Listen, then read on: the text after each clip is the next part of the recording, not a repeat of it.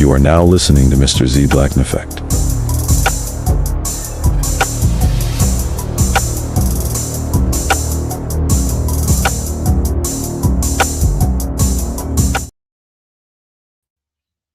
What's going on, y'all? What's going on? What's going on? Like, share, subscribe, hit the super chat on the way in. Mr. Z was late, but not as late as we usually could be. So, almost half an hour late, which is late for Z, but it's not as egregious as some of the other stuff we be doing, right? Okay, so what we will do. So, Mr. Z, let's do this. Fair use, fair use, fair use, fair use. Everyone, here's your warning now, right? We're warning everyone now. We are going to be using profanity heavy on our monologue, because we're going to start off with the BS today, right?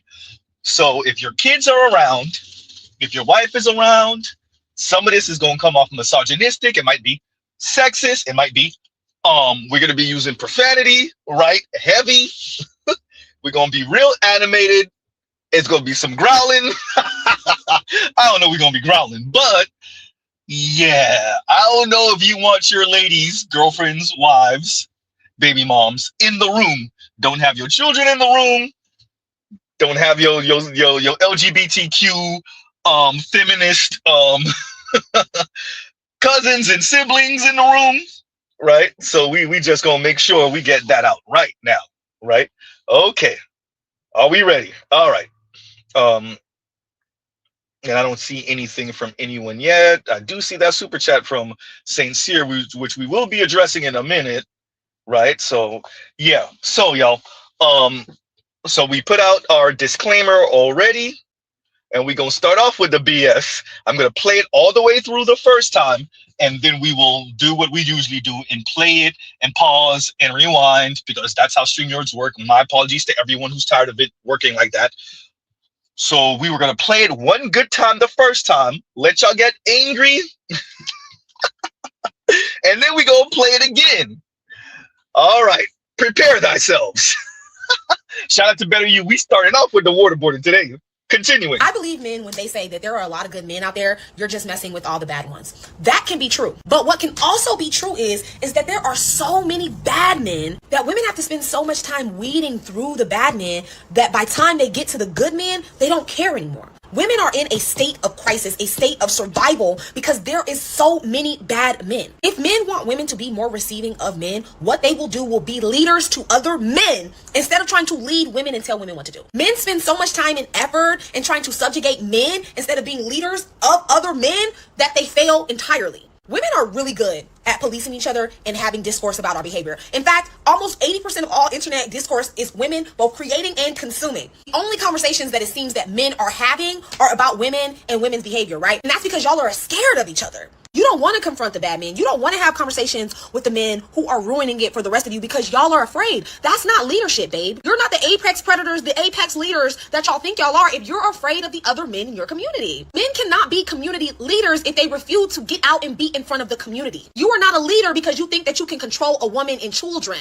Being physically stronger than women and children does not make you a leader, sir. What would make you a leader is showing that you have the ability to create change, to help create better circumstances for your community. At some point, men are going to have to pull their weight, and pulling your weight means getting other men in check. Women are checking each other every day. We're trying to tell women to stay away from the bad men. We're trying to tell women not to be in single mothers. We're trying to tell women how to behave. We don't see that from the men. Women can police them ourselves, okay? We've been doing it for a very long time. What we don't see is men being involved with other men. Period, point blank. Y'all think that the only system for checking men's behavior should be the justice system. Absolutely fucking not. If men want to be leaders, who they will start leading is other men. Period. Y'all all claiming y'all alphas. You're an alpha male, but it seems like the only people y'all are being alphas over is women and children. That's not alpha male behavior. See, an alpha male is an alpha over other men, other males. So until y'all start doing that, I don't want to hear shit else about alpha male behavior, alpha male this. You're not an alpha, you're a fucking beta. You're a cog in the motherfucking machine. And until y'all men start stepping up in your community, shut the fuck up, please. Now, madam, you started off with the profanity. Mr. Z is going to continue with the profanity. Go munch on each other then. Or go get in line for the tall, good-looking niggas y'all all want to fuck. That's number one. Number two, imagine being a good man telling the charismatic asshole niggas what to do and that nigga getting pussy and you not. Oops. Imagine telling the charismatic asshole niggas what to do when he getting more pussy than you. What you gonna say? Imagine the niggas that got 2 and 3 and 4 baby mamas and you can't get one. You struggle.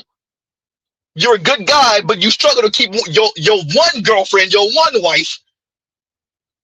You imagine being the nigga in the barbershop that you're a good man, you're an honest man, and you might be actually a good looking brother. You don't struggle, but you telling the charismatic asshole nigga to keep his thing in his pants or to take care of his kids, and the women are knocking over each other to get to him. You imagine? Madam, what can we tell them niggas? Y'all fuck them. Y'all give them pussy. What? What can we tell the baby daddy niggas? What, you want us to beat them up? So what, one of y'all could patch them up and suck them off? Get the fuck out of here. Get the fuck out of here. Get out of here. Huh?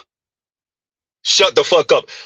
Women want so bad for the FDs and the conscious Lees, right? And the foreign mans and the Professor Odies to beat the fuck out of the rest of us and make us who they want us to be. Women like this want so bad for them niggas to make us bow to women.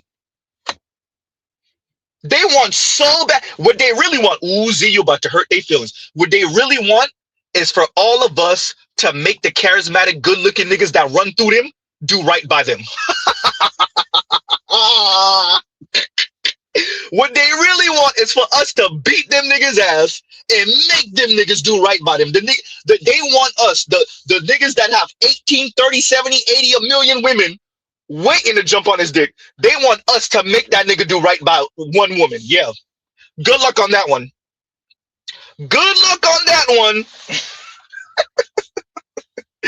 Huh? That's what they really want. They want us to make Devontae and Tyrone do right by them. How we gonna make them do right by you? When y'all giving them pussy? When they got 2, 3, 5, 6 baby mamas? Huh? When the good guy, if he's lucky, finally get a chance at you in your mid-40s, when Tyrone and them done ran through you all through your 20s, your teens, all through your 20s and your 30s, and you tried one more again in your early 40s. The good nigga that you finally marry, and if he lucky, he get one kid from you.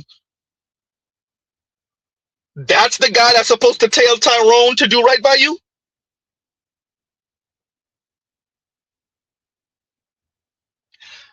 The most fascinating thing in the world is listening to women, black women, tell men who's a good man, who's an alpha man. Get the fuck out of here. No, if you really want to know, madam, the niggas getting the pussy are the alpha men. So you want us to tell the niggas getting pussy left, right, and center that they're not alpha men? We're the alpha men because we can do what to them? What can we tell the charismatic niggas that get pussy? What can we tell them? What can we do to them? Huh? You imagine the good-looking, tall, charismatic niggas, whether they're white collar, blue collar, they might actually be good men. They just running through them. They having their fun. And men like Z and men like y'all are supposed to tell them niggas what? Are supposed to do what with them? You want us to break them? How the fuck we supposed to break them? What? Okay, fine. We're gonna shame them. We're not gonna befriend them, and y'all still go fuck them. Okay, fine. He loses all his male friendships. He's still gonna get pussy. Fine. All men say, we ain't messing with you no more. You're not allowed in the barbershop. One of you women gonna cut his hair. One of you women, y'all already retwist his dreads. Oops. One of you women are gonna give him the tape for his beard. He's bald. One of you women are gonna shave his head and massage it too. Both heads. Goddamn Z. Huh? Imagine talking like this and really meaning it. And she swears she's saying something. What are you saying exactly? A real man, an alpha male, and you don't want to hear shit. We can't break them niggas for you. Them niggas get pussy. Women chase after them. Women find them attractive. Women find them appealing. What can we tell the niggas y'all giving pussy to? What can we tell the niggas y'all having kids from? Okay, fine. We jump that nigga. And we still manage to survive. That nigga don't shoot one of us. Okay, cool. We jump him. We tell him to do right by y'all. We tell him, you gonna pay your goddamn child support. And then what? Huh? Fine. We beat up baby boy. We tell him, you better go get a job. And then y'all let him back in the house. Huh? This is so fantastical. It sound nice. You think we scared of them niggas? No, we can't tell them shit. What can you tell the nigga in the barbershop bragging about? Oh yeah, I had this one like this, and this one, yeah, she was fucking off on her man for me. Oh yeah, and I had her bring me lunch to work. And what can we tell them niggas? You think we scared of them? We're not scared of them. We can't tell them shit.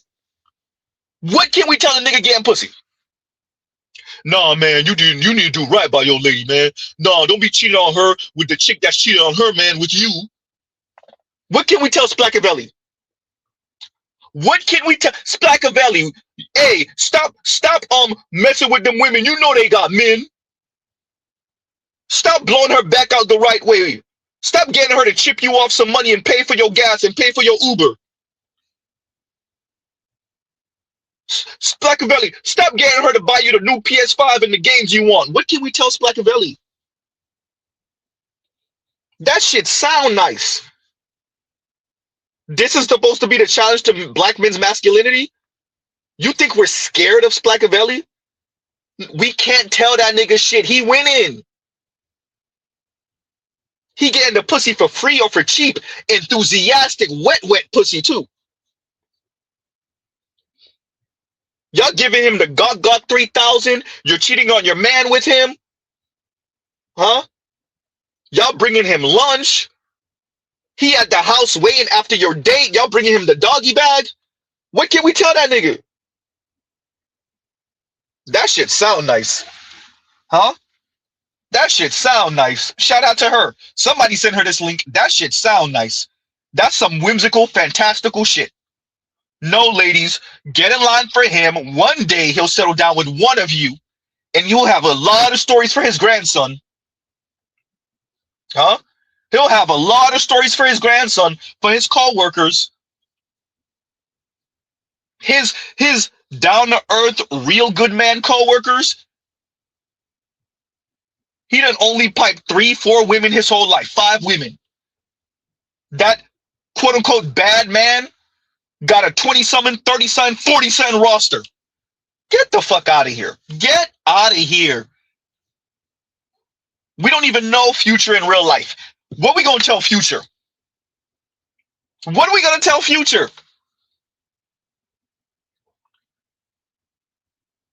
Huh? Look, man.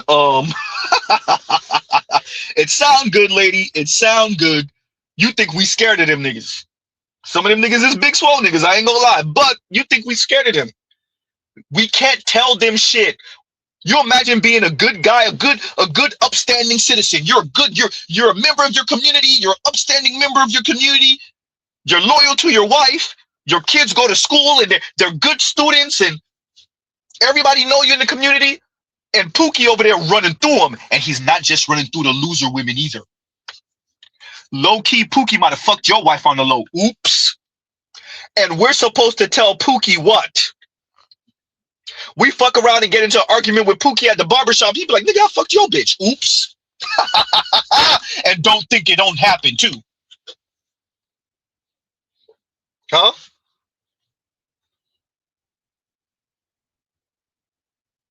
Mr. Z, you done got your dander up. I don't know what's going on with you. I'm just saying. Sometimes, every once in a while, you got to remind people that you too are from around the way, the hood. Anyway, right?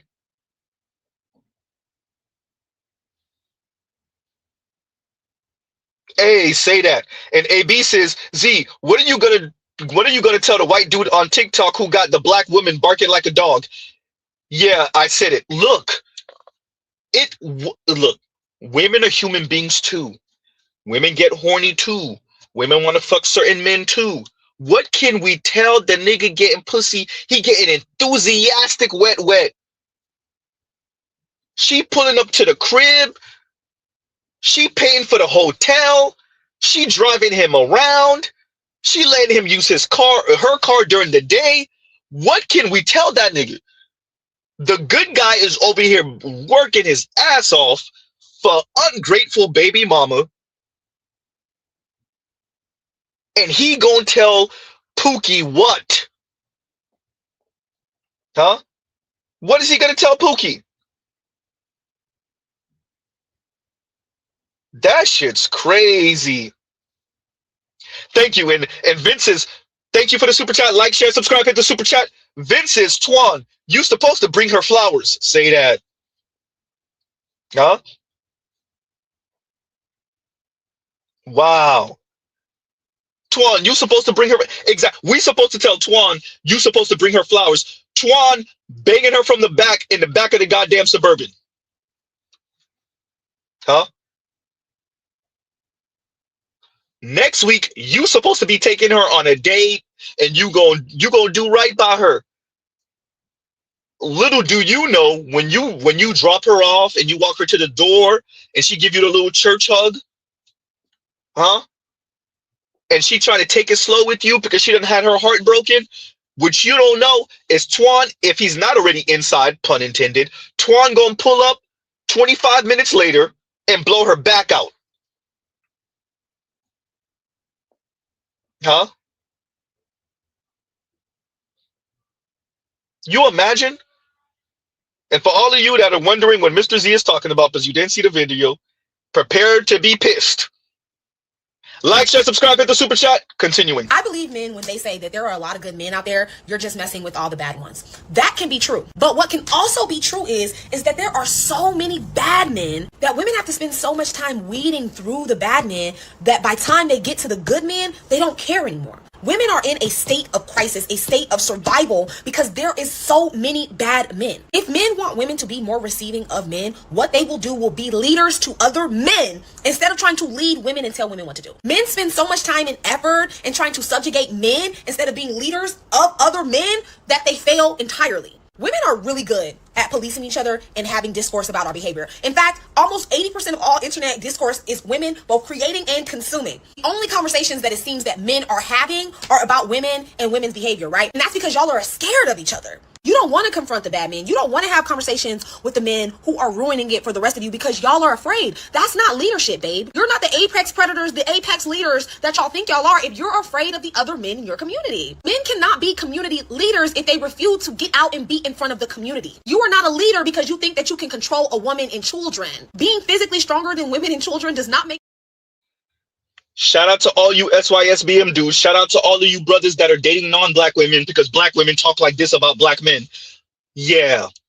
Shout out to, look, madam, I don't know if you've been checking that interracial marriage rate for black men that are getting married. They tired of you and your shit and other black women who talk like you because what y'all really want is clean up niggas. Huh?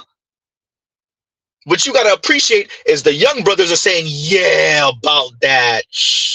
See, I don't want to clean up your mess, which you decided to give Pookie. You gave Pookie the enthusiastic wet. I don't want you at 32, 36 years old, 42, 45 years old. When you done playing with Pookie, I'm going to go over here with Marisol or Maylene, huh? Or Rebecca. And I'm going to take my chances over there. That doesn't mean it's going to work out. There's no guarantee. There's no panacea. With that, At least they won't be talking to me like this. I believe men when they say that there are a lot of good men out there, you're just messing with all the bad ones. That can be true. But what can also be true is that there are so many bad men that women have to spend so much time weeding through the bad men that by the time they get to the good men, they don't care anymore. Women are in a state of crisis, a state of survival, because there is so many bad men. If men want women to be more receiving of men, what they will do will be leaders to other men instead of trying to lead women and tell women what to do. Men spend so much time and effort in trying to subjugate men instead of being leaders of other men that they fail entirely. Women are really good at policing each other and having discourse about our behavior. In fact, almost 80% of all internet discourse is women both creating and consuming. The only conversations that it seems that men are having are about women and women's behavior, right? And that's because y'all are scared of each other. You don't want to confront the bad men. You don't want to have conversations with the men who are ruining it for the rest of you because y'all are afraid. That's not leadership, babe. You're not the apex predators, the apex leaders that y'all think y'all are if you're afraid of the other men in your community. Men cannot be community leaders if they refuse to get out and be in front of the community. You are not a leader because you think that you can control a woman and children. Being physically stronger than women and children does not make you a leader, sir. What would make you a leader is showing that you have the ability to create change and help create better circumstances for your community. At some point, men are going to have to pull their weight, and pulling your weight means getting other men in check. Women Pulling your weight mean leaving women like you to fight for all the niggas that y'all want. Here's some boxing gloves and boxing shoes. Pulling your what the beauty of the black community in specific is this framing right here.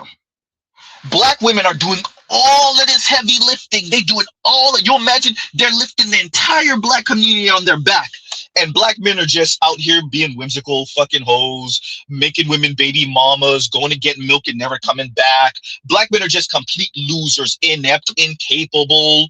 The only thing black men know how to do is sling dick and be maybe sling dick and maybe be charismatic. But black women, on the other hand, got the community on their back. And black men don't want to carry their weight because the quote unquote good black men are so afraid of telling the bad black men to do right, because the good black men are afraid of the bad black men. It's not that the air quotes good black men know they can't say shit to the bad black men because the bad black men are getting pussy. Enthusiastic, wet, Aquafina. No, that don't got nothing. No, it's because you good black men are afraid of the pookies, huh? You're afraid of the Ray Rays. Yeah. You don't want to do the heavy lifting. You keep on talking about how you're a good black man and you're part of community, but you don't want to go check the bad black men and get them to do what? Stop fucking these hoes? Stop being so appealing to the women that find them attractive? Huh?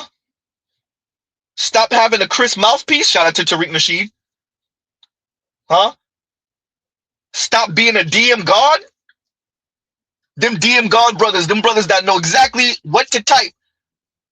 Huh? Stop flying women in and out. The few brothers that got a couple of dollars to fly women out. She done got flued out.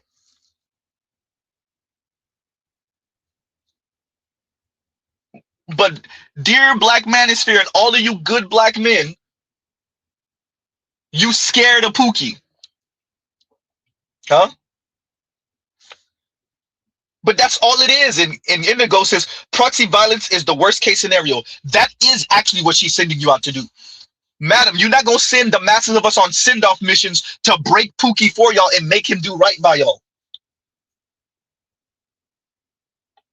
Either deal with him and his bullshit, deal with baby boy and his bullshit, or you shut the fuck up. Go end up being the sexual plaything for some non-black man then. Be single with your Roy's toy then. Huh? Go munch on each other then. If the charismatic bad boy nigga don't want to settle until he goddamn 60, then so be it. He don't want to chill out until he's 60. He gonna have 2, 3, 4, 5 baby mamas. Maybe he not. Okay, fine. The swaggy ass white collar brother that's running through him, and somehow magically he manages not to get none of you pregnant. If y'all can't make him or land him or make him consider you a wife and slow himself up, then that's on you. We can't make that nigga. Listen, lady, we cannot make him chill out because y'all want to fuck. You don't understand man world. That's the thing. You don't get it. It's not fear of that nigga. We can't tell him anything. What can we make him do? What can we tell him if he's getting enthusiastic pussy? He's not graping y'all. He's not assaulting y'all. Y'all are flying out to see him. Y'all are driving miles to see him. Whether he got his own finances or not. That shit sound nice. Sending us off on send-off missions to break Pookie for you. Or the suave nigga. Or the white-collar chisel chin brother. Or the blue-collar chisel chin tatted brother. He got a job with the city or the county. Huh? Saint Cyr says they really want us to de-police. They want us to de-police the single tatted police brother. The swole-ass brother that's a police officer. And all those women, oh, I like me a man in uniform. And they throwing the vagina at that nigga. What are we supposed to do with him? The 6'3" swole brother that's a police officer. Or the 6'3" swole brother that's a firefighter. That's single. He a divorcee. He only got one kid or no kids. Early 30s. Running through him. What are we supposed to do with him? That nigga gonna have fun with y'all. What can we do to him or say to him? What do you think we can make him do when y'all are giving him the...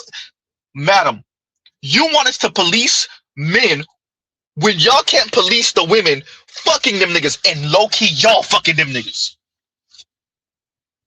You same women who are lecturing us are fucking them niggas.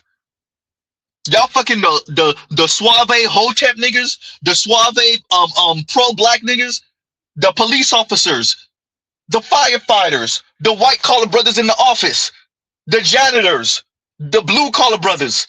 Y'all are giving the pussy to all them niggas. The white dudes, the swaggy white dudes, the Poindexter white dudes, the Latino pool boy, the Latino mechanic. Y'all fucking all of them. What y'all want us to do? Huh?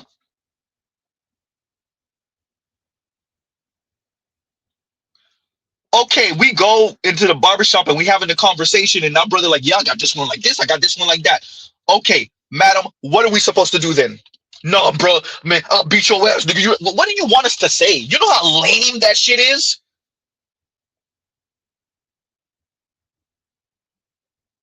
We supposed to go to fisticuffs for this nigga getting enthusiastic pussy? No, man, you supposed to just choose one, bro. Just find you one. That shit it's so whimsical. I don't know what Disney show you done watched. What movie you done watch where you think we could tell the dude's getting enthusiastic pussy, and we all got a friend. Some of y'all is a friend. We all have a friend that's just running through them. We all have a coworker that can't keep the women off. He's in a relationship and he's still the most eligible bachelor you ever met. Huh? What are we supposed to do with that guy? Whether he's single, whether he's in a relationship, whether he's married, you imagine, what are we supposed to do? Lecture him? Threaten to kill him? God damn it. Like, share, subscribe, hit the super chat. YouTube gonna get me for that one. That's a strike. That's a strike. Jesus. I was supposed to say delete. Jesus. Well, damn it. I had it until I didn't have it. How long we got in? We're almost 30 minutes. See, almost 30 minutes. Jeez. Right? YouTube gonna get my ass for that one. Anyway. Right. I don't know what you want us to do. We're gonna play it one more again. I know it's blood in y'all ears. I know your ears is bleeding. I get it. It's only about a little over 2 minutes long. Let's see if we could just muster through it. Like, share, subscribe, hit the super chat.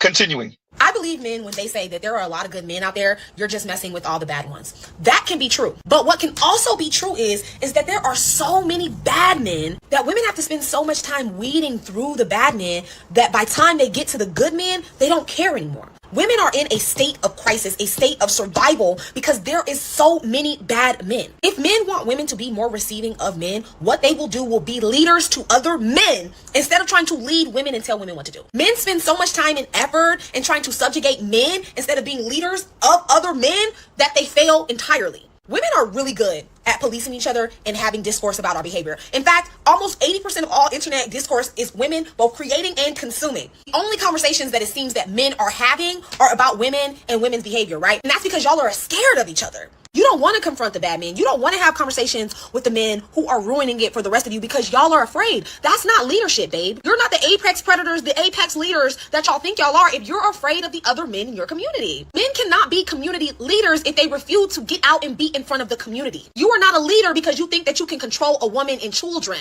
Being physically stronger than women and children does not make you a leader, sir. What would make you a leader is showing that you have the ability to create change and help create better circumstances for your community. At some point, men are going to have to pull their weight, and pulling your weight means getting other men in check. Women are checking each other every day. We're trying to tell women to stay away from the bad men. We're trying to tell women not to be in single mothers. We're trying to tell women how to behave. We don't see that from the men. Women can police them ourselves, okay? We've been doing it for a very long time. What we don't see is men being involved with other men. Period, point blank. Y'all think that the only system for checking men's behavior should be the justice system. Absolutely fucking not. If men want to be leaders, who they will start leading is other men. Period. Y'all all claiming y'all alphas. You're an alpha male, but it seems like the only people y'all are being alphas over is women and children. That's not alpha male behavior. See, an alpha male is an alpha over other men, other males. So until y'all start doing that, I don't want to hear shit else about alpha male behavior, alpha male dish. You're not an alpha, you're a fucking beta. You're a cog in the motherfucking machine. And until y'all men start stepping up in your community,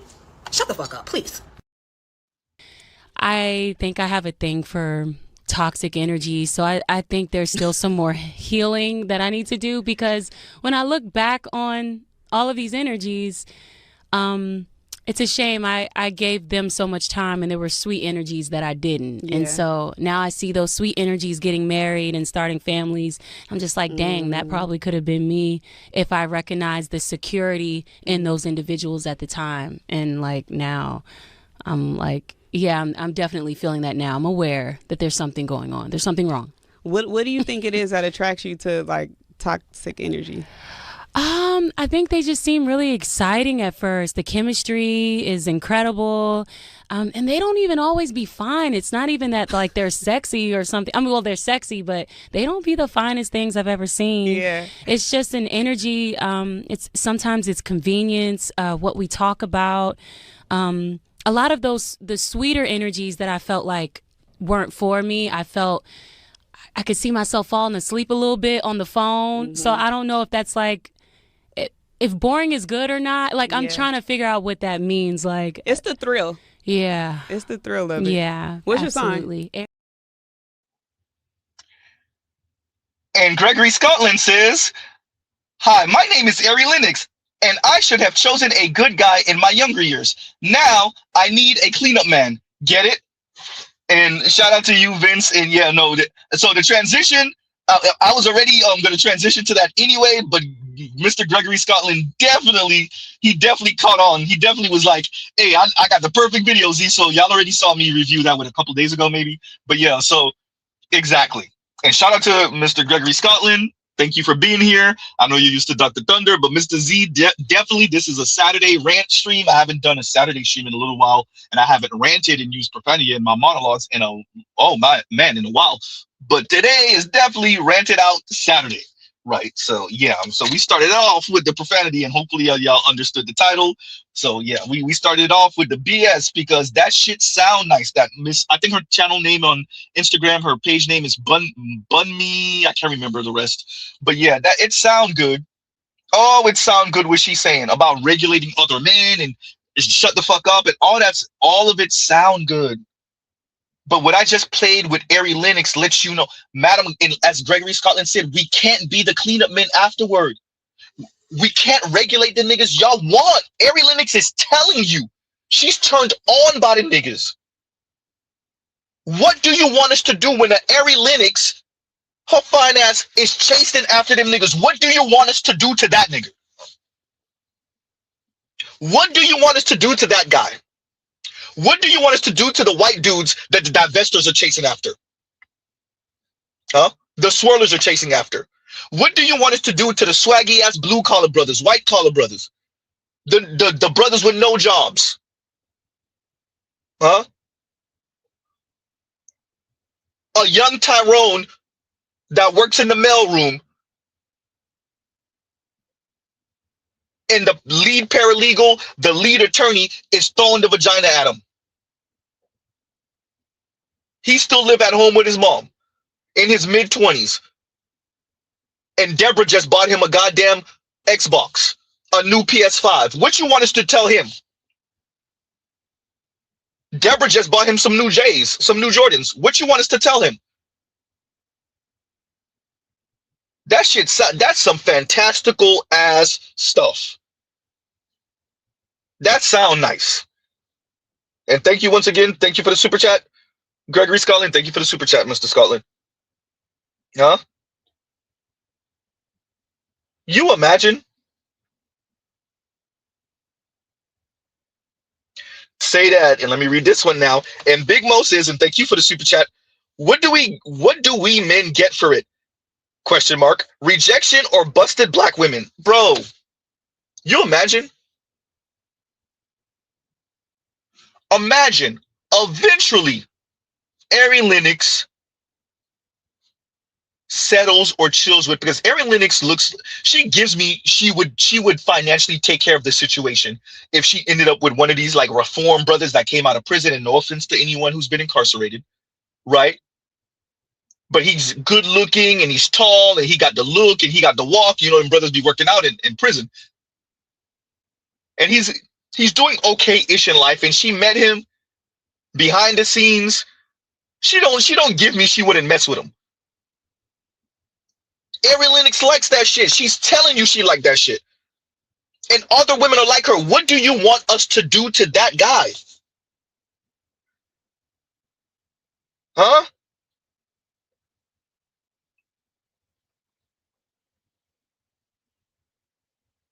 So let me get this right. The dudes that a woman like Ari Lennox is attracted to now, that she's having with, listen to her, she's struggling. She damn near got withdrawals trying to think of not messing with those guys. So the guy that she ends up with in the next few years, that she air quotes settle for, because he's a good guy and he look like he'll be a good involved father. What can he tell the men who got Ari Lennox for the cheap, if not for free?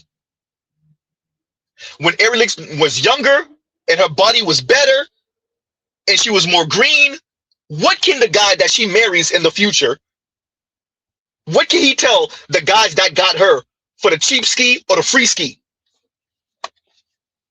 Huh? Yeah, look, y'all got her for the free. Y'all got her when she was young and right and tight, and I got her as a wife in a what? And I'm gonna be the father of her kids. You know how lame you sound. She was willing to jump off the goddamn ceiling fan for y'all. She was doing all type of tricks for y'all. But for me, I gotta make sure to put the garbage out before she do something for me. I gotta make sure that the house is clean and that, you know, that I wined and dined her all day and was kissing her ass all day for me to get even a modicum of which I got for nothing. You imagine? And thank you for the super chat, Big Mo. Thank you for the super chat. Huh?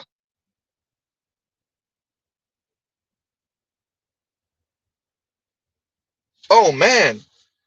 So y'all bet, yes, y'all believe it. Mr. Z saw that, and that got Mr. Z dander up. I'm like, wait, what? You want us to regulate the men that women are giving the vagina to enthusiastically?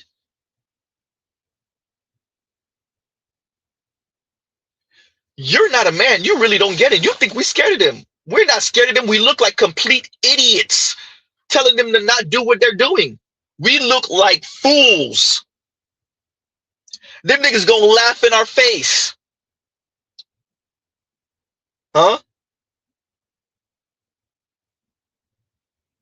Y'all really want us to peen police, dick police them niggas. We can't dick police them because y'all want them. And we can't make them do right by you. Dear ladies, all women, but specifically black women in America, the guys that y'all find attractive and appealing, it doesn't matter his station in life. We can't make him do right by you. Y'all are the ones giving him a vagina enthusiastically. Y'all are the ones who y'all get wet just thinking about him. Banging y'all against the wall, pounding y'all through the goddamn bed. Huh? Grabbing y'all neck, spitting in y'all mouth. Goddamn, Z, okay, you're doing too much. Huh? Y'all giving him the Gog 3000 enthusiastically. We can't make him do right by you. You can make him do right by you by not giving him the vagina. You and all your sistering. Then he would have to reevaluate. But when that guy walks in the room and whatever y'all find attractive, whether it's the bald head, the dreads, right? The waves, the sharp ass tape line, the sharp ass beard, his walk, his physique, his skin tone, his eye color, whatever you ladies find attractive, the tattoos, his voice, whatever you ladies, when he walk in the room and y'all go to melting, we can't make him do right by you. Dear ladies, and isn't that what we learned on the T app? How many of y'all are sharing the same dudes, whether the dude is a good upstanding guy or not? That's what we learned. Bun me, that's what we learned. We can't make those niggas that y'all were exposing on the T app. Some of them y'all were lying on, but the guys y'all were exposing on the T app, we can't make them do right by y'all. What the T app showed us is that 3 and 4 and 5 of y'all sharing the same dude. And there's so many other men, including black men, that haven't done anything in a year or two. But y'all sharing the same guys. That's what we learned, ladies. What do you want the guys that y'all not doing anything with to do to the guys that y'all are doing things with? What type of world? Huh? And Vince says, Captain Kirk, can you save me? Oh man, it's insulting. It is insulting. Even the brothers that are getting vagina, but they're with one woman, or they used to. They weren't playing women, but they could flip them out quick, fast, in a hurry. But they're married now, they're settled now, they're cool in it. What can that guy tell the guys that's running through him right now? Huh? And all hail Balamuccio, also known as Pistol Pete, also known as Vincent Von Doom. Thank you for the super chat. Thank you for the super chat. Huh? Well, let me read this from a Split Gym now, and thank you for the super chat. Like, share, subscribe, hit the super chat. And Split Gym says, this is the best she could come up with. And she talked to a bunch of broads before she hit record. Maybe. On that second part, I don't know. I think this is a common sentiment, especially amongst black women in the black community. Like, madam, we can't say anything to the niggas. We can't make him do right by you. Look, if you're talking about DV, that's a different conversation. But even then, if y'all go back, if you keep on going back to him, huh? Madam, we can't make those guys do right by y'all. I know it hurt. I know. And she said it. What essentially law enforcement and the law, that can't be the only thing. It is, unless, madam, black women and other women fought for your autonomy. Do you understand what that means? Isn't that what feminism is about? Isn't that what female liberation is about? You have the freedom to choose the man you want to give the vagina to, the man you want to marry, The man you want to have children from. Madam, what you're asking us to do is to be a bit intrusive by regulating the man you choose to give the vagina to? You want us to make them do right by you? How are we supposed to do that? That's a real question. That's not a rhetorical question. You and other women, other black women who like the same type of guys, what do you want us to do? We already know only 40% of men in human history have reproduced. What do you want the 60% of us to do to those 40% of men other than delete them? Huh?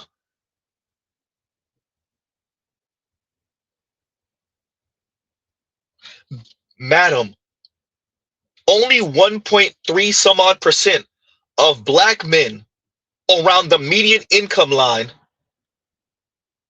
are reproducing. That doesn't mean they're not having bedroom fun, but around that 45-ish $1,000 a year mark,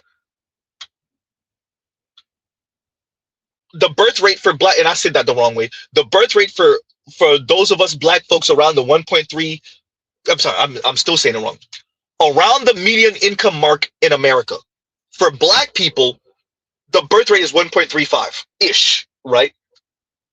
Which is well below the replacement level. Madam, that means black men and black women around that 40 some odd percent, I mean, should be 45-ish $1,000 a year mark.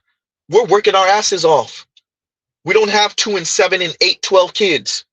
Maybe we have 2, but we don't have 7 and 8, 12 kids. That means the men don't have 7 and 8, 12, 5 kids. What do you want us to do to the men that do? Your everyday man, your salt of the earth black man is working. He's living his life. He's busting his ass. What can he tell Pookie or baby boy who you got sleeping on your couch? Or who's blowing your back out? Or who's sliding through once a week, twice a week, once every other week to fix your spine? What do you want us to tell Cuddy? The men that women are having triple X fun with, what do the men who's not getting all of that, who are good guys, salt of the earth guys, whether they're married or not, girlfriend or not, live-in baby mama or not, what do you want the rest of us to say? That's a good question. And thank you for the super chat, Split Jim. Thank you for the super chat, right? This is the best you could come up with. Exactly. Huh? Exactly. Oh boy, that's frightening. Huh? And Inu says, Pookie gets the box, a place to live, and kid snacks.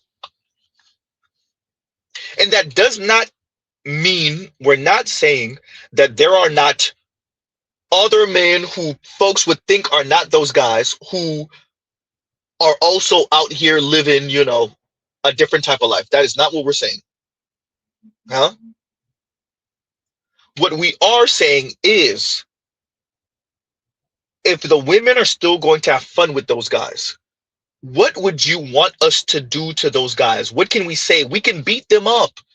We can delete 1 or 2. We can ice them out. We can decide not to be in air quotes community with them. We can make sure that they're not allowed in the barbershop. We won't be their friends. We won't be their associates. We won't eat with them at lunch, at the job, all of that. But if y'all as women are still having bedroom fun with them, what do you want us to do? Huh? What do you want us to do? That's a real question, everyone. That's a real question to Miss Bun Me. And y'all gives you a second, y'all talk amongst yourselves.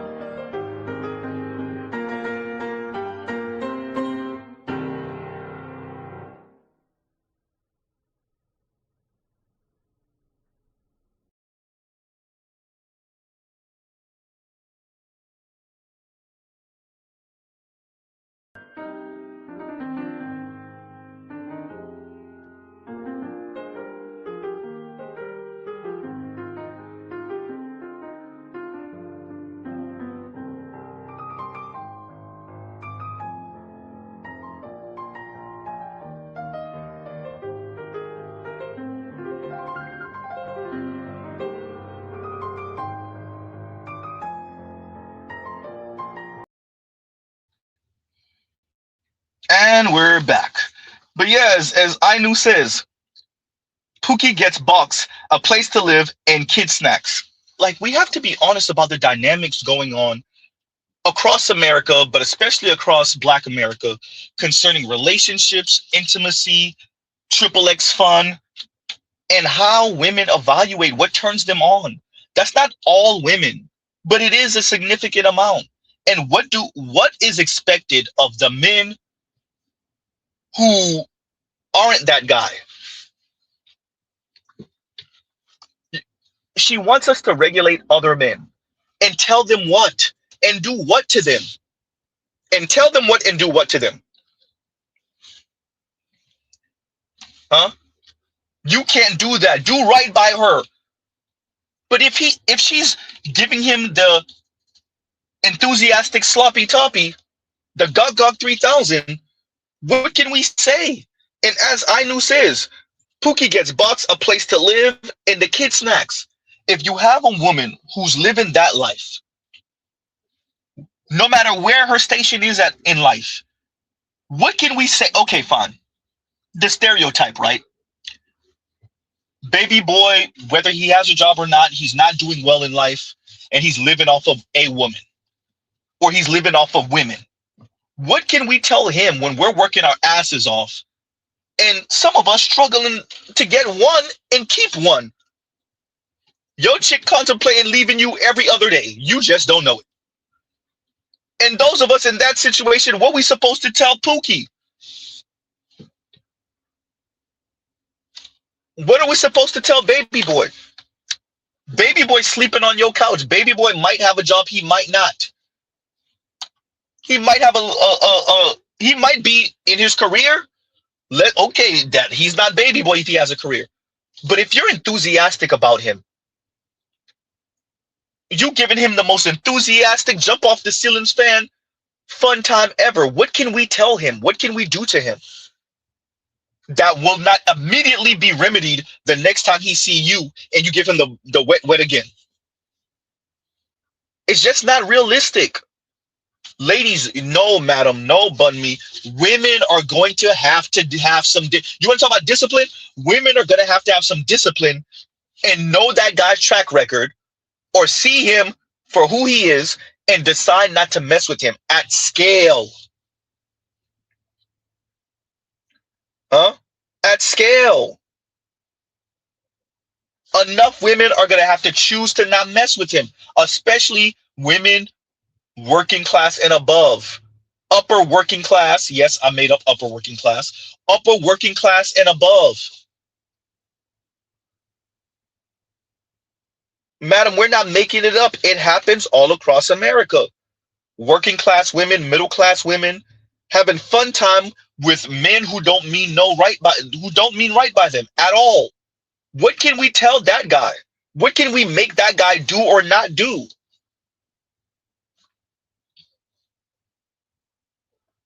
Huh? What can we make the guy that y'all are giving the vagina to enthusiastically do or not do? You let that guy pogo stick up and down your esophagus, madam. He just was doing that a few hours ago. What can we tell him?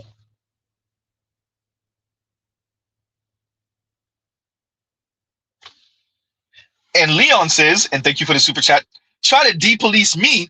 I got a few gray hairs, bruh. Please try to depolice me, and I might end up D'ing down your mom. I got those gray hairs now, boy. Look, Leon, it's crazy. Like, okay, let's go into let's like actually kind of elaborate on. Y'all give Z a second. Y'all talk amongst yourselves.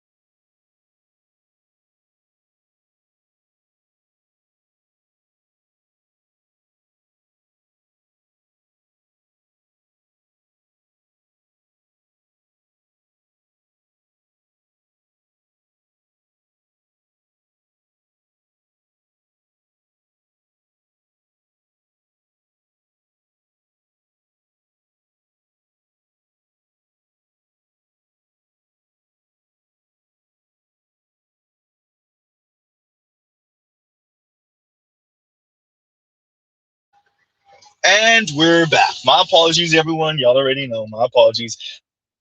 Reckless, like, share, subscribe, hit the super chat. But yeah, so as Leon said, look, the gray hairs, the more seasoned women, that's a kind of a different dynamic though, Leon, that you're speaking of. Because we're talking about the more seasoned women, they just want to get their rocks off. That's kind of a different dynamic.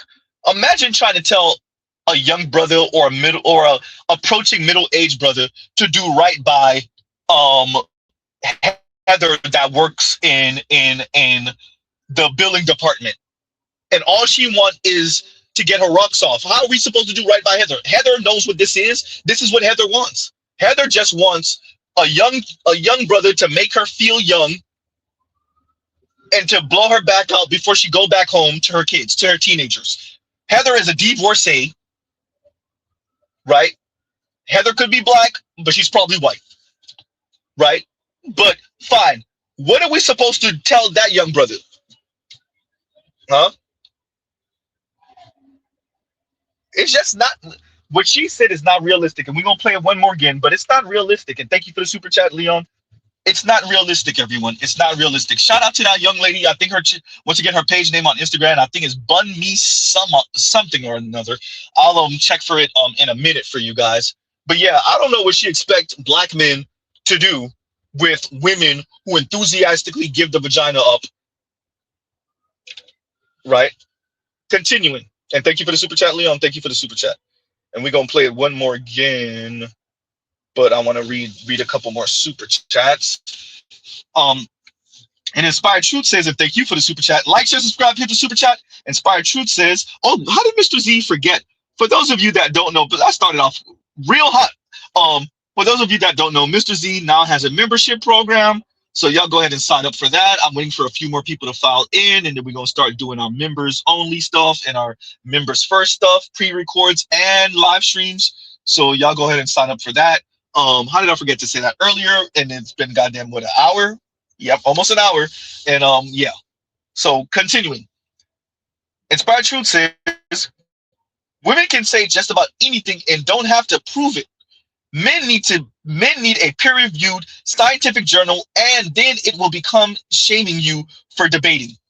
You know what you're saying? I think I said this on my channel maybe twice over the past couple years. And it's something that I personally had to get over myself. There is not a judge in our life, in our interactions, right? So we don't have a, as objective as he or she could be, judge that watches our interactions and then tells the other person, no, you know you did Z wrong now, right?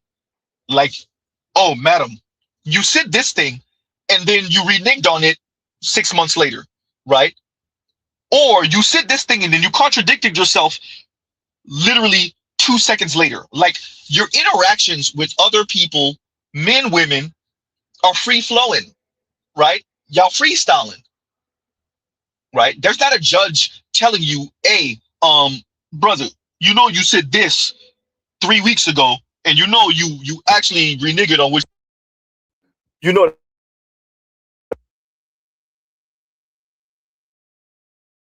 Give apologies for that. My apologies for that. We're still here. We're still here, everyone. Right. So the peer reviewed, I agree. It would make life so much easier if there was some earth judge for black men and black women relations where the judge could say, hey, no, actually, this started going off the rails back in this year when these people decided to do this. Right? Or if there was a judge or a group of judges, a Supreme Court for black men,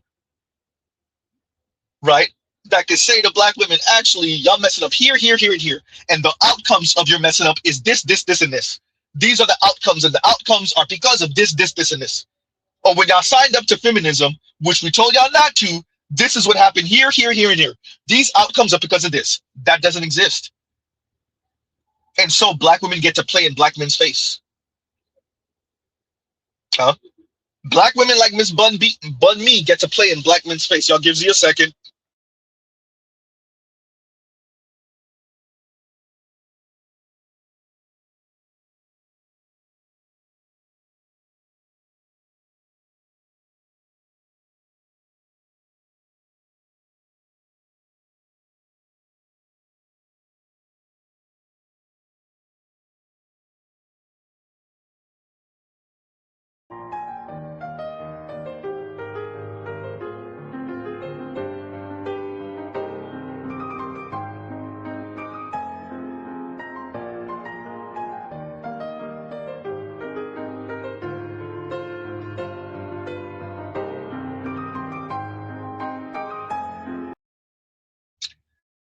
Oh boy, Z, are you really? Is it really life lifing? Life is lifing.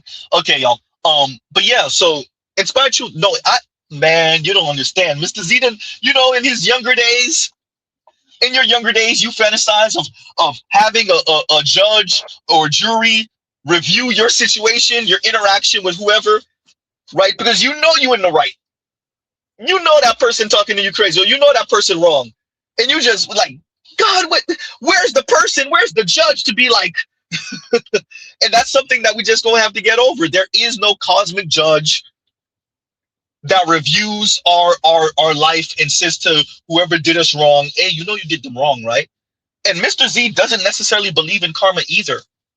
Make it worse. God damn, Z. Yes, I do think that there are people that do wrong by us and that get to skate in this world. There are uber wealthy, horrible people, or just horrible people, poor, horrible people, and they do you wrong.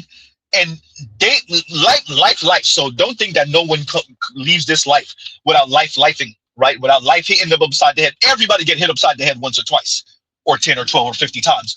Everyone. With that, no, some people get to do you wrong and skate. All right. It happens, right? So yeah, I think that's something we just gonna have to come to terms with. That's why discernment is important. Being vigilant is important. Thinking about your life and your outcomes is important. Viewing how she talks, how she interacts is important. Her worldview concerning men, women, intimate relationships, childbearing, child raising, and by the way, that's still not a panacea. That's still not a guarantee. It still could go left. But because you were so deliberate and intentional, it's less likely to. And you need a whole lot of luck. No one's safe. The women are not safe. The men are not safe, right? It's bumper cars out here. There's no guarantees. It is bumper cars out here, right?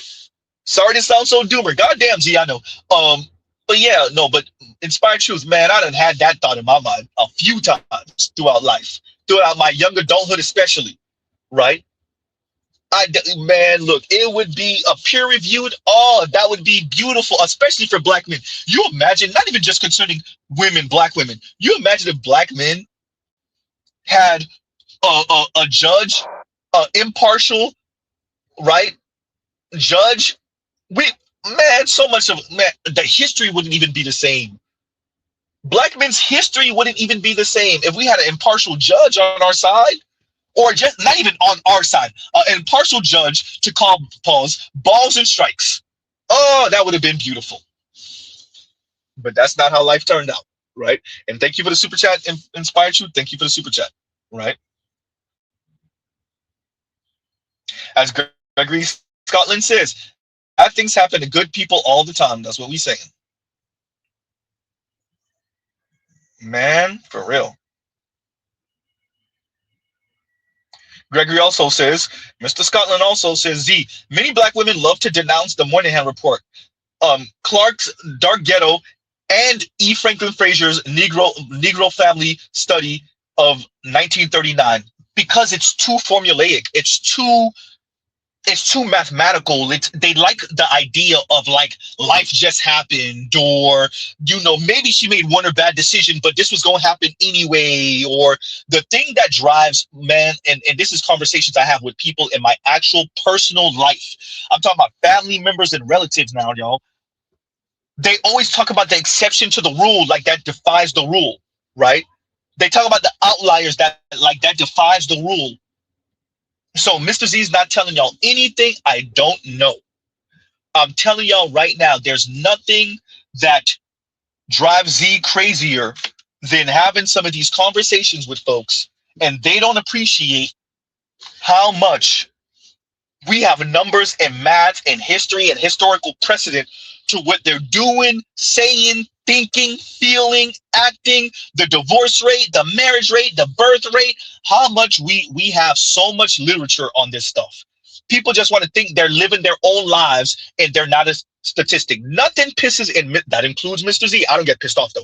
Nothing pisses people off more than the idea that you are you and your outcomes fit a statistical narrative, right? Like there's a number to go along with which you would like. Perfect, perfect, perfect.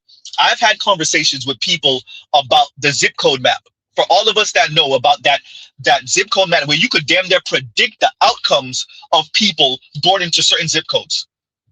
And both people that are doing well in life and people that are not doing well in life in America hate that. And I've had conversations with both type of people and non-black people about that goddamn zip code map and how predictive it is.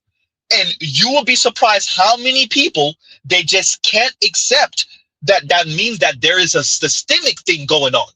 That's why the zip code map is so predictive, because that means it's systemic.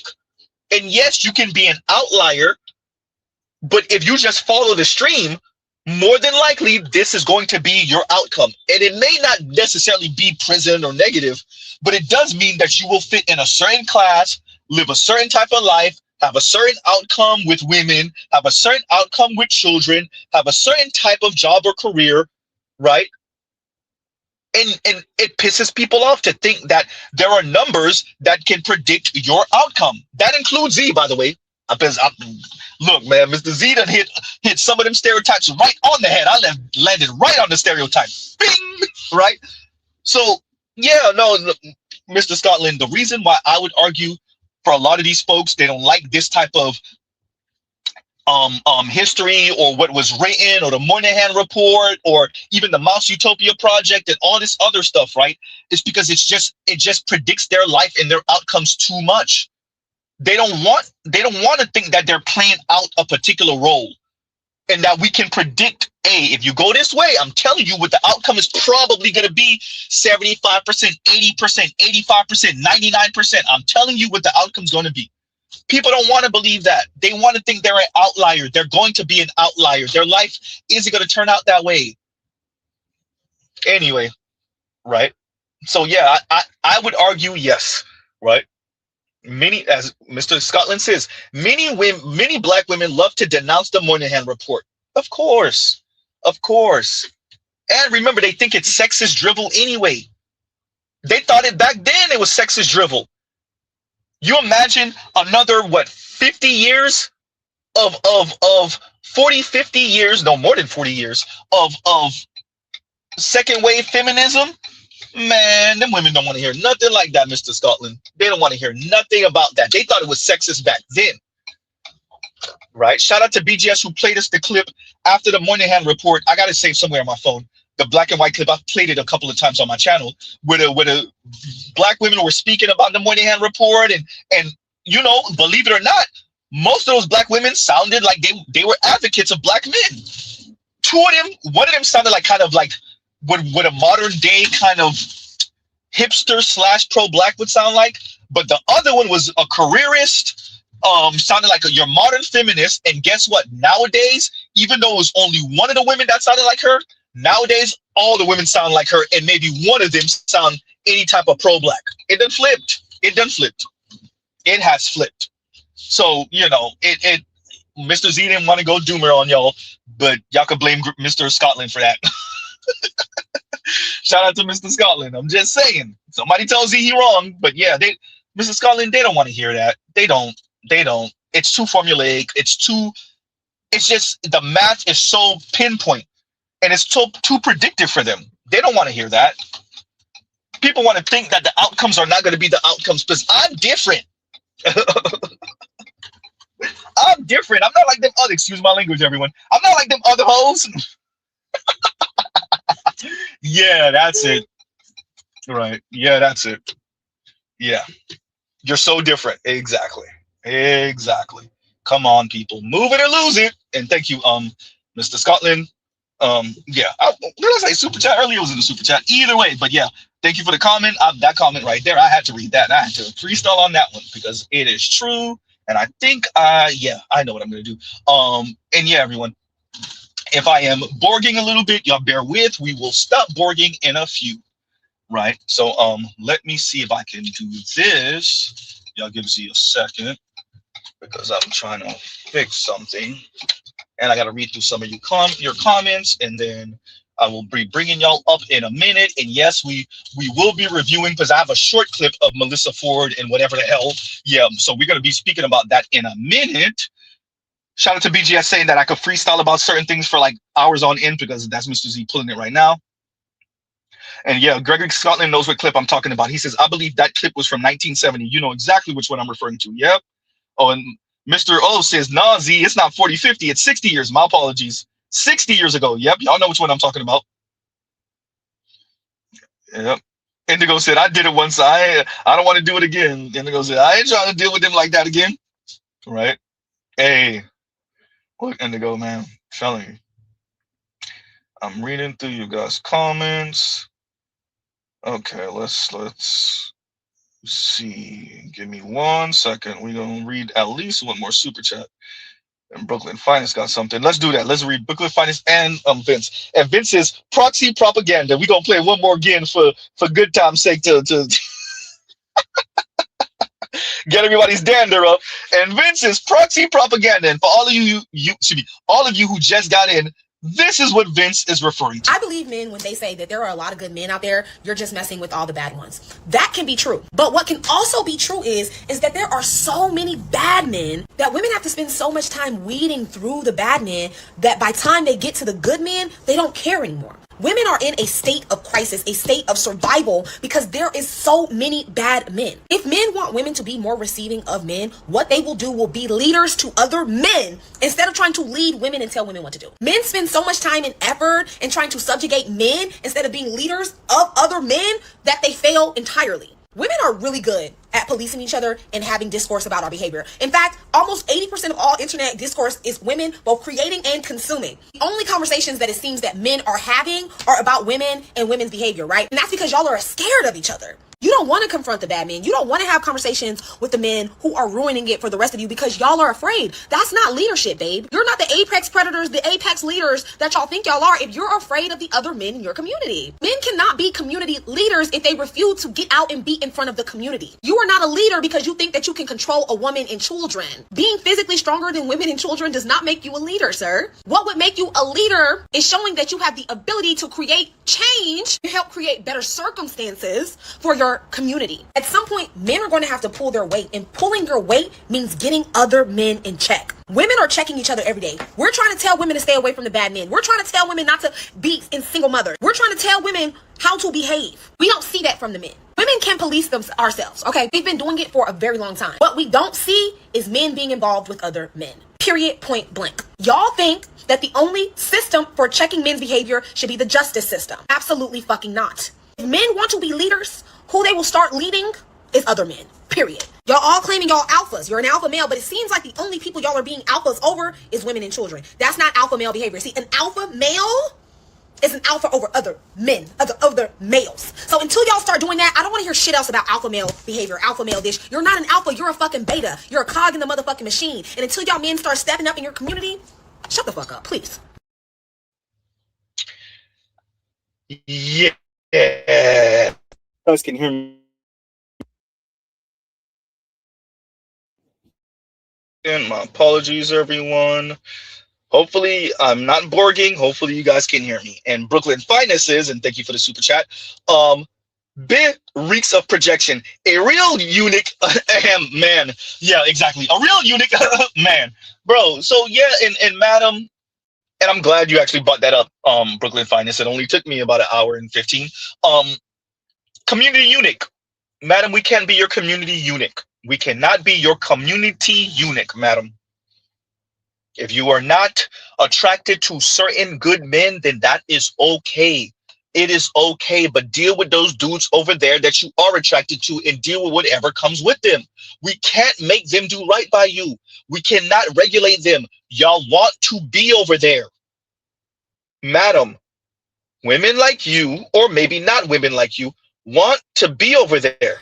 I think I have a thing for toxic energy. So I think there's still some more healing that I need to do, because when I look back on all of these energies, It's a shame I gave them so much time and there were sweet energies that I didn't. Yeah. And so now I see those sweet energies getting married and starting families. I'm just like, dang, that probably could have been me if I recognized the security in those individuals at the time. And like now I'm like, yeah, I'm definitely feeling that now. I'm aware that there's something going on. There's something wrong. What do you think it is that attracts you to like toxic energy? I think they just seem really exciting at first. The chemistry is incredible. And they don't even always be fine. It's not even that like they're sexy or something. I mean, well, they're sexy, but they don't be the finest things I've ever seen. Yeah. It's just an energy. Sometimes it's convenience, what we talk about. A lot of the sweeter energies that I felt like weren't for me. I could see myself falling asleep a little bit on the phone. So I don't know if that's like, if boring is good or not. Like, I'm trying to figure out what that means. Like, it's the thrill. Yeah. It's the thrill of it. Yeah. What's absolutely. your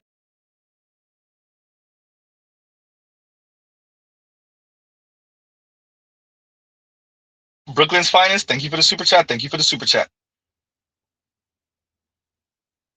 And I knew says she makes it sound like a series of unfortunate hoeing. You gotta understand. You right, bro. It's dear ladies, you don't owe us not having those experiences. You don't owe us not being imprinted on by certain type of men. You don't owe us choosing certain type of men. You don't owe, look, you live your life for you. You don't owe us being attracted to certain type of men. You don't owe the men any of it. With that, as Ainu was saying here, we don't gotta understand. Ladies, we don't gotta understand. What Kevin used to say, the world doesn't owe you understanding.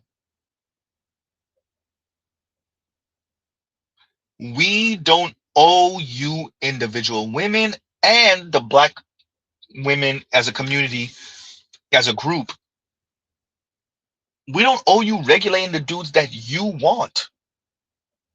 The men that you give the vagina to enthusiastically. We don't owe you regulating them. Number one. Number two, we couldn't even regulate them if we wanted to. Let me say it again. What can we tell the guys that y'all are having triple X fun with enthusiastically? The guys you compare your boyfriends and your husbands to, the guys that get your giny wet, the guys y'all drool over, the guys y'all talk about in y'all little female powwows. What can we do to regulate his behavior concerning you? How do we get Splackavelli to stop being Splackavelli when you invite Splackavelli in? Pun intended. How do we stop you from allowing the vampire in so that he don't bite your neck? You invited the vampire in the door. What you want us to do? Hey, just go in there. You better don't bite her neck. He's a vampire. And low key, half the reason why you let him in the door is because he's a vampire. You like that vampire swag, that vampiric swag. You love it. What can we do to keep him from being a vampire? Half the reason you let him in the door is because he's a vampire. As Ainu says, especially concerning Ari Lennox, she makes it sound like a series of unfortunate hoeing. No, you doing what you want to do, and there's consequences to that. You're choosing who turns you on. Mr. Z can't tell you who to turn you on. Other men, other Black men cannot tell you who should turn you on. We could give suggestions. You know what? Maybe we could tell you who should, but we can't make you find those guys attractive. That's the difference. And I want to say that to Miss Bun Me. Miss Bun Me, we can't make y'all find certain men attractive. The men y'all find attractive, the men y'all want, they do what they want to do to y'all. And they do it because they can. Because they know y'all gonna spin the block. Because they know he just got to give you that one look and snatch you up and you go in. Chris Brown told us these hoes ain't loyal. He said, when a rich nigga wants you, when a rich nigga want her.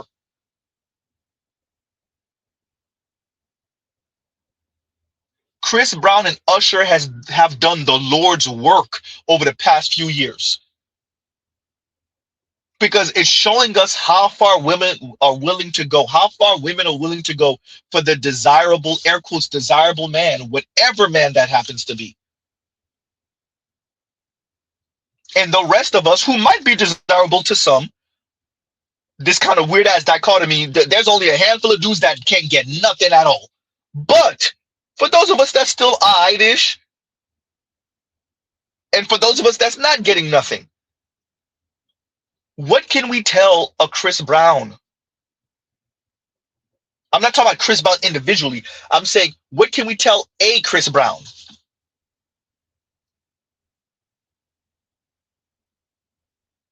When the swaggy dude, what did for all of us that saw the clip, what's her name again? Jazzy, right? Cam Newton's lady. The clip when she says, y'all ain't never had a rich nigga press. She didn't say rich. She said a 8-figure nigga press up on y'all, or whatever figure number she threw out. A 7-figure 8 nigga press up on y'all. All y'all saying y'all wouldn't go. All right. Exactly. Bun me. There you go. Big D Ronnie. Huh? Y'all going, ladies. We can't make those dudes not be attractive to you. And if they are attractive to you, we can't regulate their behavior when y'all gonna keep on throwing them the vagina. And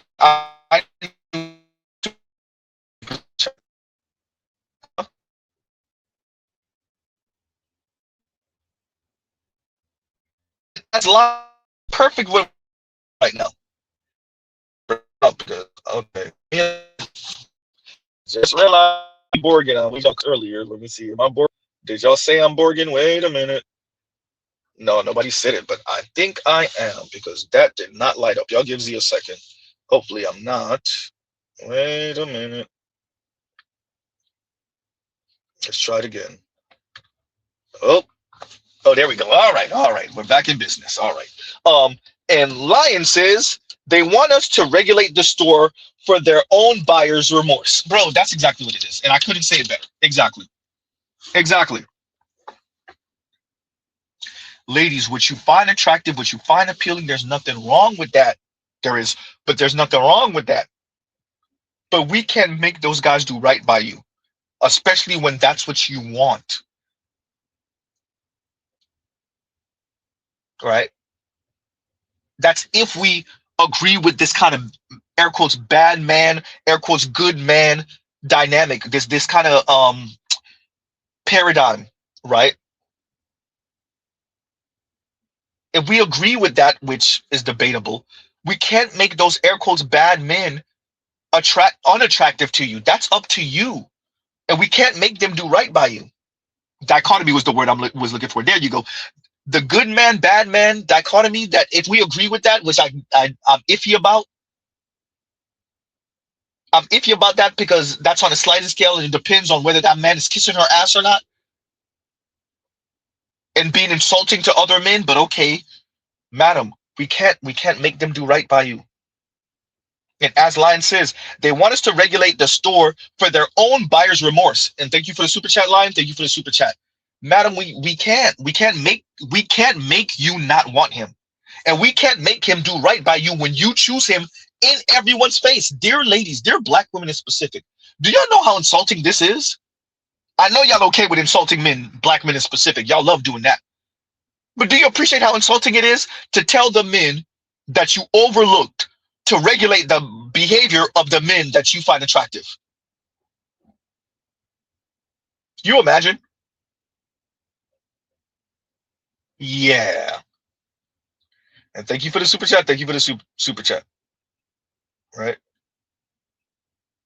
Let me make sure, because I'm pretty sure I have others. Read that. Oh, no, I didn't. Good question, the Arena Revised. And the Arena Revised says, and thank you for the super chat, And I get what you're saying. Women confronted Sha'Carri Richardson. Sha'Carri Richardson. Did women confront Sha'Carri for assaulting her man at the airport? Have women, black women, confronted Sha'Carri for getting her man, and one of her friends caught up? Were there think pieces online? Were there articles written? Did anyone say Sha'Carri is the weakest link? Huh? Sha'Carri, the friend that no one needs. Sha'Carri, the woman that no black man needs to touch. How egregious does a black woman's behavior have to be before we see other black women in mass say to men to stay away from her and her archetype and her ilk? How egregious does a black woman's behavior have to be before y'all don't do the, well, you know, it is payback season? And I want everyone to understand what Mr. Z is saying. What I would argue, and I've said this before, and shout out to Louis for reminding me of this, a private conversation we had. What fuels a lot of women, not only just black women, is this idea of this patriarchy of men doing whatever they wanted to do to women for thousands of years. And so now it's payback time. And so there's nothing a woman can ever do to a man that's too far. There's nothing she could say. There's nothing that she could do where it's unwarranted. It's always warranted because it's payback time for the patriarchy. For female assault, and the way Louis said it to me, because that's what I did say, is because some Middle Eastern man backhanded his wife 3,000 years ago, all men must pay. And for the black community in specific across the West, oh damn Z, some of y'all heard Z say this before, because of slavery and because we got caught and then sold into slavery, oh, we better pay. We gonna pay because it's your fault. Weak ass, I gotta say it, y'all, weak ass niggas. Because all of us in America and in Haiti and Jamaica and Brazil and all the Afro-Latinos in the Caribbean and in South America and Central America and in Canada, because we went through slavery, it's cosmic justice, cosmic payback, and black women get to talk to us however crazy they want to, particularly in the American context, because you're the reason. Like, is it literally you? No, but you'll do for now. So, to the Arena Revive super chat, have women confronted Sha'Carri Richardson? No. Because what's wrong with Sha'Carri Richardson? Sha'Carri Richardson, everyone. Ooh, Z, don't hurt everyone's feelings. That's your standard black woman in America right now. God damn. Huh? Not understand, there are black women, plenty of black women actually, who are not like her. That's not what Mr. Z is saying. I'm saying Sha'Carri is typical. Smoked out, tatted up, the attitude and the demeanor, the code switch that's still kind of off. That is your standard around the way black woman, young black woman in America. The Weavy Wonder, that is your standard everyday black woman, college educated or not. Somebody tells Z he lying. In LA, y'all don't see Sha'Carri's all over the place. I know I see him in Miami. Y'all don't see them in New York. Y'all don't see them in Chicago. Y'all don't see them in Atlanta. Y'all don't see them in Dallas. Y'all don't see them in Houston. Y'all don't see them in Raleigh. Huh? Y'all don't see them in Chattanooga, in Memphis. Huh? Y'all don't see them in St. Louis, in Detroit? Y'all don't see them in Minnesota? Y'all don't see them in Seattle, in the Bay? Y'all don't see them? Sha'Carri is your standard issue, salt of the earth, around the way black woman, for the good and bad of it. I want someone to tell Z he's lying. Who got it in him to tell Z he's lying? And thank you for the super chat, the Arena Revised. Thank you for the super chat. Huh? And y'all wonder why so many of our sons are dating out. Who gonna tell Mr. Z he's lying? Huh? Exactly. See, and Trell says she's from Dallas. Who's gonna tell Z he's lying? Right? Man. Oh, I don't remember what the name of it is. And Scotland says, Z or Mr. O, what is the name of the video from 1966 with the traditional and feminist? Oh man, I forgot what it's called. But Hezekiah, what was the name? What was the name of that? The news channel? No, not the news channel. The pro black channel. The pro black channel on YouTube has it. And BGS has a snippet of it somewhere on his channel also. I want to say he has a snippet of it in his short. No, damn, I forgot the title. And BGS has a good ass edit of it too, where he didn't even interrupt it. He just played the whole thing and then he gave his commentary, if I'm not mistaken. I forgot what the name of it is, Gregory Scholar. Somebody gonna say it in the comments. Somebody, whoever's seen it, somebody say it in the comments, please and thank you. Maybe if BGS come up, we can if BGS comes up later, I'll try to get the title from him, and then next time you're up in the comments, I'll give that to you. But yeah, I don't remember what the title is. Right? And let's see. I'm gonna play it one more again, and then we will transition.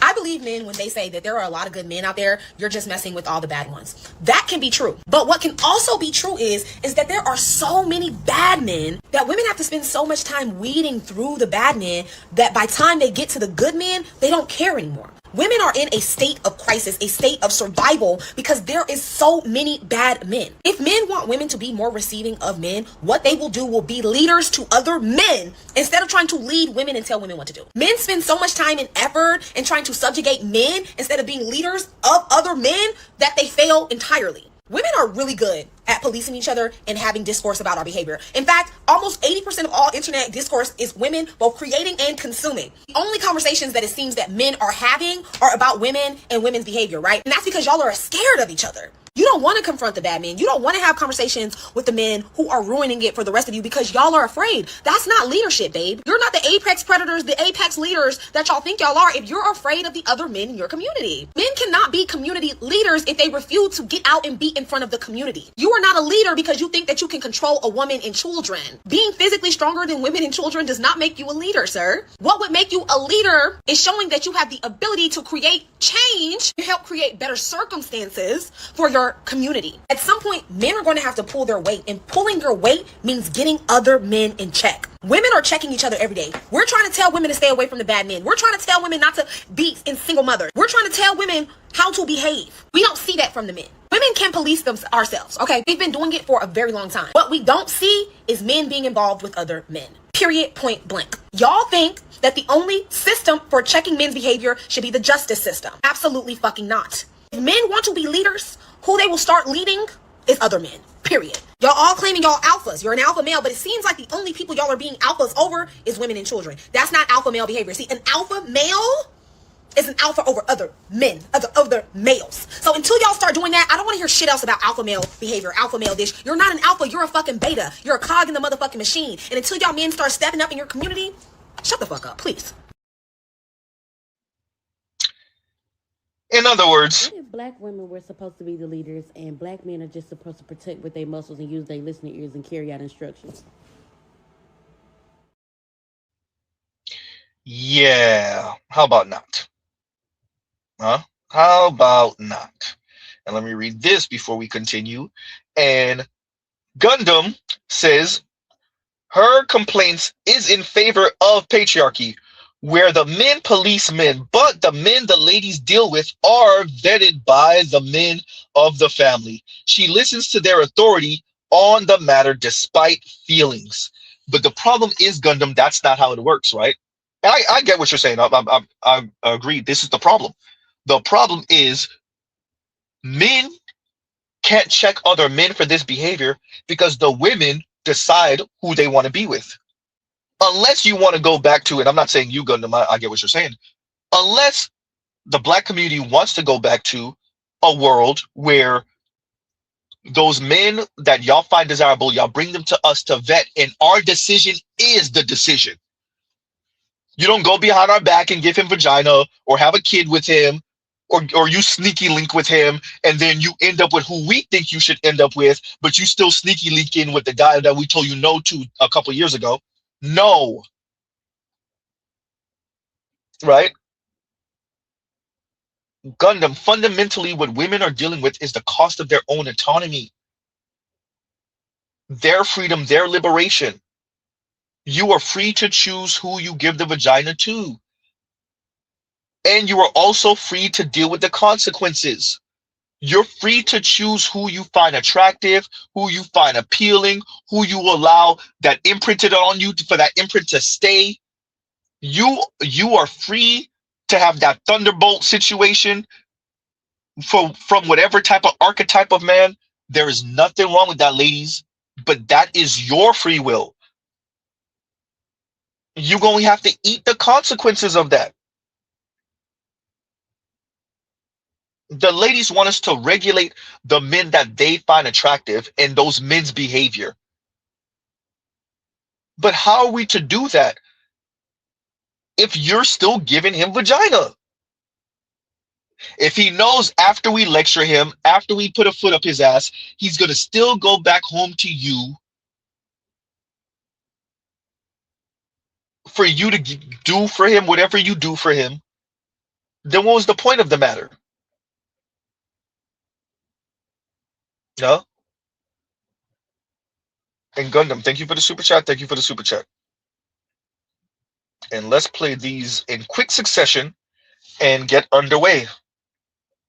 It's the decentering of men. Women have decentered men and really started to focus and enjoy their lives without feeling like there's a penance for it or you're gonna get the lonely cat lady label. Don't threaten me with a good time. I know so many incredible women who are adopting this and feeling this and having a love life and being super proud of themselves. And maybe they're not necessarily asexual or closed off to the idea, but they're also not searching for it. Mm-hmm. And that sense of dignity being kind of the grounding principle that informs whether or not they even allow something to take up their time. Yeah. Because they have many other things that they love that their time is filled with. I found myself in this huge community of expats, you know, women of color who have basically left the U.S. and their primary residence is Tulum. Love that for them. Oh, child, their lives are lit. Okay? Like one of my girlfriends, Tamiko, she rolls around on a pink ATV. Like that's her primary, like, source of transportation. And, you know, it's just like, they've curated the lives that they want for themselves. They, you know, they were in the rat race here in America. You know, they had the big houses, fancy cars, marriage, kids, the whole nine. And they were like, this is not fulfilling. This ain't it. And they just basically started the slow progression towards this being their lives. And now they're all there. And I was just like, I want to come. I gotta figure this out, how I can be here regularly. And I just thought it was like so incredible to just watch. It's the decentering of men. That's really what it is on a large scale. Women have decentered men and really started to focus and enjoy their lives without feeling like there's a penance for it or you're gonna get the lonely cat lady label. Don't threaten me with a good time. I want a house full of fucking cats. So, to Miss Melissa Ford, because you've been on this journey and speaking like this for a few years now, openly, that we could see. Madam, you were the face of Video Vixen. You're the face, still, I would argue, of Video Vixen. Miss Ford, you had access to some of the most elite men in America, on the planet, to be frank, but definitely in America. Not exclusive to black men either, but definitely concerning black men. You're in your late 40s now, you knocking on the door 50. Miss Melissa Ford, what this sounds like, I can't tell you what it is, but I can tell you what it sounds like, is you and other women like you. You're hiding behind the sisterhood and female empowerment and the air quotes decentering of men. But madam, Miss Ford, you fumbled the bag. This is cope talk. This is coping. This is next level, break the Richter scale level cope talk. To all the young men under the sound of Mr. Z's voice, be prepared as you age, especially as you start to approach 40 and plus. Quite frankly, Mr. Z been hearing this from mid-30s, but you're going to start hearing women who will resign themselves to a lifetime of romantic solitude sound like this. They have the friends. They have the associates. What they do not have is the man. They have the air quotes community, even of other heterosexual men. But what they do not have, and when I say the man, I'm not talking about Splackavelli that comes through and slides and knock the cobwebs out and he's there for a couple hours and he's gone. No, no, no, no. They don't have a man who has their back, that loves on them, that loves them, that kisses on them, that hugs them, that cuddles with them. They don't have the man. And they're trying their hardest to get over it, to bury themselves and talk of companionship with other women, the community talk, decenter men talk, right? All about their sisters, men ain't ish. They're trying so much to psych themselves out. And all you're seeing with so many women, not even exclusive to black women, white women, Latinas, black women, is them trying so hard to psych themselves out. And it is failing beautifully. Sadly, it's sad. We are human beings. We are social creatures. We have friendships. We have associations, right? We have children. We have parents. We have romantic and intimate partners. And what you see that is being pushed, I'm going straight tinfoil conspiracy now, is being pushed on the masses, especially amongst black people, especially amongst black women, to be comfortable, to almost be desirous of a life without this, without that romantic, heterosexual partnership, especially for life. Oh, you could kiss that one goodbye. But even for a long time, if it's not life, you may not get it. And what is being pushed on the masses of us, working class Americans, particularly black Americans, is this weird way of psyching yourself out. Love yourself, take care of yourself, focus on yourself, focus on community, decenter men. And men have their own version of that. It's cope talk, and we gotta own it. It's cope talk. And that's what Melissa Ford is engaging in. That's what Tracy Ellis Ross is engaging in. That's what Real Talk with Yanni is engaging in. So many of these, so many names that are slipping me right now.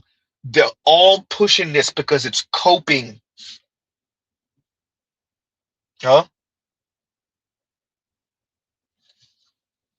Oh man.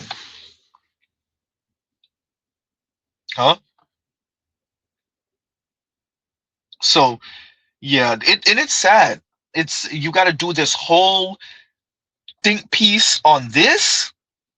You're single. Maya is on that. How did Mr. Z forget Maya? Maya also, so many of these women are on this decenter men. Jenny Maya's on this now. She didn't say decenter men, but she did talk about loving herself and focusing on herself after her and Jeezy broke up. Right? Now we know women are on antidepressants heavily. but a lot of it's just coping talk. And I really want to. I'm keep on exploring this, and I'm kind of teasing this out on this channel with y'all.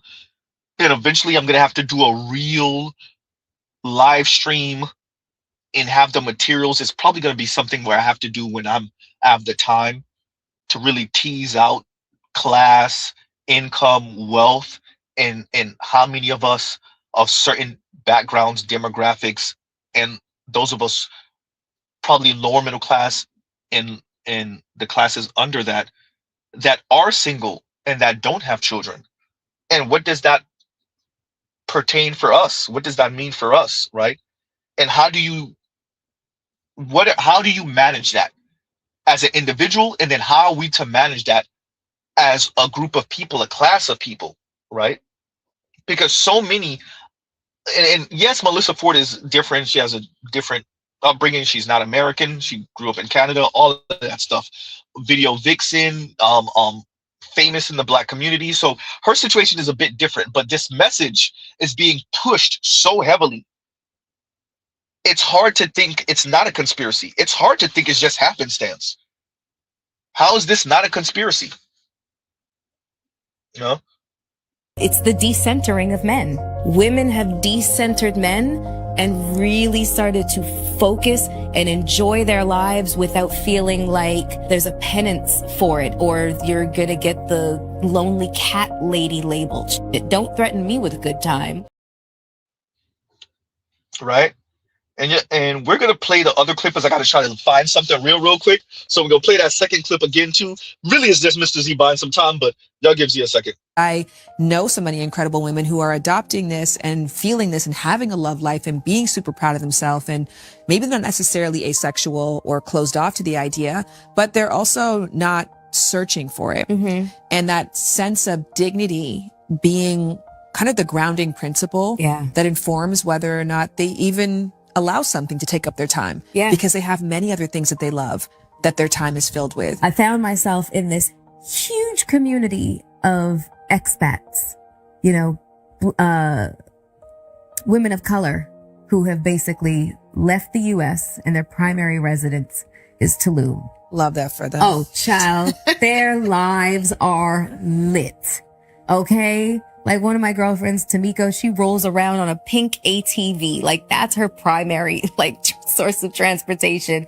And, you know, it's just like they've curated the lives that they want for themselves. They, you know, they were in the rat race here in America. You know, they had the big houses, fancy cars, marriage, kids, the whole nine. And they were like, this is not fulfilling. This ain't it.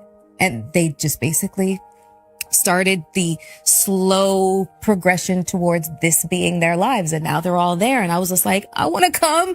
I gotta figure this out, how I can be here regularly. And I just thought it was like so incredible to just watch. It's the decentering of men. That's really what it is on a large scale. Women have decentered men and really started to focus and enjoy their lives without feeling like there's a penance for it, or you're gonna get the lonely cat lady label. Don't threaten me with a good time. I want a house full of fucking cats.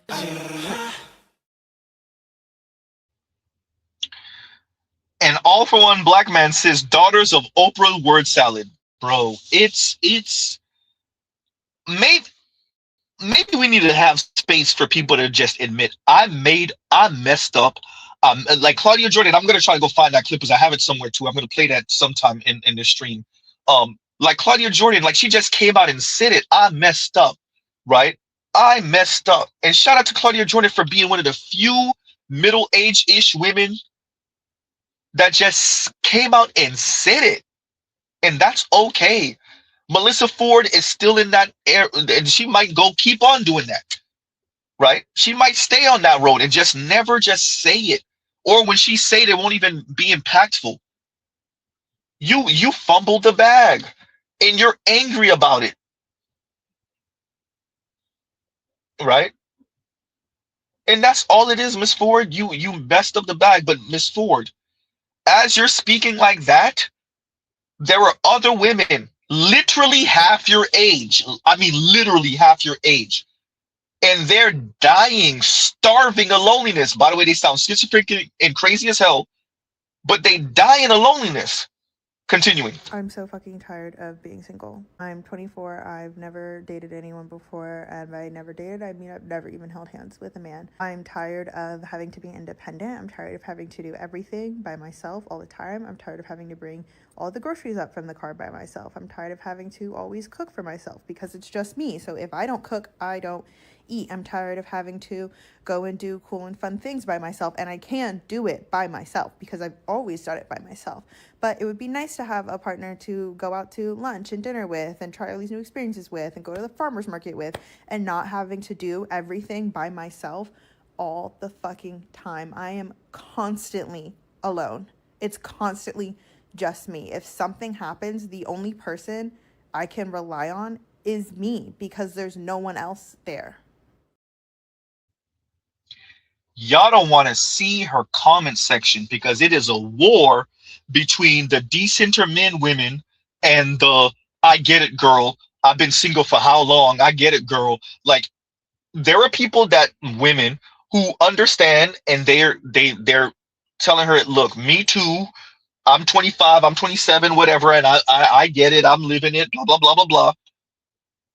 And then there's others who are telling her and emphasizing to her she's not truly comfortable with herself yet, and go lean on community. And I'm really like, they're really saying that. They are really saying that. And it's those women going back and forth with the other women who telling them, you can't tell how to feel. The comment that got me the most, and I should have screenshotted and put it up, but is a woman who says, you're just gonna have to bump your head before you get it. You imagine a young woman, she's not even 25 yet, telling you the loneliness is killing her. She's never even held a man's hand. And you telling her, I guess you just gonna have to go through it so you can see why us women are the way we are. You just gonna have to bump your head. You just gonna have to hurt. What is wrong with you weirdos?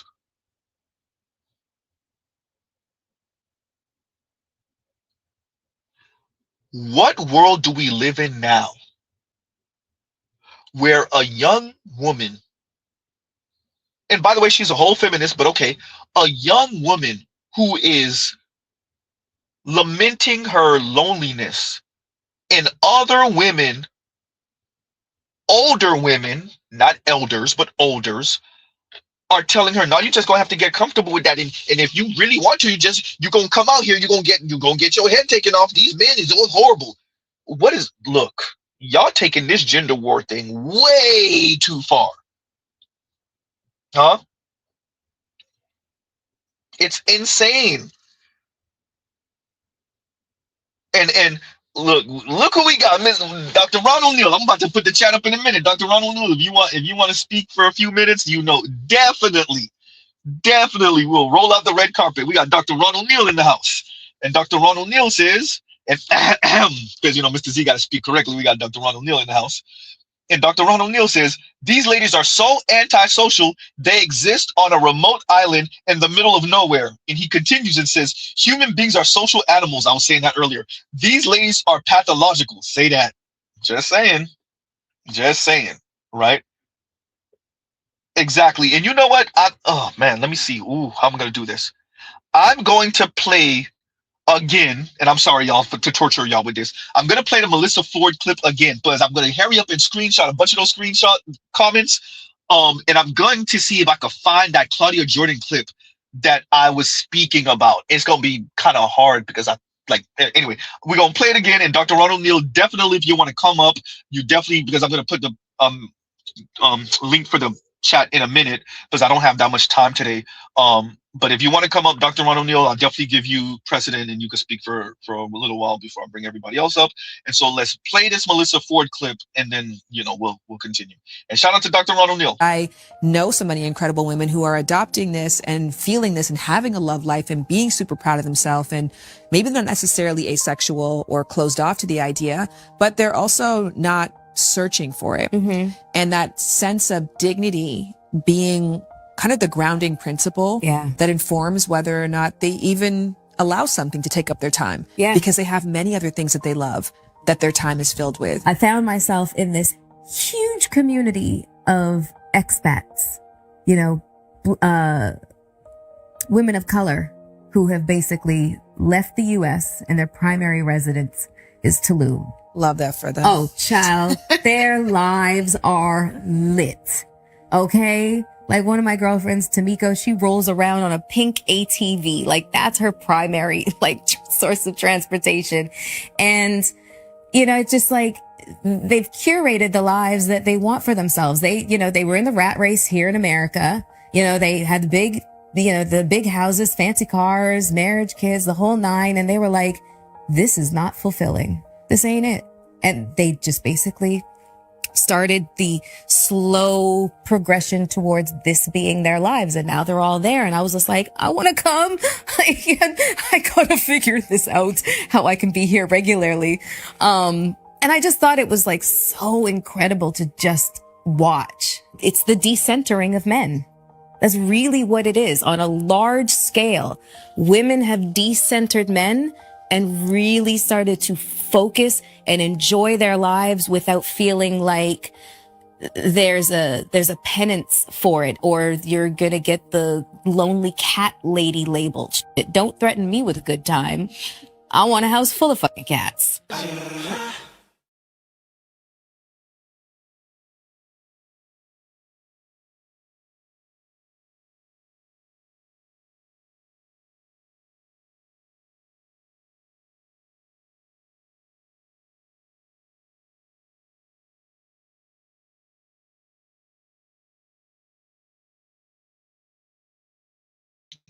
Okay, my apologies, y'all. I had y'all in the silence. My apologies. What the hell? This whole thing is not working the way it's supposed to. We're still here, everyone. We're still here. My apologies. Okay, let's see, because I want to see if I have enough space to pull it. I'm gonna have to take these off. Y'all give me a second. We over here with the shoestring budget. Crappy Productions. Crappy Productions presents. Okay, y'all give this a cheapskate production presents. Okay, let's see. Which one do we want to start with? Which one do we want to start with? Let's start with this one. Let's start with this one. Oh, okay. Okay, I'm gonna bring you up in 1 minute. And God damn it, I didn't do that one the right way. Anyway, 98% of humans crave companionship. We're literally herd animals. It's natural to want a partner. I hear you, girl. So y'all saw that. So yeah, what that other one say under that? Let's see. Let's bring. Okay, you're actually lucky as if every relationship I've been in has caused me trauma and pain. So like I told y'all, there's a back and forth in the comments. I didn't even catch like any of the trust me, I didn't even get 1/10 of the comments that are going back and forth. Y'all gives you a second. What's the next one we gonna play for y'all? What's the next one? Okay, this is a good one. This one has a good, interesting comment with it. Come on, still waiting for it to load. There we go. And this person says, do things with your friends more. Ask your friends to run errands with you, to check out fun things with you. You don't have to do everything alone. Notice, completely sidestep the point of she wants romantic partnership with a man. Oh, you gotta love it. Completely misses that part. Man, look, Dr. Ronald, you're gonna have to explain to me what type of world we living in now. This link is for Dr. Ronald Neal only. I promise y'all, I'm gonna bring y'all up in a little bit, but give Dr. Ronald Neal a little bit of time to say his piece. I'm gonna bring y'all up in a little bit. We gonna get to it. We gonna get to it, right? But yeah, wow. Read it again, Z. Do things with your friends more. 3 exclamation points. Ask your friends to run, and there we go. Ask your friends to run errands with you, to check out, what is it? To check out fun things with you. You don't have to do everything alone. Insane. Insane. Dr. Ronald Neal, you're up Let's make sure you're kosher before. Okay, yeah, you're good to go. All right, so we'll move that off. We'll move that off. Oh, what is Mr. Z doing? We'll just take both of them off. And there we go. What's going on, Dr. Ronald Neal? Thank you for coming up. Hey Z man, good to see you, man. Can you hear me well? Perfect. You're good to go. Good, man. Good to see you, man. Appreciate everything that you do, man. You hit those sides, those angles that I don't have the patience for. So I give you all your props, brother. Everybody says it. Let me tell you, the work that you do, bro. I mean, it's the work of the Lord, brother. That's right. Because this stuff makes me feel, man. But listen, man. I mean, brother, this is a pathogen. This is tragic. You know, and as I said, man, this is a deeply antisocial sentiment, you know, among these ladies, you know. And you know, you put marriage aside, you know, having kids or whatever, but my God, we are human beings, you know. And and I think you're right. You know, something there it is being pushed. And you know, the white ladies are behind all this stuff, you know what I mean? And they just, you know, they just suck it up and everything like that. I just saw a video on TikTok about the 4B thing. And I'm like, you know, I mean, these ladies, you know, they can only look at the world from a micro perspective, you know? And it's like, you really think that you're winning by isolating yourself and you're teaching generations to do that? I mean, that you're just contributing to your own demise. You know what I mean?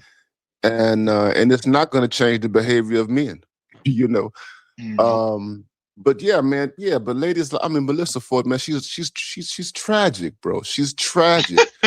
You know what I mean? I mean, we have whole movements right now, you know, in the world of you know, criminal justice, where people are trying to get rid of solitary confinement. You know what I mean? And you know, guys and even women, you know, in prisons, you know, and they get punished while they're in there, and they get sent, you know, to the gallows for weeks, months, and even years at a time. You know, and they're by themselves, and people go crazy. You know, and so I mean, it's that dynamic that happens in the prison, man. It happens in real life. You understand? You know, and when people are completely isolated, you know, and I, you know, I use the language of the island, man, because that's what they're putting themselves on an island, and here's the thing, they're completely convinced that they're doing something, like this has some type of effect on anything. You know what I mean? Like, this is a flex. It's not a flex. You know, it's emotional damage, torture, and what have you. And as you showed that last, you know, young lady who I guess she's a feminist, but she's like, you know, I'm tired of doing things by myself. I even want to cook, you know, for somebody. You know what I mean? And she's only 24. Only 24. And I think that if truth be told, you know, there's a lot of ladies out there who are just like her, you know. But they've been conditioned, most of them, a lot of them have been conditioned to go along with the little program, you know, and to not say anything, and, you know, to not, you know, be defiant or whatever, you know, because they want to be, you know, in good graces with the sisterhood, man. And Melissa Ford, man, I mean, you talk about something, man, this chick, she's just washed, man. This is washed. She's washed. This is a way of coping. You know, they tell themselves these things in order to escape the facts of their choices. You know, it's just the facts. You had it. You had a window. You had the whole world looking at you. You played around. You know, move from man to man. You had these, you know, crazy standards. You thought that you know, a millionaire, you know, multi-millionaire was just gonna be with you and you alone. You understand? And here she is, you know, pushing pushing towards 50, man. Talking this talk, man. It is sad. It is sad.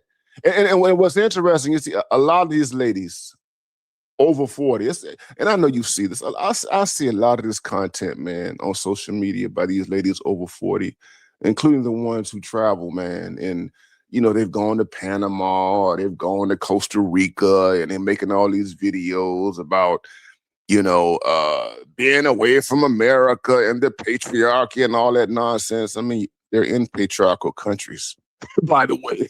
But it's crazy, bro. It's coping. Like I was saying that earlier, Doc. It's sad and scary to see the coping. And what the frightening part for me is, I'm a working class man, just regular blue collar brother. And I'm seeing these highly attractive women who had they had the world at their fingertips. They had the access to the brothers and the even the white dudes, and to see them fumble that, I'm like, for men like me, sometimes you look at men who like a step or two above, they're taller, they're better looking, whatever, they got more money, and you're like, okay, maybe I'm messing up because I'm not up there. And then when you see the women fumble those men up there, you're like, God damn, then ain't no win. Right? That's it.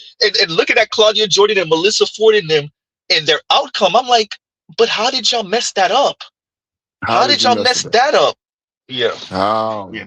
How? Yeah. And we know, and we know how. Yeah. We know how they didn't think the clock was gonna run out. Yeah, man, they thought that they were immortal, and that, the age wouldn't set in, time wouldn't kick in, and all of that, you know what I mean? And and a lot of them, like even Claudia, she still has these utopian expectations of men, even though she's honest about, coming to this place of awareness.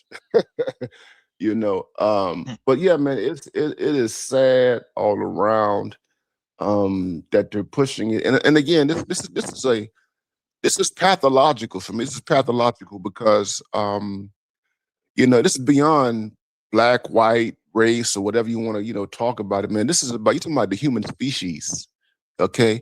And how we have survived and just who we are as a species. We are social animals, you understand? And we were not, it's not in us. And of course, you've always had human beings, to go in the mountains, and be alone and all that kind of stuff. And you've always had monks.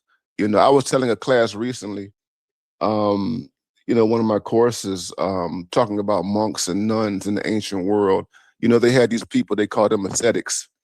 And, they would go out into the desert and stuff like that. And they would engage in abstinence and fasting and all sorts of things in an effort to gain some type of spiritual enlightenment. And Buddhism kind of rose out of that. But at any rate, only a few people in among human beings do that. But here's the thing. You cannot do that successfully for the duration of your life. You know what I'm saying? It's like fasting, bro. How long you gonna fast? You stop eating. We in the middle of Ramadan right now. With Muslims and everything. And they fast from 6 a.m. to 6 p.m. Ramadan, I mean, if they were to switch it up and say, okay, let's do this thing for 3 months and let's just, not put, any time, let's remove the 6 a.m. to 6 p.m. thing and let's just fast, period. That's insane. Impossible. Not happening. Jesus in the wilderness for 40 days and 40 nights fasting and that kind of stuff, so it's ridiculous. Doc, ridiculous. what do you think about what I say when I say, but this is the cost of your autonomy and not having a person to kind of balance that out with, right? A romantic partner who's invested in your future and you're invested in their future. Y'all are invested in each other outcome. Y'all have linked yourself to each other. And this person is oh, Doc, you left? Was that me, or he might have got bumped off? That's why. Yeah, he was borging a little bit. I thought it was me. Okay, Doc. If you once you come, you could come back up. But yeah, and you know, I found the Claudia Jordan clip. That's why I was so quiet earlier, you guys. And hopefully Doc will come back up. But let's see if we can play that. And yeah, but you know, this is the cost of their autonomy to me. And let me play this real quick. You think that when you're ready to settle down, that there's always going to be a lot of supply on the shelves, and it's not. Like at this age, a lot of the good guys are married or taken because they're good guys. And I was having a conversation with a girlfriend of mine the other day, and I'm like, well, your best bet now is maybe someone that a good man that maybe is coming out of a marriage, getting a divorce. So, you know, I think in our youth, and I would like people to know this when they're younger, we think, oh, there's always going to be an endless supply. I can wait till tomorrow. Don't put off your happiness waiting. You know, if you find that good person, like a lot of times we wait, well, it's not the right time. It's never going to be like the right time. I would say go for it more. I wish I would have told someone told me just go for it. I probably have overlooked a good candidate before. Chasing your career isn't wrong. Oh, Doc. My God. This is Claudia Jordan. Okay, let's go through it. This is air quotes the preference, right? This is lighter than a brown paper bag, attractive, black Italian mix. She's witty. If y'all ever see Claudia Jordan on different I've seen some of her other stuff and heard some of her other stuff for over a decade now. She's actually like funny, right? And I'm like, you out of all women to be single and childless. Remember, it's not only that Claudia Jordan is single, she's single and childless. I'm like, how did you end up like this? Yeah. Oh my God. Yeah. Well, hey, you know what? I was telling a friend, they never talk about the deletions along the way. Yeah, that part. Yeah, that's true. They never admit to it. But you were talking about autonomy, and no, you're absolutely right. I mean, this is what comes with it. I mean, there's consequences, man, to these type of choices, you know, and they bought into, and I'll go further, it's autonomy. They bought into hyper individualism, you know, 100% and they bought into hyper individualism. They believe in it, and it's comical to me, especially when we think about politics and you know, their connections to the Democratic Party, and they all, you know, and their you know, their talk about, you know, collective things. You know what I mean? And I'm like, you all are the most individualistic people next to white people in this country. You know what I mean? And you know, I can't believe you. I mean, again, like but Doc, they use community as a cleanup. I'm sorry for interrupting, but no. This is the difference. Go ahead. I'm sorry. No, finish. Yeah, they use community as cleanup for the spill out of hyper individuality. So the right uses it different. The right uses ideas of family and charity for the spill out of capitalism and hyper individuality. Right. So that's how they make up for hyper individuality and the spill out of capitalism, especially neoliberal capitalism on the right. On the left, they make up for the spill out and the toxic sludge of hyper individuality with talks of community. Right. So I did what I wanted to do sexually. I did what I wanted to do concerning people. I lived a fast and free life. And so community and taxes and ideas of community obligation are supposed to fix that for me. Right. So the left and the right both play this really weird game about how do you, what do they call it? There's a term for it. It is, I'm losing it. Externalities. There you go. The externalities of life. What do I use to make up for the externalities of life? Right. And so the right has an answer and the left has an answer. Both of them are toxic as hell to me, just different type of toxic. But I agree with you with the community talk, but they just say that to make up for and to clean up whatever whatever mess comes from hyper individuality. And I'm sorry for cutting you off. Go ahead. No. You're absolutely, you're spot on in your analysis, man. but yeah, there are consequences, irreversible. Here's the thing, irreversible consequences, for their individualism, and many of them, um, they don't want to, look those consequences, square in the face, man, because they're just, if they did so, it would push them, I believe, just my perspective, into a state of depression, especially, when you think about these ladies who never had kids, what's her name? The lawyer who had the IVF, the one that was Ebony K. talking. Williams. Yeah, Ebony K. Williams, man. Ebony K. Williams. You know what I mean? And it's like, and she, she talks the tough talk. She, the strong game, and like, she's, controlling everything. You know what I mean? But behind closed doors, when she was going through that IVF stuff, and that stuff was very, very, very expensive, and there's no guarantee it's going to work. You best believe that she had moments of anguish, and she probably got lucky when she finally got pregnant. You know what I mean? But the point is that, a lot of these ladies, they find themselves past their prime, and now they're like, oh my God, I don't have any kids, I don't have a husband, and there's no way to reverse that stuff. None. And what's more is that, they lie about their sisterhood. They lie about that. Man, let me tell you, man, over the years, I've seen stories of Black women, professional Black women, who were found, like women in their 60s and 70s. Hear a story about a woman who was found in her apartment. She had passed away, and no one knew about her until the stench of her, body,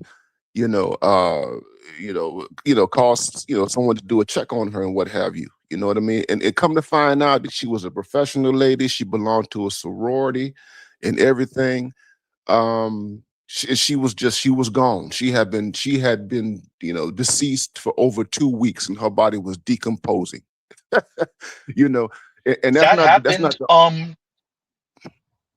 that happened to a young lady, not a young lady, but a middle-aged or older lady at a Wells Fargo building last year or the year before. That happened, and that's happening all across Japan, Dr. Ronald Neal. Like, so like was it the hikikomori, the shut-ins, but like that so they have an actual cleanup crew that goes around and fixes up the condo or the apartment in Japan. So exactly what you're saying right now. And that's I mean, like, when you live in these major cities and we're seeing more and more only children and kinless people. I have a thumbnail that I use, not thumbnail, but a screenshot. Here we go. Disproportionate, because I know what it says. There we go. A disproportionate number of Black women are kinless as they age. Advocates say they deserve a social safety net too, right? Why that matters is because that's increasing. So that's the cost of like a couple of generations of this individuality. That's what you get, where when nobody's even calling to check up on you. I'll give you a short story, and I'm gonna definitely let you go. My someone close to me, they had a family member that they had to do a wellness check on, and I'm sorry for my background, I can't help it. But no problem. I had someone close to me did a wellness check on a family member in Philly. Remember, I'm down here in South Florida, and they did that a few months ago. And come to find out that yes, she did fall, but because she has people that care about her, they didn't hear from her for all it took was a day. They didn't hear from her for a day. They talked to her every day. They didn't hear from her for a day.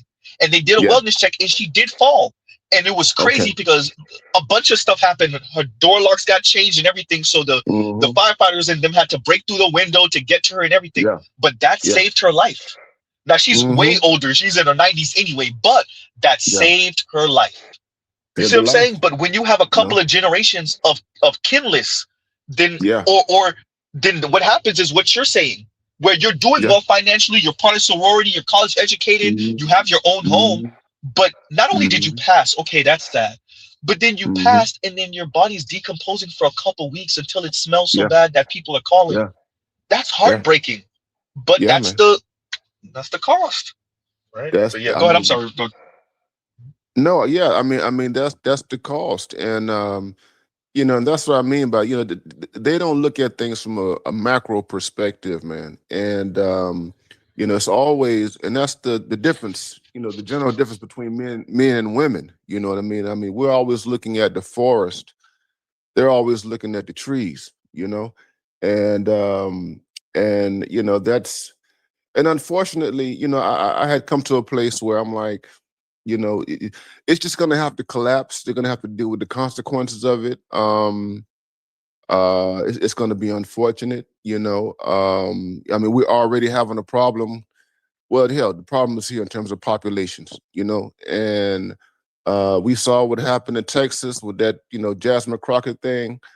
With the Latinos and all that. And I'm like, I say I don't.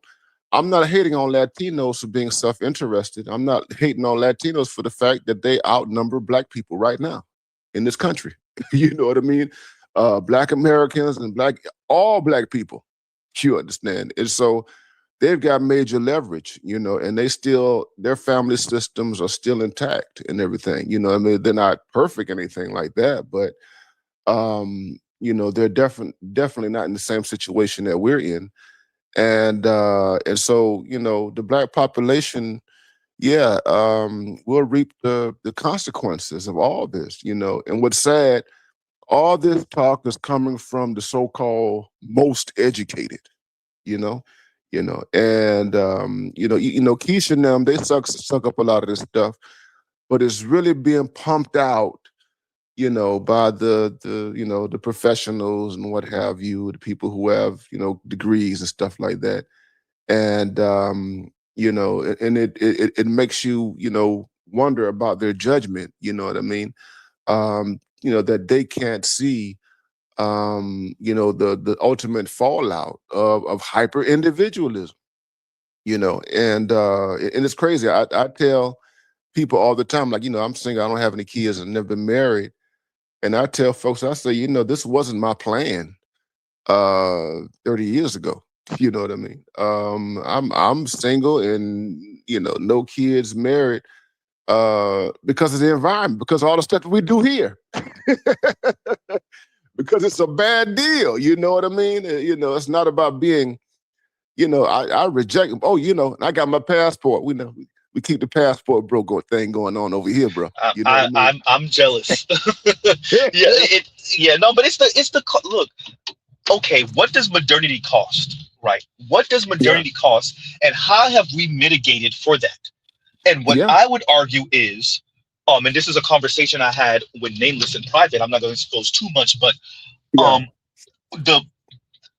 what did modernity cost us? And we didn't mitigate for it. So now, class, income, status, race, in many ways, you use to insulate yourself from the cost of modernity, right? Mm-hmm. And those of us who are Black and male, right? It's a hard way to go to insulate yourself from that. And so someone like you, Dr. Ronald Neal, who elevated yourself from working class beginnings, working poor beginnings, up to where you are now, what still caught you was the family aspect. Because what does it cost for you to elevate in a late stage capitalist neoliberal environment, right? And so I think these folks are racist, but Base Camp, the white couple with, like, I don't know how many kids they got, like 5, 6, 7, I don't know. But they covered the Black population rate some months ago. And what you found was Black folks around that median income line, so around like that $45,000 line, we have a low ass birth rate. We have like 1.35 birth rate per woman, which speaks to something, right? And so we know 70 some odd % of Black women that do have children have their first kid by the age of 24. That means they're fast and whatever. They have their first kid at 24, and then they might not have another one. So yes, we have the Keishas that have 5, 6 kids from 4 or 5 different dudes, but in mass, her sister, her cousin, her other girl cousin, excuse me, they all have one kid, and they all had that one kid before the age of 24, 25, and then they just kind of coasted with that one kid. That's the new norm, right? And what does that make pretend for all the rest of us, for black men, right? So it's just, what did modernity cost the black community, and what did it cost black men in specific? Right? Yeah. I'm sorry to go so doomer. I've been like this for a few weeks, but yeah, go ahead. No, man, no. I mean, this is something that I think about a lot. You know what I mean? And it's just an unfortunate, reality.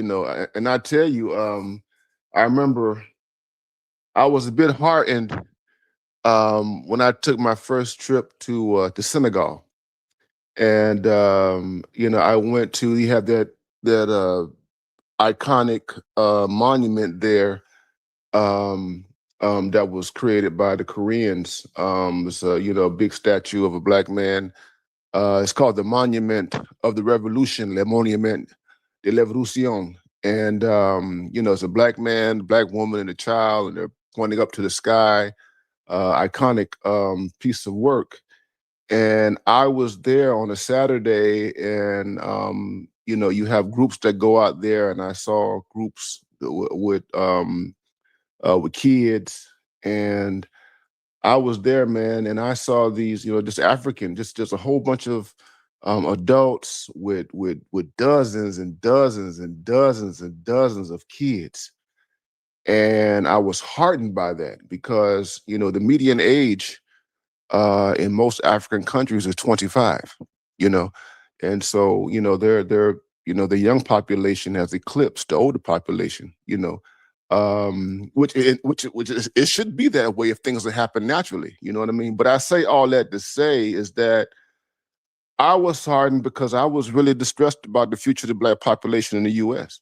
And I'm like, because it looks like we're gonna mess around and disappear, and but in the larger black world, and it's like, of course, ADOS, FBA, and everything like that. I'm still a like I told O'Shea years ago when I was in Uganda. I say I'm a Pan-African without romanticism, and so I don't romanticize. I like that title at all.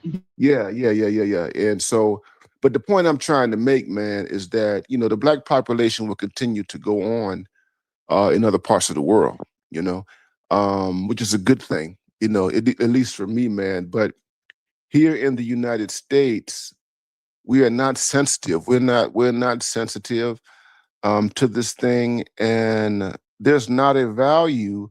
People talk about replacement theory and all that kind of stuff. And listen, it's a legitimate thing. The replacement stuff is not. I don't look at it in terms of racism. Yeah, of course you got. Back in the days we had a group of white people. They called themselves the birthers and everything, and they were into procreation, having at least 4 kids. Tucker Carlson. He was kind of connected to some of that stuff, you know what I mean? And if you hear Tucker Carlson, I remember it on Fox. Yeah, so Tucker Carlson, he's what he says today is, have as many kids as you can, even if you can't afford them. I've heard him say that on more than one occasion. And so the thing is that I don't blame these white people, even the white supremacists, you know what I mean, who are concerned about reproduction, about trying to preserve themselves. But it does concern me that that's not a concern for us here in North America. You know what I mean? I mean, it's lifestyle over longevity. Yeah, and it's like, yeah, it's not racist. It's not, and because they want to call you a nationalist and all that kind of stuff, and let them say that. But it's like, that's just the perpetuation of a group, the perpetuation of a species.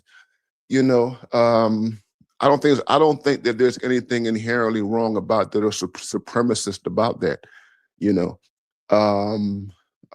yeah, it's a, and to see, and here's the tragic thing about it is that, this stuff right now, and you were talking about those, their couple, they're pro-natalist. this antenatal thing that you see with these ladies, it's like they're like out there just leading it, leading the charge. We're not having babies, we're not getting married, we're not being social. As though this is some revolutionary activity. And I'm like, it's not, because you, in fact, at the end of the day, you're actually weakening yourself. You know what I mean? This hyper individualism is just not the flex that they think it is. You know what I mean? And so, yeah, I It's get a good class warfare tool, though. Say it again. It's a good class warfare tool. Yeah, yeah, yeah, yeah, yeah. So, yeah, man, Dog, it's craziness. I'm sorry to be so muted in my background. That's the only reason. But yeah, I agree with everything you said. In the hyper individuality, it's just this is the cost of it. And like and how do you break the Black community that was moving largely in unison throughout Jim Crow era? Throughout, you break them by pushing hyper individuality and feminism. That's how you end up here. Right? Yeah. That's how you end up here. And so you got a bunch of individuals freestyling, doing whatever they want to do, and so there's no rules, no structure, no guidance, and well, you end up here. That's it. And I had this conversation with Dr. L and also Dr. Dunbar. Both of them asked me in their respective ways, what I think about the future, the Black population and the Black family, and blah, blah, blah, blah, blah, blah, blah. And, my response was, in terms of the majority, I think that a lot of this stuff is not reversible. It would take a great deal, a extraordinary psychological, shift to move the majority of the population in a different direction. But I did say that I do, that I think that, we have we've consistently had at least 30% of Black people continue to get married, So I think that married population, two-parent households with children, I think that's going to go on in the future. You know what I mean? I don't know if it's going to increase. It might shrink a little bit, but I think that's what's left of it. You're going to have these extremes. You're going to have these extremes. You're going to have this almost mirrors what you see in the the white world. Where you have this this small upper income population of Blacks who do traditional things, man, woman, child, over against the majority, who are single, single and childless, or single with children. You know what I mean? So yeah, man, I think that's where we are. But again, back to the stream, man. These ladies, it's sad. It is the extent to which they are antisocial. And it's kind of like the thing, all this conversation about, men approaching women and all that kind of stuff. And, men being reluctant to do that. That's a part of it. They have, and I wrote about this in I put it in my book. In my book, I said, talking specifically about Black populations, and I talked about feminism and LGBTQ stuff. And I was like, I said, all of this stuff has decimated heterosexual relationships. The inability of a man or the reluctance of a man to approach a woman at the most basic level. Hello, how are you? And that being taken as some type of assault or some type of threat. All right. That right there is indicative of decimation, of erosion. You know what I'm saying? I mean, that's how human beings have functioned since we've been human beings. You know what I mean? And now they're complaining about the singles events and the men not showing up for singles events. And they don't understand how they have destroyed the most basic, fundamental aspects of heterosexuality.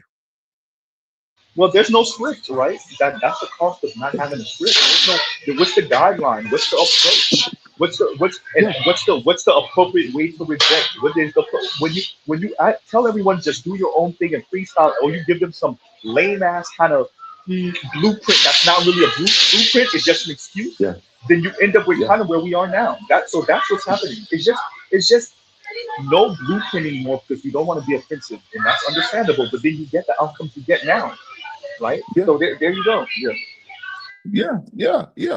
And we're gonna see more of this crashing out. I don't know. It's gonna be interesting to watch Gen Z, the younger ones, and how they negotiate it. I see that a lot of them have adopted the attitudes of their mothers, and I would say they're worse. Oh, yes, they're worse. Okay, I hear you. They've adopted those attitudes, man, and it's like the fruit does not fall too far from the tree, man. But the question for me is that will they wake up sooner than these millennial and Gen X ladies? Some of them who are kind of saying, "Oh my God, we done messed up."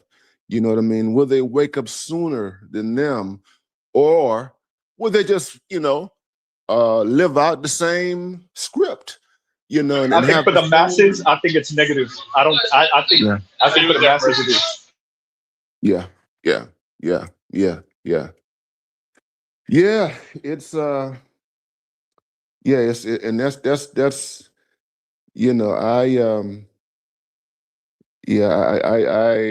I would like to be optimistic and everything like that about what's going to happen as we go forward, man. But you have to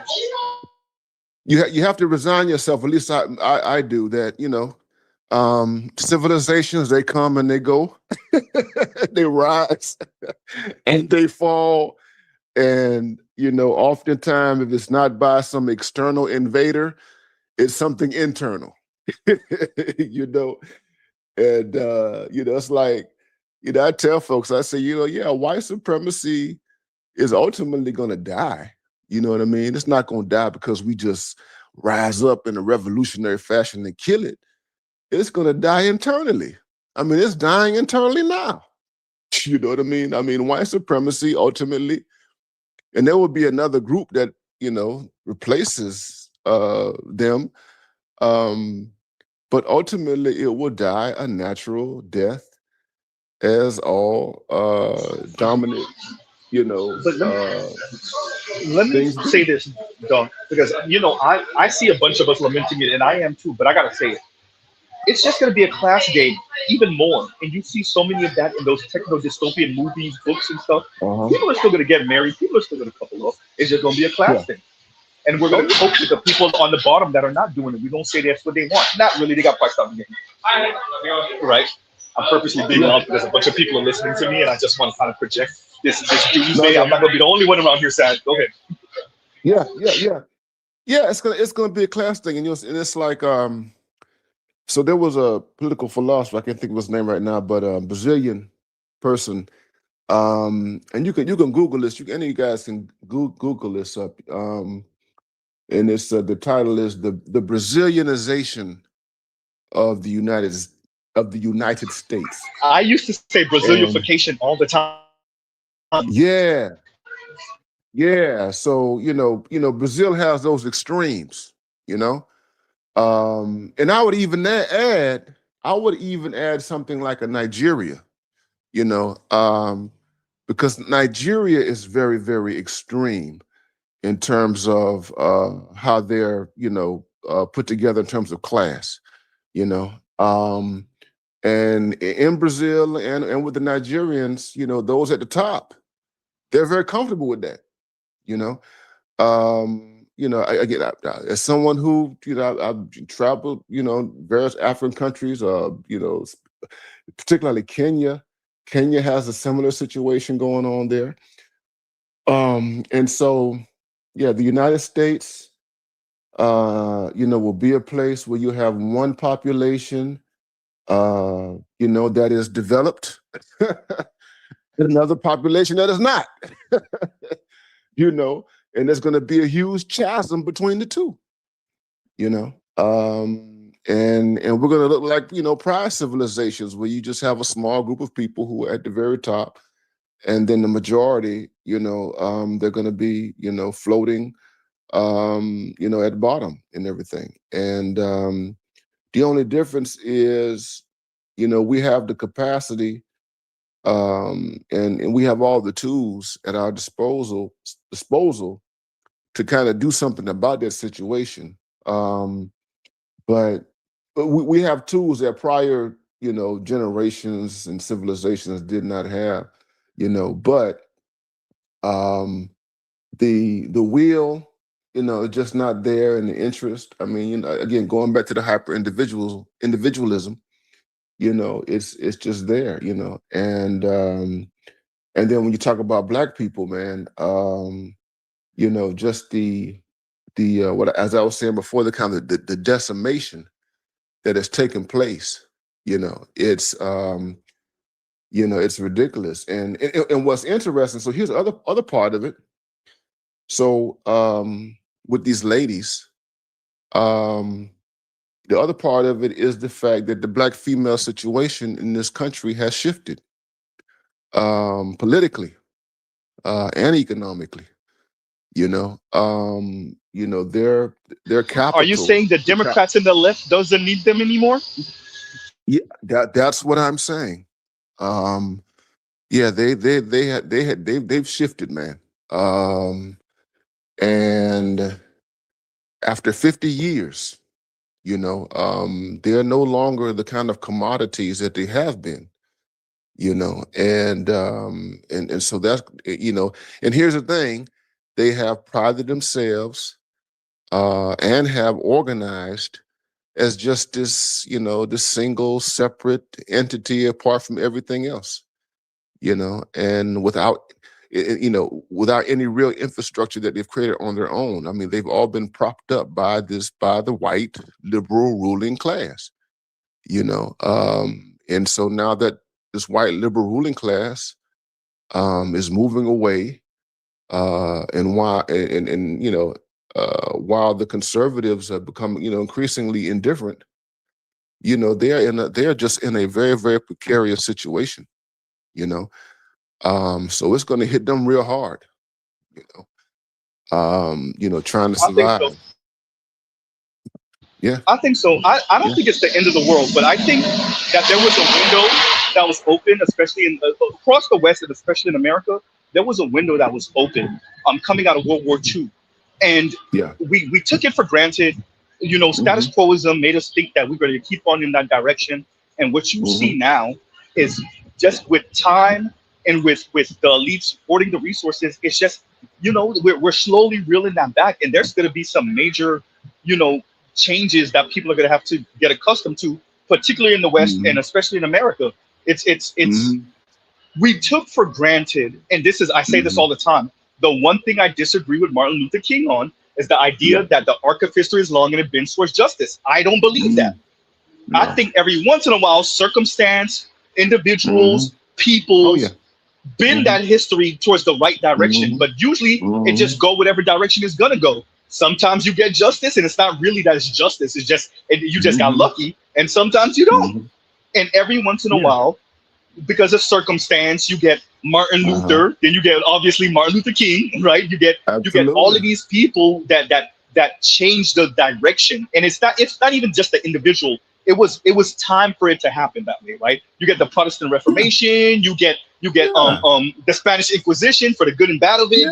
You get all of these different events that change the direction, and it was gonna happen. Is we focus on the individual name, but someone was gonna have to fill that space. The Robespierres, the Napoleons, the Toussaint Louvertures, right? All of those folks, the Maos, the George Washingtons. These folks, someone was gonna fill that role, right?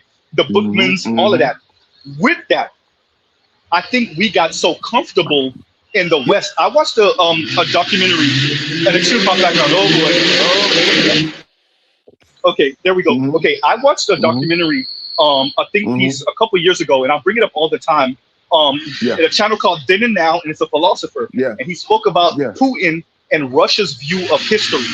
And what he was Uh-huh. trying to emphasize is that Russia and Putin have a different view of history. They don't think history just continues to go in the right direction, Yeah. right? And so they don't have this idea of status quoism where everything's gonna just keep on getting a little bit better and a little bit better and a little bit better.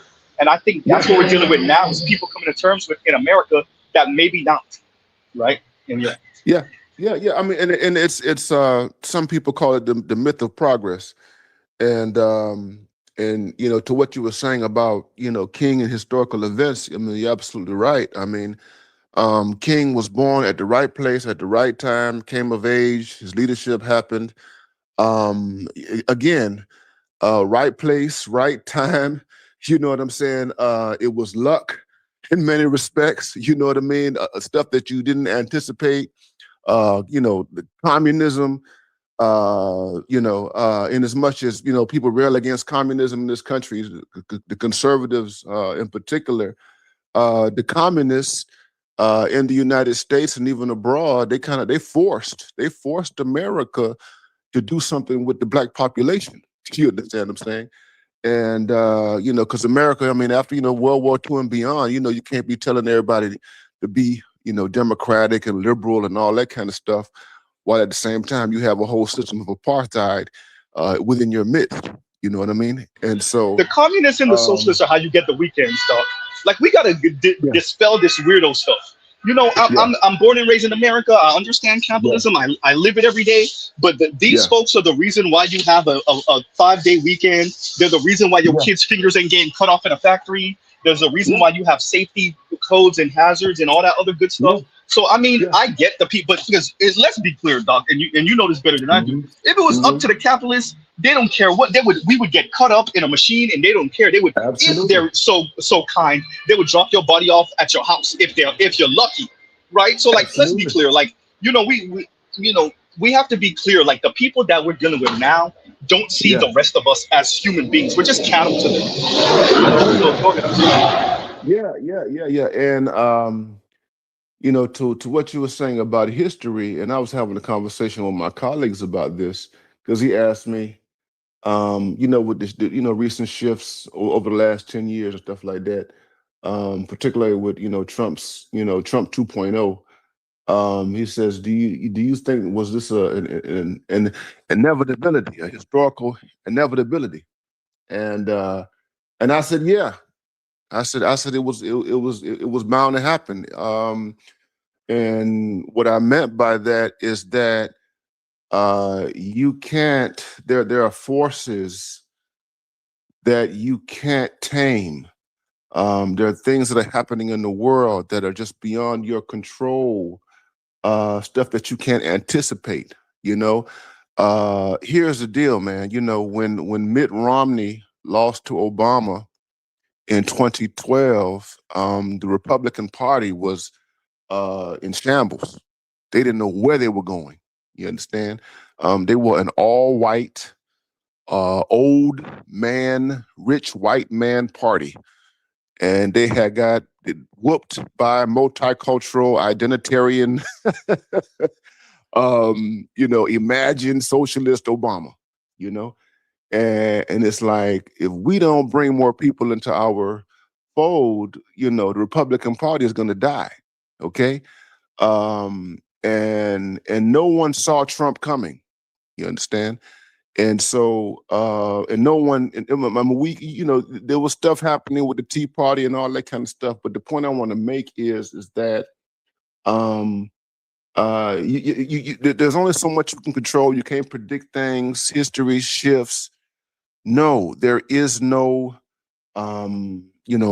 arc of justice. I'm with you. I didn't agree with King's understanding. King was he had a progressive kind of cosmic worldview. And no, progress is not, as some of the liberals and leftists think. It is not inevitable. you know, and even the term progress, you got to really put that term in brackets, man, you know, and so I agree 100. Yeah, so the thing about it is that, yeah, we slept, and you said this earlier, we got comfortable, right?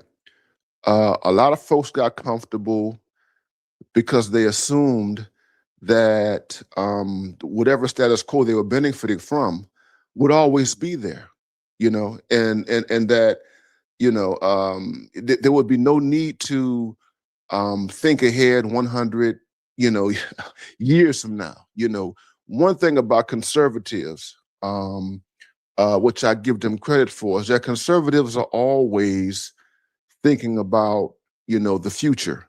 You understand? And they play a very, very long game. You understand? And we saw that with abortion. We saw that with the end of affirmative action. And we see that now with a lot of stuff that they're implementing and everything. You know, stuff ideas that have been around for decades. You know, and you know, so we rested, and I say we, the Black population in particular, those who rely on their Democratic Party and white liberals, what I call white saviors, the Black folks who have depended on white liberal saviors, just assume that, you know, this was going to be forever, that there will always be a Bill Clinton coming around, there will always be a Barack Obama around the corner, or there will always be a Joe Biden. You understand?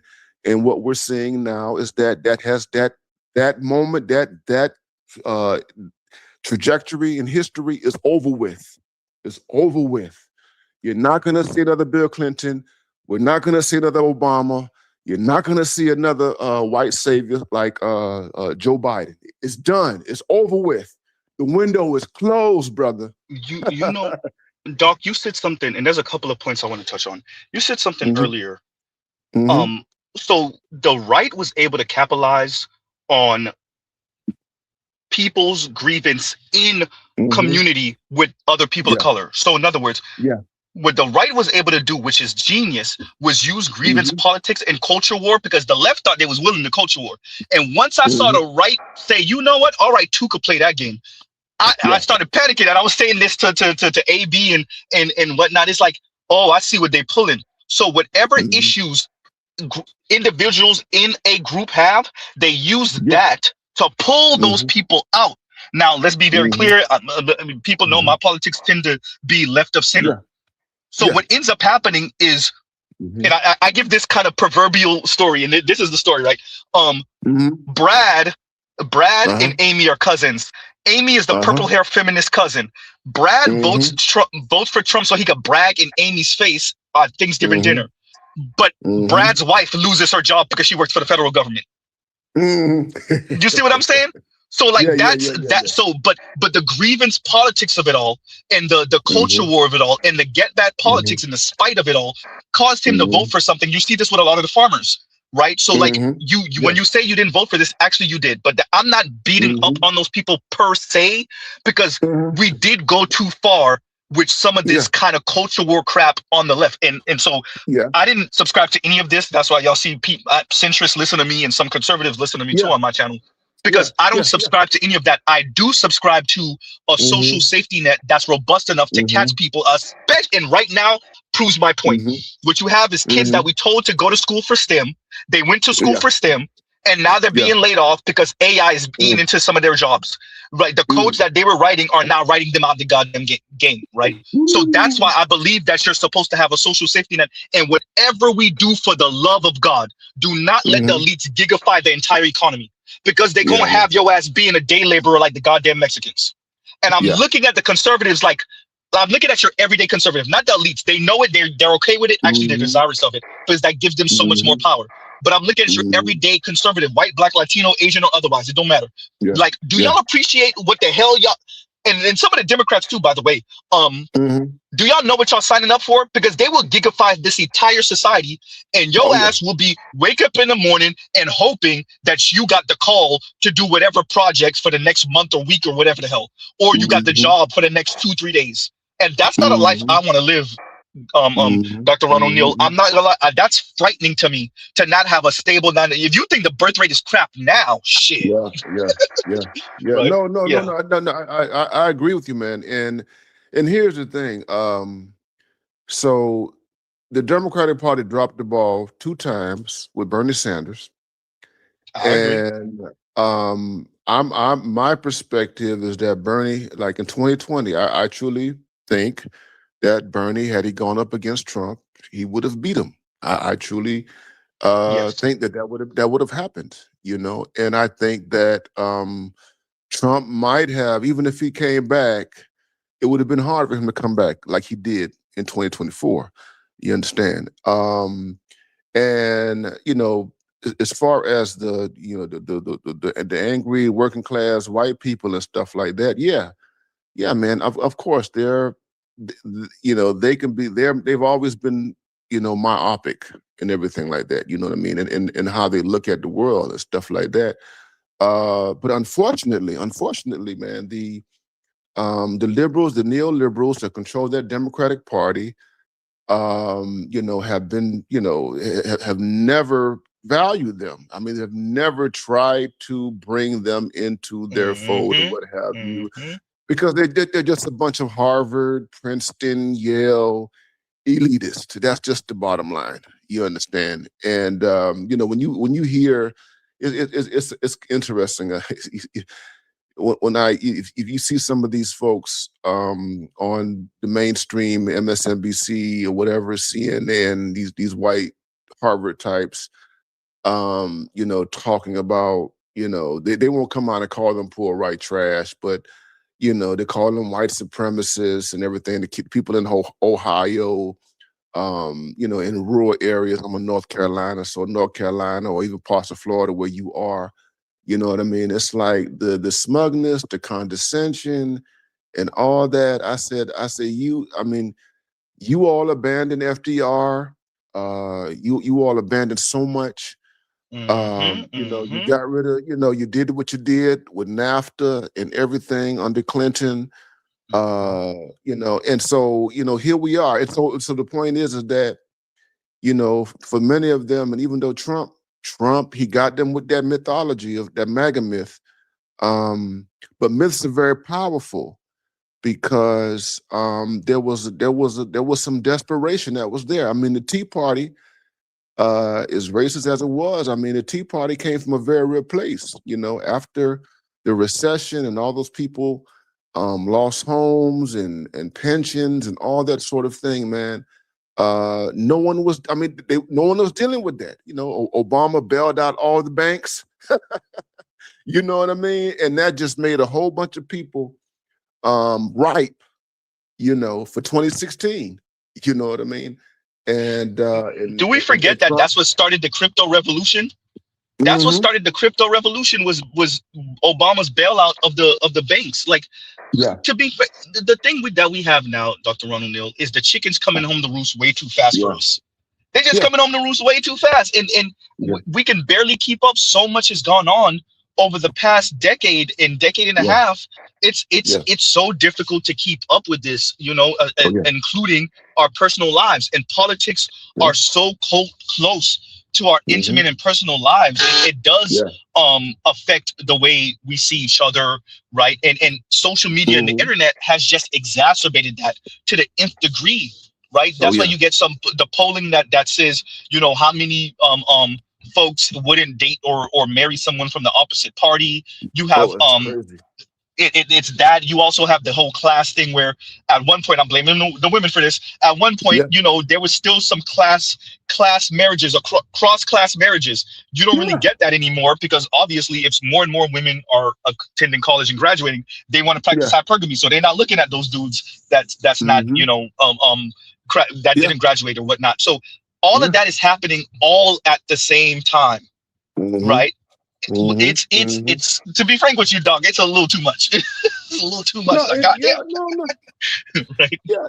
And that's so that's what makes the moment that we're living in, different from anything that came before. You know what I mean?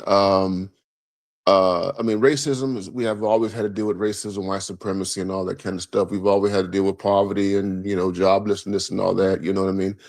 But the stuff that you're talking about is different, you know what I mean? Because I'm old enough to remember when Black women who had master's degrees were married to Black men who only had a high school diploma, okay? No, I'm old enough to remember that. No, you're definitely right about that.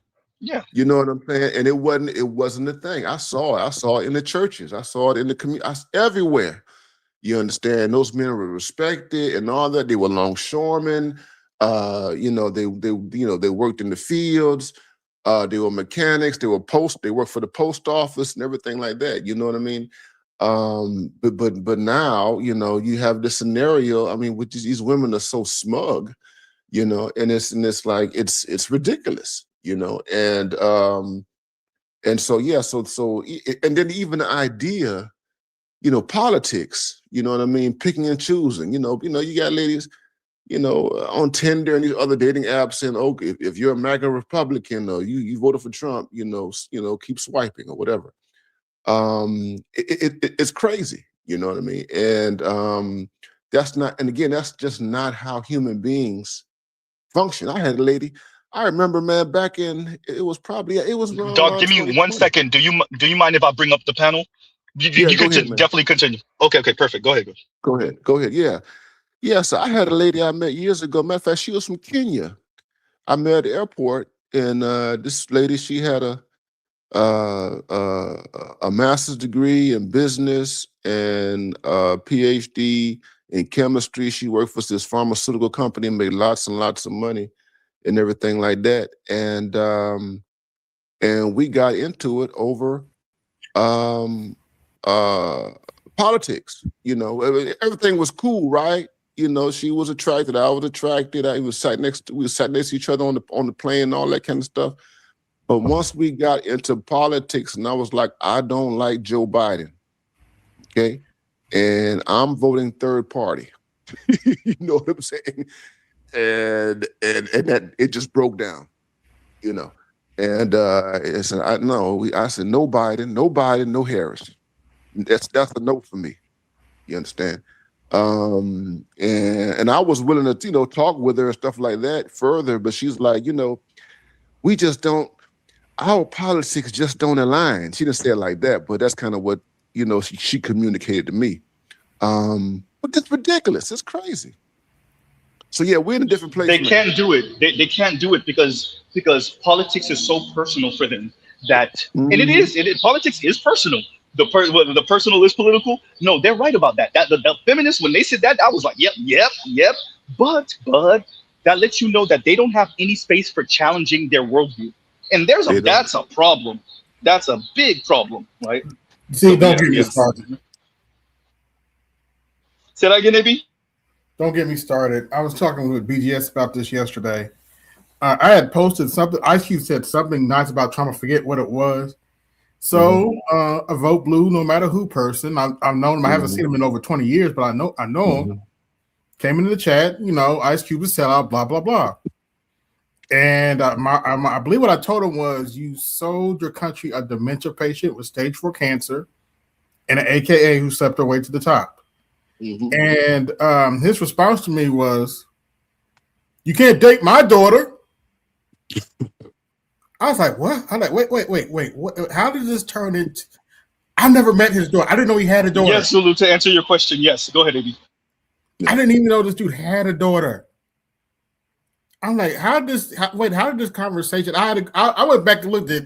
Then said anything about dating somebody's daughter. I had to look at the image I shared. Like, but no, he's like, you can't date my daughter. Oh, you a Trump supporter? You get hide the kids from me. I was like, oh my God. Really? Fortunately, after I told him, I don't know your daughter, and if she sounds like you, I don't want to know your daughter, and you need to calm your behind down. Fortunately, he blocked me, and I was never so happy that somebody blocked me in my entire life. That was some creepy. That was some creepy shit. Yeah. And let me say this to Dr. Ronald Neal also, because I don't know when you're gonna jump off. Dr. Ronald, thank you so much for jumping on and Thank you for the commentary and the. I know sometimes the PhDs be ghost listening and I'll be going off because I don't know if you heard me earlier with my monologue. I was all type of F-bombs and whatnot. Today was not today was not Cuddly Z. This was not Cuddly Z today. Today was definitely Soul and Brimfire Z, right? So yeah, no, Right. thank you for that. Thank you for that. Mm-hmm. No, man, and I appreciate you, man. Like I said when I first came on, man, you cover territory that nauseates me. You know what I mean? And everybody say it. Yeah, you know what I mean. Yeah. I just I know I think for the brothers, there's a population of guys that still have to work things out. So working through all this psychological stuff. Because that's like today, what you're doing, with these ladies. I mean, this is deeply psychological. What's going on with these ladies, and pathological also, And so, no, man, and I'm glad, to be here, man, with the brothers, man, all you guys, man. So, and I don't think know it's how important to explain. Yeah. And my apologies because this is the thing for me.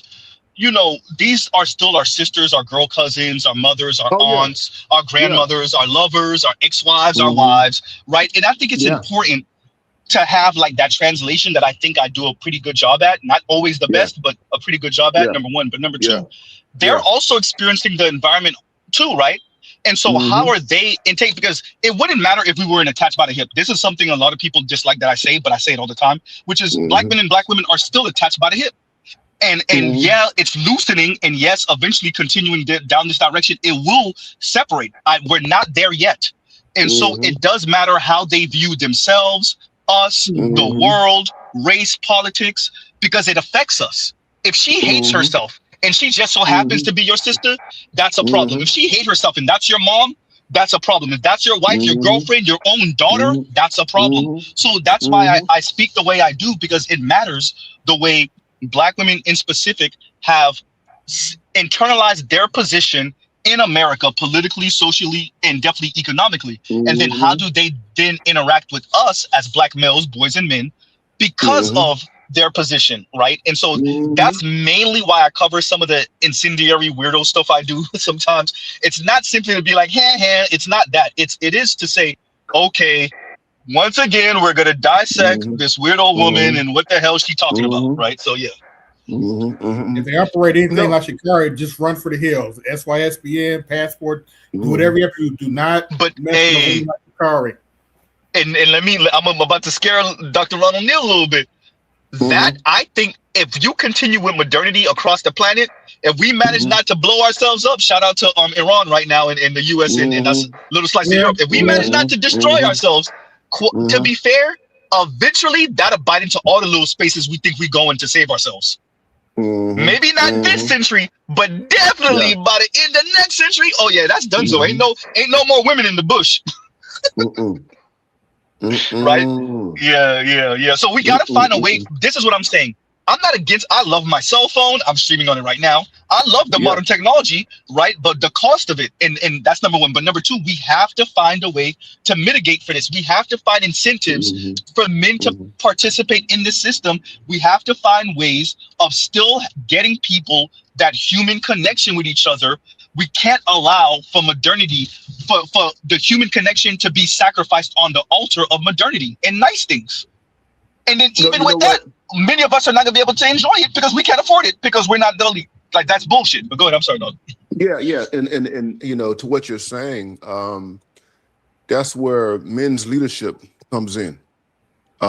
So, and I will say this to the credit of the right, it is they are doubling down on the man thing, and I think that there's a clear recognition. And I'm not talking about the extremes of the manosphere, the white manosphere and stuff like that, but you can't govern a society, a highly technological advanced society based on the psychology, the dominant psychology that we see in these women right now. You just can't. The Constitution, I don't care how much people want to call it a racist document and everything like that. But it's the best we got. It came out of conflict. It came out of male men going back and forth with each other, with other nations. They were literally fighting each other. Yes, they were literally. Yeah, if I'm not mistaken, there were fist fights when they were writing the Constitution. Yes. There was actual. That's what I was saying. Mm-hmm. Yeah, absolutely. And so that's how, you know. And again, this is a white settler state and what have you, but that's how this became the most powerful nation on the planet. You understand? And that's how powerful nations are governed. You know, and so the thing is that you know, the ladies complain and say, "Oh, you all are doubling down on patriarchy and stuff like that." To a degree, yeah, it is, because you have to save. It's not just saving, you know, civilization, and I use that word cautiously, but you know, doing something about humanity. If you want to preserve humanity, you understand, because the human connection is real. Human beings are social animals, and I think, and I agree with you, it is a worthwhile thing to uphold it and to preserve it, man. You know what I mean? It's the idea of being autonomous, that was a Western mythology that was sold, you know, coming out of the 16th century and stuff like that. You know, it has other earlier roots, but it's just a bad mythology, you know. And none of us, we are interdependent as human beings. Exactly. And it's so funny. These women are talking about, well, I'm going to this country and all this, and and you see them in the gyms, like the montage you showed. Okay, you got a sister in the gym, you got a sister in the pool. You know, that's all Melissa Ford, by the way. That's Melissa Ford in just different situations. Yeah, but listen. Who made the gym? You know, who made the pool?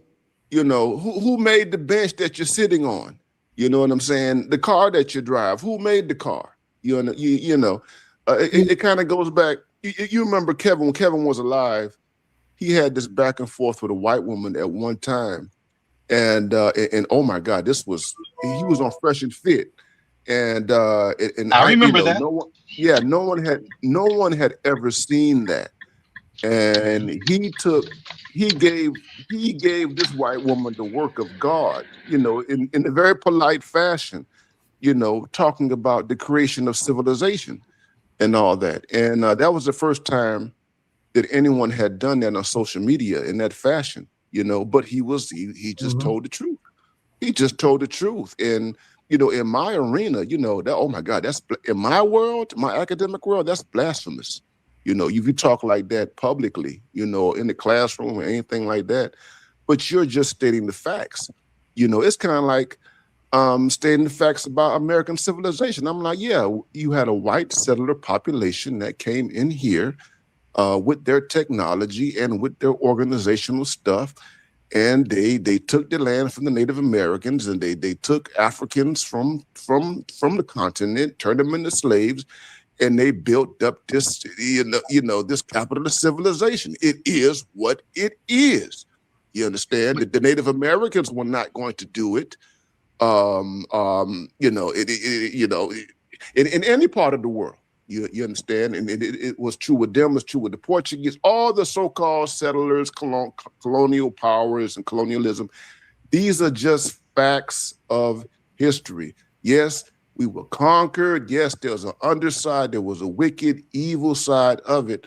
But right now, fast forward, these ladies are beneficiaries of all the stuff that has gone on, good and bad, in history. You know, and what's absurd about it is that they seem to be completely oblivious to the fact that they are beneficiaries of it. I mean, you know, feminism cannot exist in a society where capitalism doesn't exist. Feminism and capitalism go hand in hand. But Doc, do you even have autonomy for real? Let's actually get to it. What does your autonomy actually mean in a country of 340 million people? Who enforces your will? Yeah. Because you can't enforce your will. So who enforces your will within the borders of the U.S. for you to have this fake ass autonomous life? You know what I'm saying? Do you actually like so the idea of autonomy and how far people are going with it, women, right? And independent, and an idea of independence and freedom. How free are you when we put you in the room with the 6'3" muscular guy? And that's for all of us. The 6'3", 6'4" muscular MMA fighter. How free are you exactly when he's in the room? See, quiet as kept.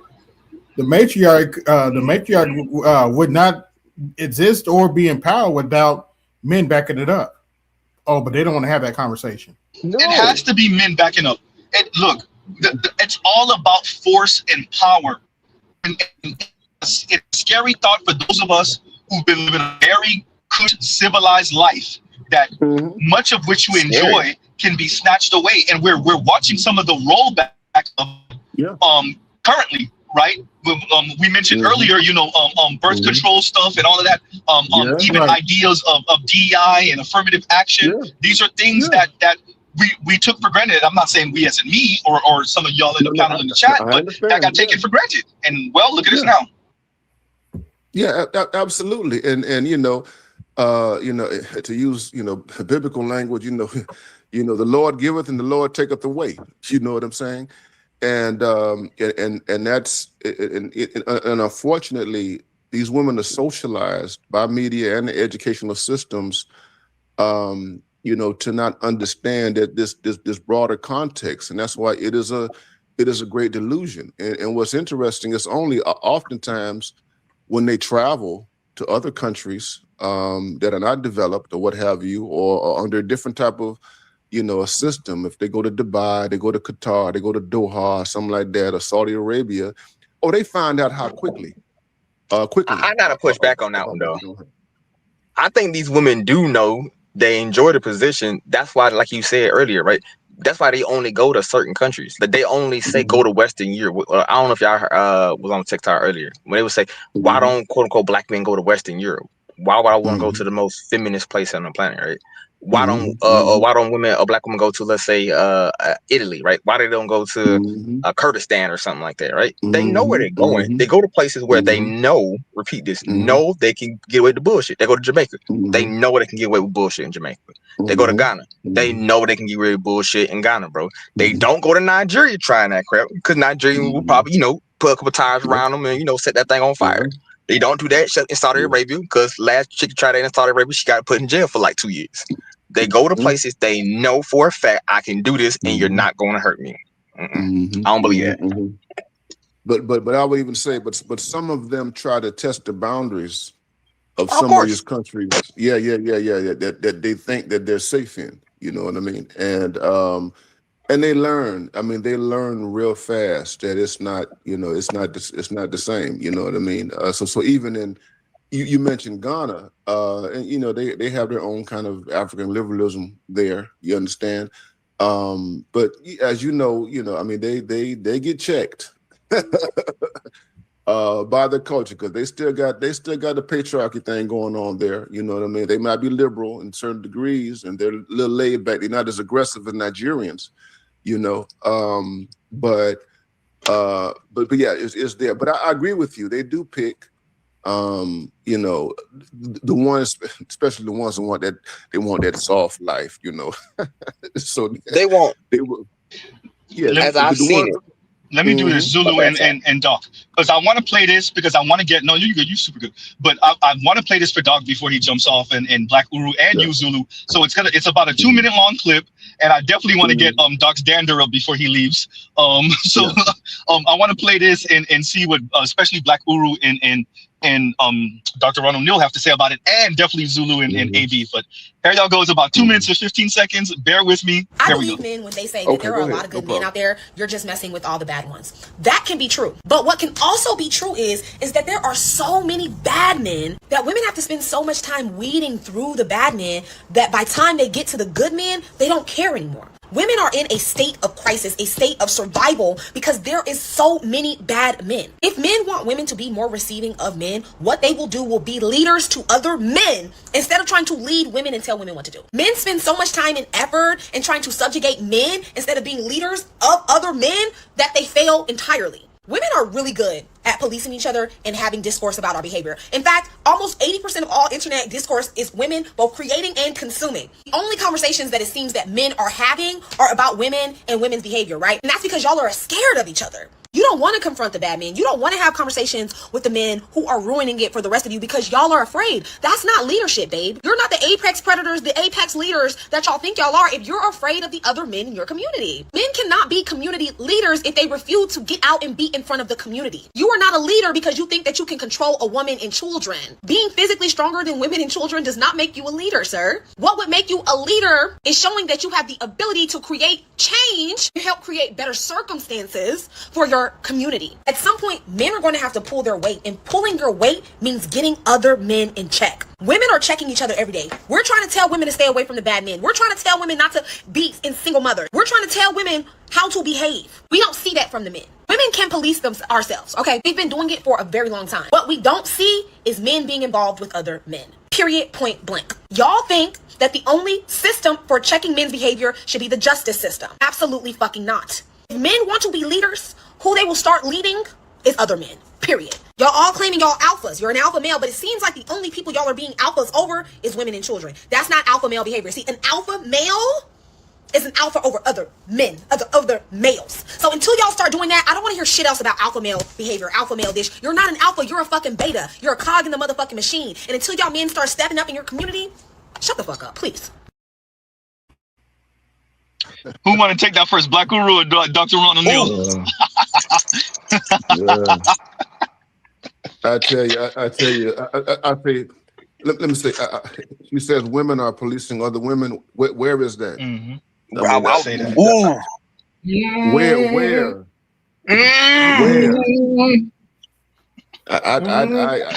I've yet to see that. You know what I'm saying? You know, all we see is women co-signing other women's fuckery. You know what I mean? Mm-hmm. And you know, and telling them that they can be super women and super matriarchs and all that kind of stuff. You know what I mean? And they can walk on water like they're Jesus. That's, I mean, so this is ridiculous. And you know, her stuff about men. I mean, and it's clear. This is this myopic view of just the world and humans. And you know, I mean, my God. And she dismissed the justice system. I mean, we got so many checks and balances for men that it's ridiculous. You know what I mean? I mean, the prison, I do this work. You know, the courts, you're going to discount that? The police, law and order and everything like that, and the military, corporations. I mean, it's across the board. You know what I mean? It's a very childish type argument. She kind of sounds like what was her name? Tanya TKO. You know, Tanya used to come out and say, "Oh, you all are just conquered men, and you've allowed this one group to conquer you." And they're talking about black men. You know what I mean? And we're not going to follow you because you're conquered, and blah, blah, blah, blah, and you allowed this to happen, you allowed that to happen, blah blah blah blah. And you won't rise up and everything.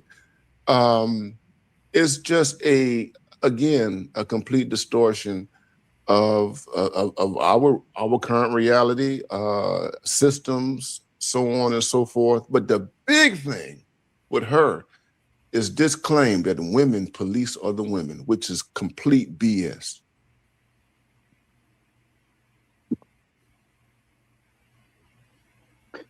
Yeah, no, Doc. First of all, is it?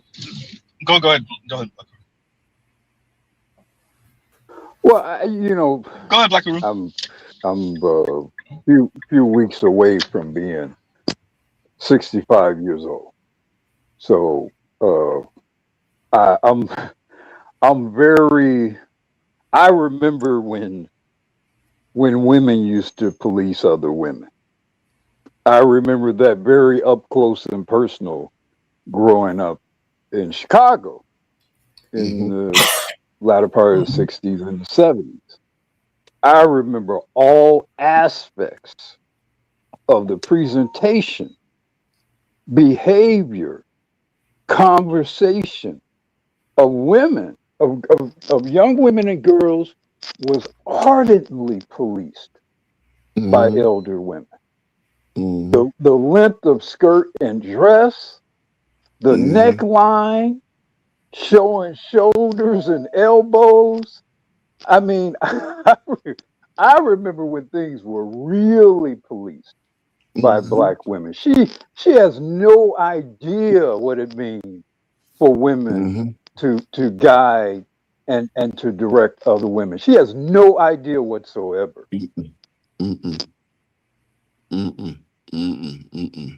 No, you know, it's interesting. Is when I hear women talk like this, and I've heard them talk like this before, and especially the feminists, and they would talk about all this, femicide and all this stuff going on, and I'm like, y'all really want us to believe that there is just in black communities across the country, you have cells of Boko Haram, you know what I mean? You got ISIS, you've got all this, because what they're suggesting that you got all this terror, all the bad men, and it's almost like tantamount to talking about a terrorist or a group of or men who are terrorist informed and all that kind of stuff. And I'm like, it doesn't exist. I mean, it's not there. You know what I mean? Yeah, you got the violence and all that, and so again, I mean, and I've said this in public, and I had feminists come at me and stuff like that, and I'm like, and there's no Boko Haram, running into neighborhoods, snatching up little girls and turning them into concubines and all that kind of stuff. You know what I mean? I mean, this is ridiculous, and it goes to show again the limited analysis, the myopic way in which they look at the world, and again, she doesn't understand just male behavior and all these. I mean, so many. I mean, even something simple as the manosphere. I mean, this space that we have. You know what I mean? We have this is a space where we're dealing with checks and balances. And so it's just completely absurd to me. I don't know. I look at this bad is real quick, Zulu, real quick, because this is what I was saying earlier. We can't regulate the men you find attractive and the men you throw the vagina at. The men you throw the vagina at, we can't regulate them, right? Y'all need a Lysistrata type of situation to go on with the guys that y'all need a cleansing. The ladies want us to regulate the men that y'all decide to procreate with and have children with. What do I gave this proverbial, right? What I look like, and excuse my language, dog, the guy that gets vagina at the barbershop, what I look like telling him to do right by you, right? You imagine he's drowning in vagina, and the brothers at the barbershop who might get one or two here or don't even have any woman looking his way, he's supposed to check the guy who's drowning in vagina? What? It's comical what she's saying. It's fantastical what she's saying. It sounds good in a sound clip like this. It sounds good, but in reality, how is that supposed to work? And what are we supposed to do to him? Okay, we ice him out. He's not allowed in the barbershop anymore. He's not allowed in the barbershop. No one's his friend. No, he has no male friends, but he still gets vagina. You see what I'm saying?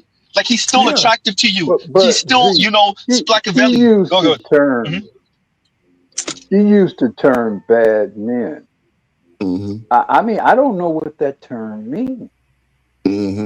I mean, to me, bad men is just some guy who didn't want to do something she wanted him to do. That's exactly. I mean, I think we have to interrogate what these words actually mean before we can even argue about them.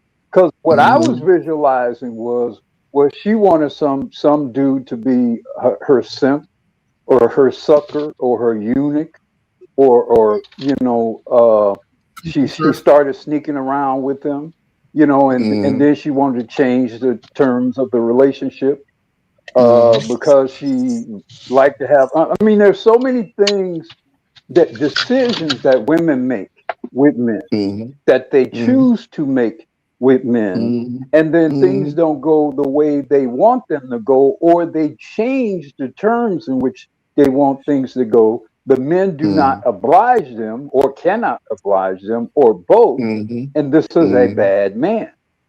So I mean, I don't. I'd have to even know what a bad man even means before I even quarrel about whatever decision she made therein. I don't know. I kind of look at this differently. Like, I just really look at this as black women just practicing their white supremacy, either low level or high level. It's just them practicing white supremacy in different varieties, right? What is it? That chick right there I would probably put her like a level 2, right? And that divestment would probably like a level, like, let's say 10 white supremacist woman, right? Or what's the woman who made that book? She was a feminist. Something Murphy. Something. Damn, I forgot her name.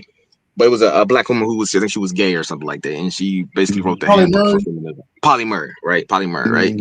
Like her, I'll probably put like a level 10 feminism. This is just black women that actually, this is their way of saying I'm on team white supremacy. And the average dude, this is my opinion, the average dude personally can't pick that up, right? They're disguising it in different ways. They may say, oh, protect black women, but at the end of the day, most black women don't want protection. They don't even listen to the direction that you give them. So it can't be protection for a creature that don't even listen to the command that you give it.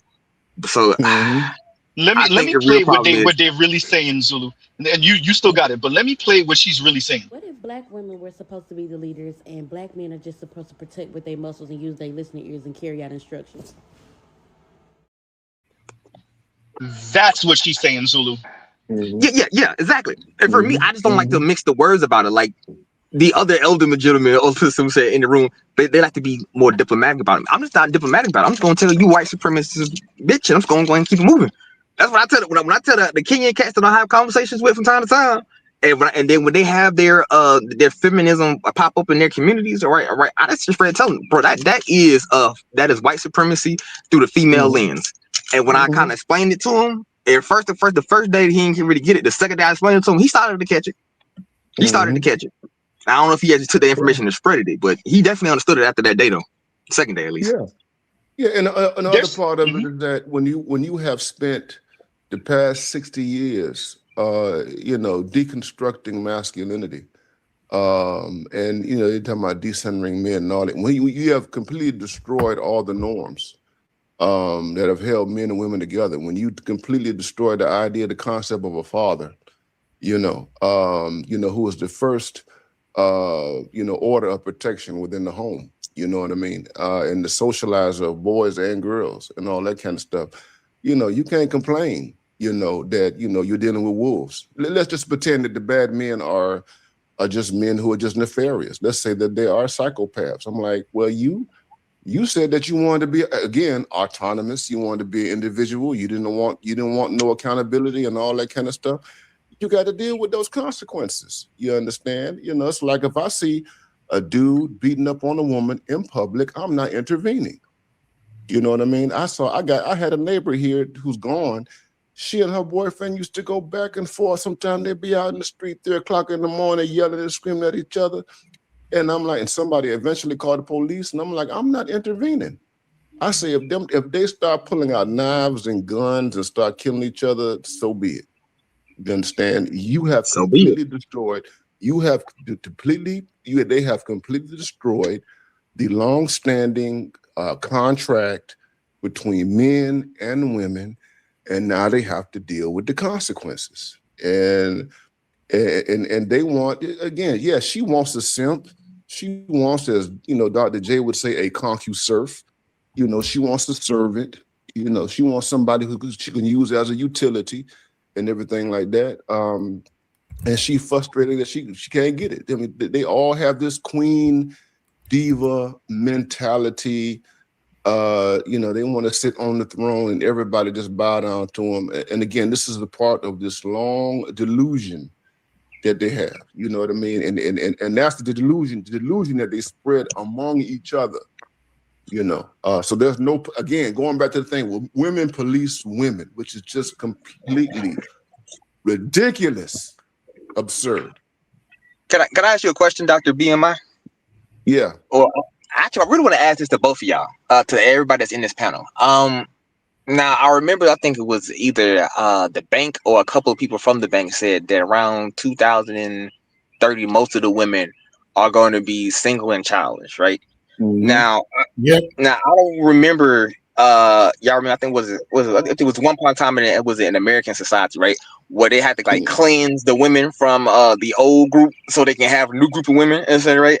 I think with the Salem witch trials, I think you won't have to have a certain witch trial, maybe just a slower version, right? Now I know the Salem witch trial was the fast version, but maybe you have to have a slow version when you won't have to lose a good population of these women and start over anew.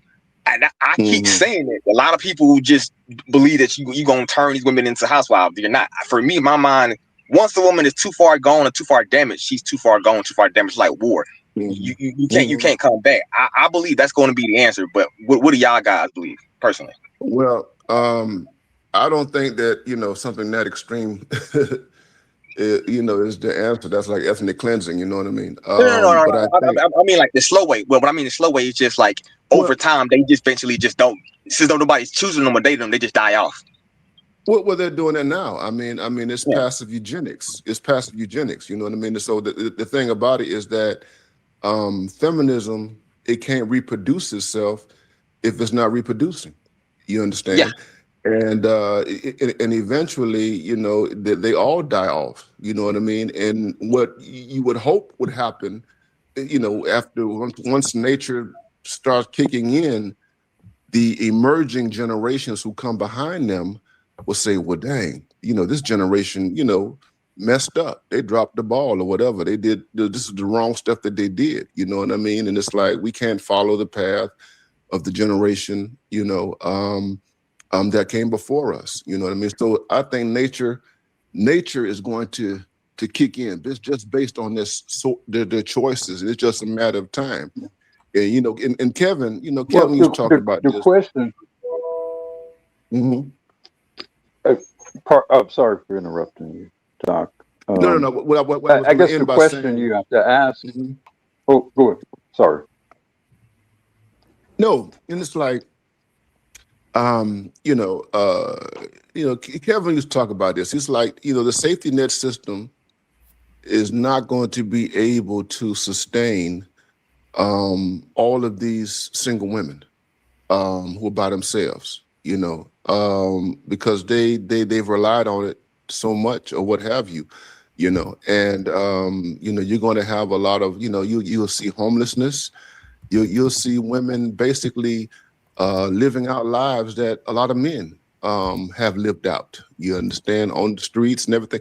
Man, even in my town, man, I done ran into, when I'm out running or walking or whatever, I done ran into 20-year-olds, okay, on the street, out. I went for a walk one morning, the other Sunday, man, and a chick, a Mexican chick, walked up to me. She just wanted to, I guess, attach herself to something, and wanted to follow me and everything like that. Anyway, I get to talking to her. This chick has a kid. The kid is with the mama. The mama kicked her out the house. Okay, and she out there on the streets. You understand? And I encounter other women like that. Just in my regular, meanderings, through my city or what have you. You know what I mean? And I think that's a real thing. I mean, look at prostitution, man. You got prostitution has increased in these cities and all of that, and this is a part of the consequence of that. You understand? And so, they're going to be victims of their own hubris, individualism, and all of that. They've destroyed. Once they take that antisocial route, the consequences are dire. And that cliff, we're gonna see that, 2030, 2035, 2040. A lot of us, I'm 52, so I'm not gonna be around, 30 years. I might not be around 40 years from now to see this kind of stuff, but I think it's just inevitable. And by that time, the system will have been restructured. I mean, you see what's happening, how the current administration and whatever future administration, if J.D. Vance and Rubio get in there and they get their successors, they are totally reformulating this entire society. You know, and a lot of those ladies are going to be hurt. That's just the way it is, and they're going to disappear. So to the point, what you were saying is, yeah, they're going to disappear. Let me jump in this bitch, all right? Hey, salute to you, Elder. I know you are here killing hope, as always. Uru, the killer of hope. Thanks for the acknowledgement.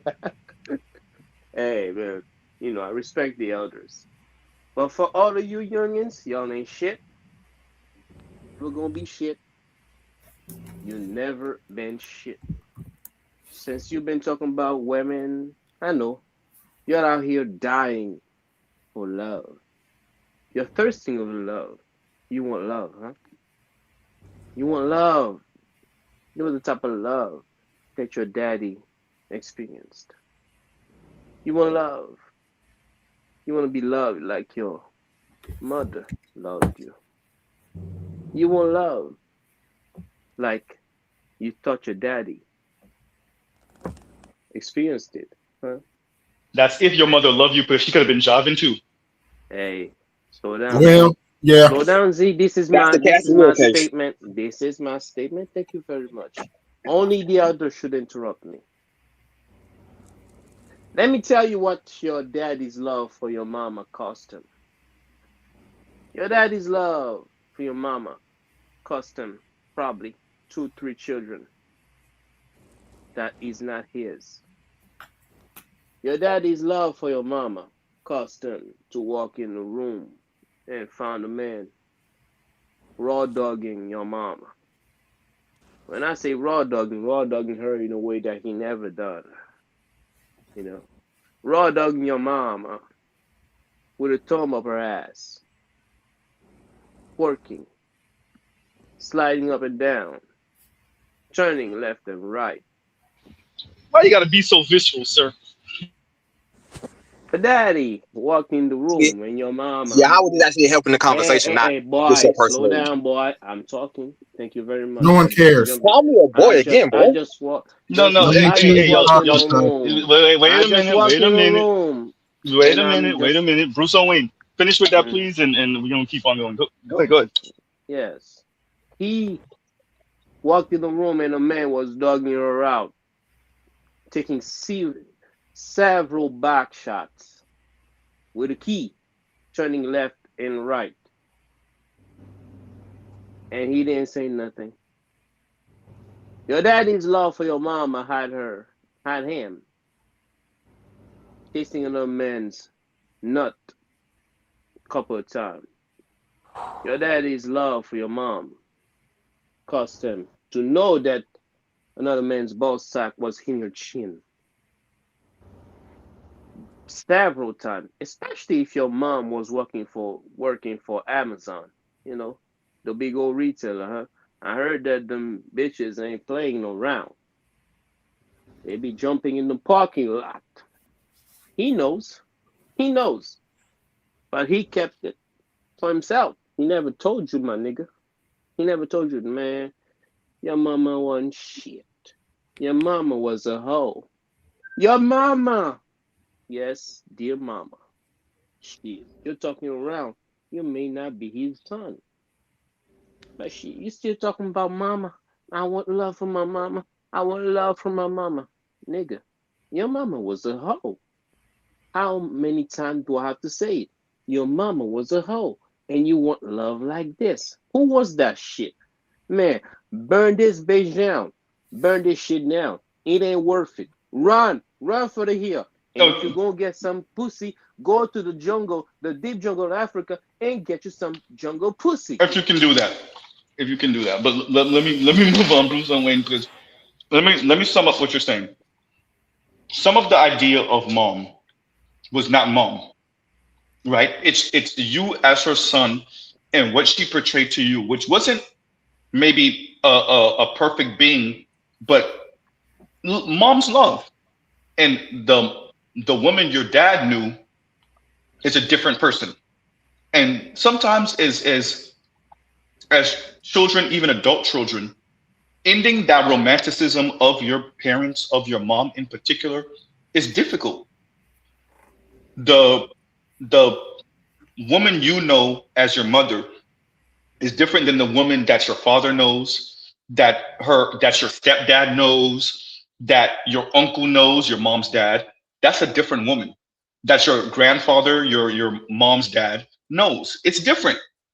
So, I mean, yeah, no, I definitely see what you're saying, and maybe mom wasn't perfect. So when you're romanticizing the love that your dad experienced from your mom, you still may be missing it, right? Because mom may not have been as loving to dad as you thought she was, and only your dad can tell you that. And will he? Right? Does he want to mess up your image of your mother to you? Right? And I would argue most men don't want to mess up the image of how a child sees their mother. So especially a son. So no, I mean, women are human beings. I keep on stressing that, right? Women are human beings. And what that means is that they're flawed also. Both men and women have virtue and vice, exhibit virtue and vice, right? Shout out to Dr. Green Gorilla. And shout out to Vince for saying it often also. So we romanticize mom, and then you wonder why you're running into women who act the way they do. But you have to appreciate that your fathers and uncles were running into that too, right? Mrs. E. Rahman. So no, I definitely see where you're coming from, and I think that's something that we need to get over, is the over romanticizing of mom sometimes, and it does screw us over because we go through it as human beings. Maybe you're not meant to fall in love with or be with the first person you had triple X fun with, right? Maybe it's not that, but I would argue the current environment is so toxic that we might be, not even might be, but I'm gonna say it anyway, we might be in the era of the situationship, where you might still get a relationship, you might still get married, it might actually last worth a damn, but the trend is situationship for all the rest of us, right? Well, listen, I walked in the room several times seeing my mama getting dug out by niggas that were my father. Man, that shit hurts. Like, God damn, mama, you out here taking that wood. And she was good at it. Light-skinned bitch, light-skinned ass, getting dug out by all kind of niggas. Like, shit, man. I understand why daddy left you. That sounds traumatizing. And I also understand why daddy loved you. And that's some messed up shit, man. Let me read this. Afro Merchant says, Z definitely stressed women are human beings. Because I want us to be honest about them moving the way they do, right? I don't have a overly romantic view of women. At the same time, I don't have a view of them like they're the world's worst thing to ever happen. I think they're enjoying their freedom, their liberation, their time in the sun as individual women and as a group. And there's consequences to that. And so they're frolicking in the sun and they're having their fun, Mr. Z Ramen. And well, eventually you get the Claudia Jordans and you get the Melissa Fords and you get the Vivica A. Fox and the Lisa Rays. And I'm using them because they're famous and these are the names and faces we know. You get the Tracy Ellis Rosses, right? The Mayas. These are people that we looked at as absolutely gorgeous and beautiful. And we know in the spaces that they occupied, yeah, they were running into rich assholes, but they were also running into decent, good, rich men, or at least connected enough men where they weren't going to struggle financially if they just would have hitched their wagon to the right man before they aged out. And what you see is, whether it's Taraji, whether it's Maya, whether it's, name the person, right? Regina Hall, you see the way these women are coping with and coming to terms with getting into their late 40s, their 50s single. Go ahead, I'm sorry. I think of Julia Roberts marrying the cameraman, and she's been with that guy ever since. She was the biggest movie star going, and out of nowhere she marries this cameraman, and it shocks all the white, entertainment world. My Best Friend's Wedding and Pretty Girl and all of that. She marries this cameraman nobody knows anything about. And they've been together for like about 25 years. And she was a much bigger Sounds about star right. than Claudia Jordan or any of them women. But I'll say one thing about a lot of those white women in particular, and I've said this before, I think one of the biggest problems that black women have is the durability of their beauty. I think the durability of their beauty deludes them into thinking there's always a new nigga coming. And I think those I choices agree. that your Claudia Jordan and Vivica Fox, and yeah, I can replace 50 Cent. I'm still a bad bitch, right? You know, I think the durability of black female beauty is one of the biggest problems that it's an ironic problem to have, but it's one of the biggest problems that black women have. It forces them into, or it distracts them from making good choices. And a Hey, can part I of touch them, that subject? Can I touch if I that can subject? add, Go. Let's do this, everyone, because Leon just got in. Let's let Leon get in. I know Tunnel Runner's here. He hasn't said anything too, and I don't think Ben has said anything. So let's let some of the folks that haven't said anything say something. So go ahead, Leon. We'll get Tunnel Runner after that, and then we got you, Ben. Go ahead, Leon. So most people here know I'm a big Carl Jung fan, and the idea of love is an interesting conversation. And even when you engage with it, what you find is most people are not looking at a reflection of themselves and seeing love. You're looking for particular people in your life to fulfill you, and that's why they say this person is like my soulmate, my better half. But what we tend to see is after that love has been fulfilled and that person is more of a whole person, the dependency on that love is no more because they're more of a fuller person. And then you start to see the human in front of you and you see the flawed person. So, you know, most people, how we talk about Curry or how we talk about Barack Obama and all that kind of stuff, we still kind of fantasize those people, women especially. But you're like, yo, you have the NBA player, but since they sit around that person, they're used to the lifestyle, they're used to the convenience, and what they're looking at is the flawed person in front of them, and not noticing still how flawed of a person they are as women. And this, I read this in Carl Jung. I watched a few videos. Most of the time, I tag this stuff to people. They're probably not interested in it, but he speaks about how love actually works. Love is being content sitting next to that flawed person.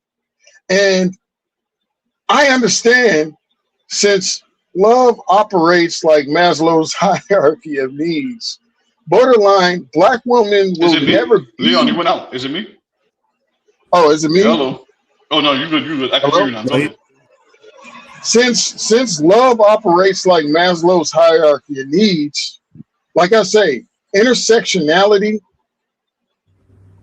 is irrelevant if there's no subgroups.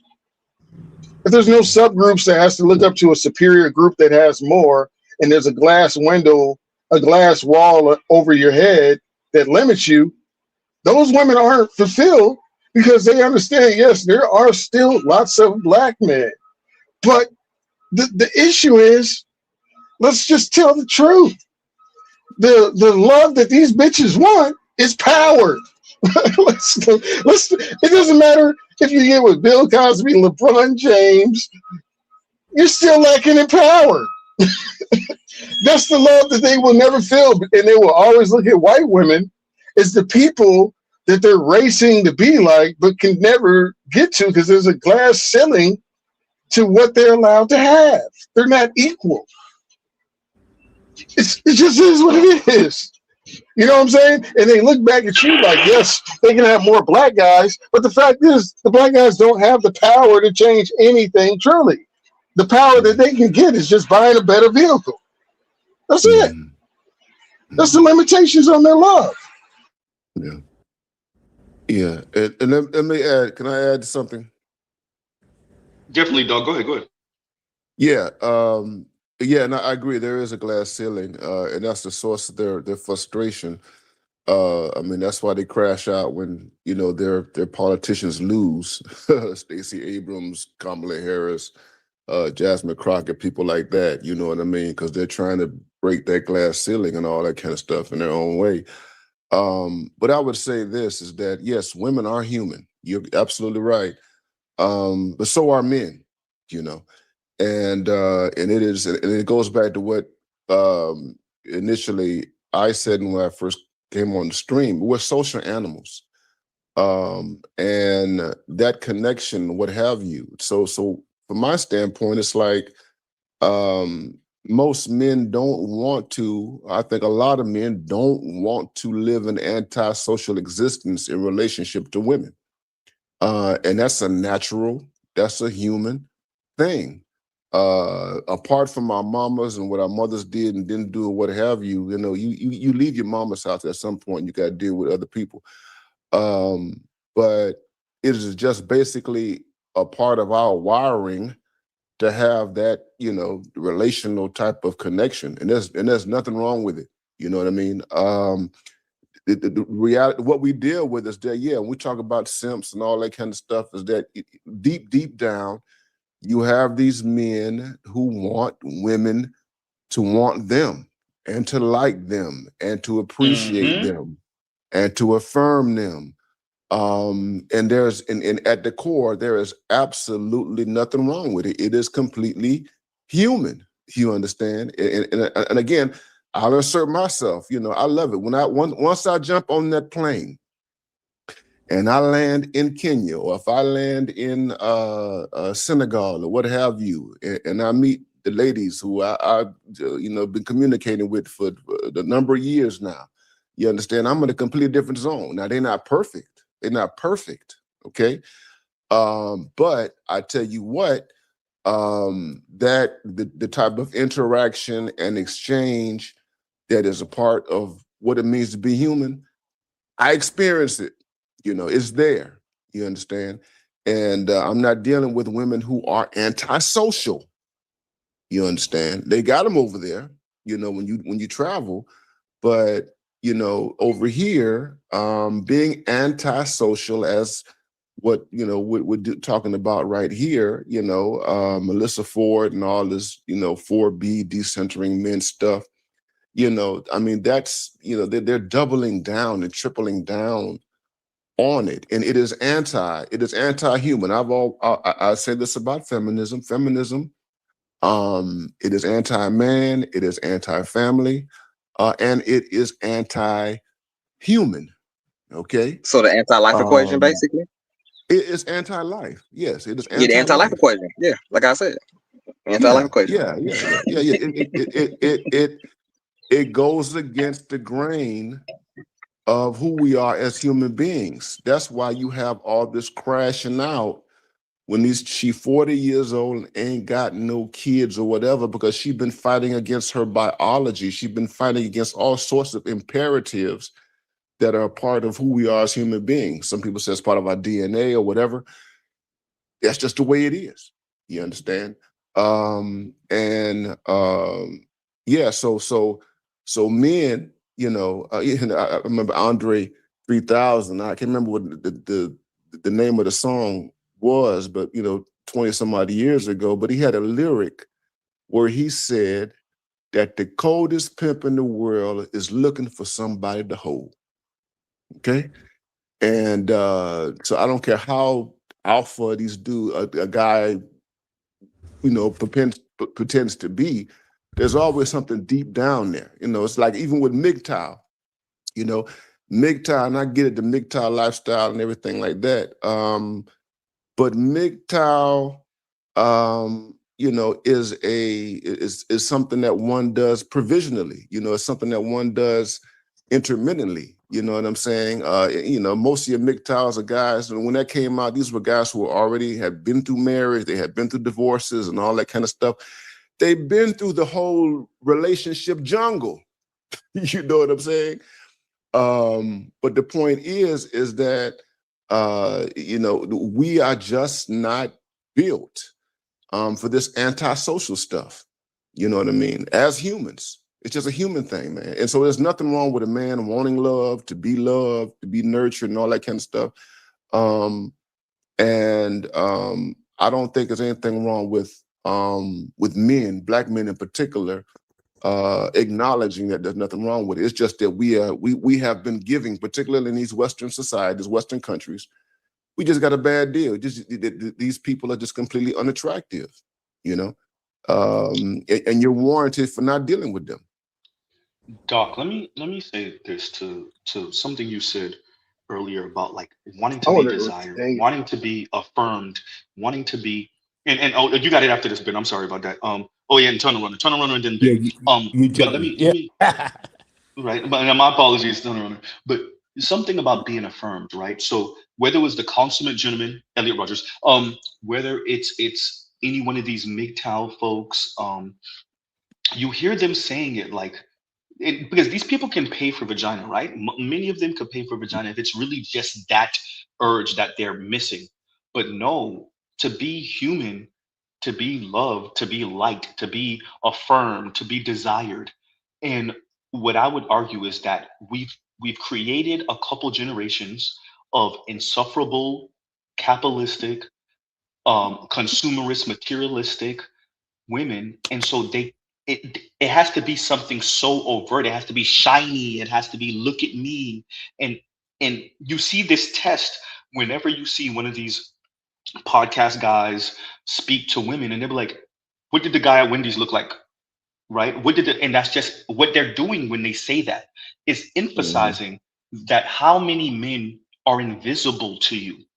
And so you as a woman, you're only focused on so small. And so we know this throughout human history. I would argue we had a window where it wasn't true for the past few centuries. And I think we're getting back there. And that's going to hurt a lot of women and a lot of men, more men than women in this respect. But technology is going to fix that in my mind, which is we know that 80% of women have reproduced in some 40% of men.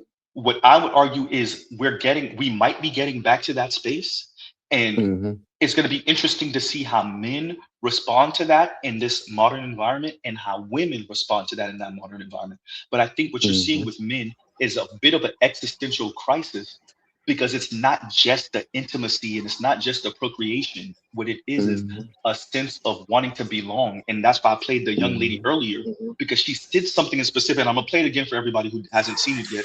But the young lady is speaking about, she's 24, she's a feminist, but she's speaking about she's never held a man's hand. So I would argue she probably never kissed a man or nothing at 24 years old. And that feeling from men and women, and she's one of the few women to actually admit this openly, but that feeling, and that I blame the women to a certain extent, but there's something really toxic about this environment where our young people are going into touching 30 and might be virgins, touching 30 and never had sexual contact with the opposite sex, touching 25 years old and never even held or kissed them. The young lady is not ugly or hideous. She's part of the bonnet crew, but she's not ugly or hideous.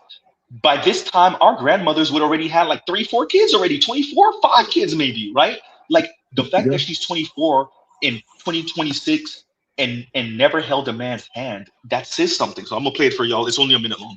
I'm so fucking tired of being single. I'm 24. I've never dated anyone before, and by never dated, I mean I've never even held hands with a man. I'm tired of having to be independent. I'm tired of having to do everything by myself all the time. I'm tired of having to bring all the groceries up from the car by myself. I'm tired of having to always cook for myself because it's just me. So if I don't cook, I don't eat. I'm tired of having to go and do cool and fun things by myself, and I can do it by myself because I've always done it by myself. But it would be nice to have a partner to go out to lunch and dinner with and try all these new experiences with and go to the farmer's market with, and not having to do everything by myself all the fucking time. I am constantly alone. It's constantly just me. If something happens, the only person I can rely on is me because there's no one else there. Let me say this before everybody go, because I know Tunnel Runner is supposed to go. Real quick, Leon, real quick. So to Pan the man says, are we supposed to feel bad for feminists? No, but remember this is a societal problem. And so it's not about the individual feminists or feminists as a group. their ideology has spread. We know that. Can talk about contagion, but it's about what this portends for all the rest of us and society, right?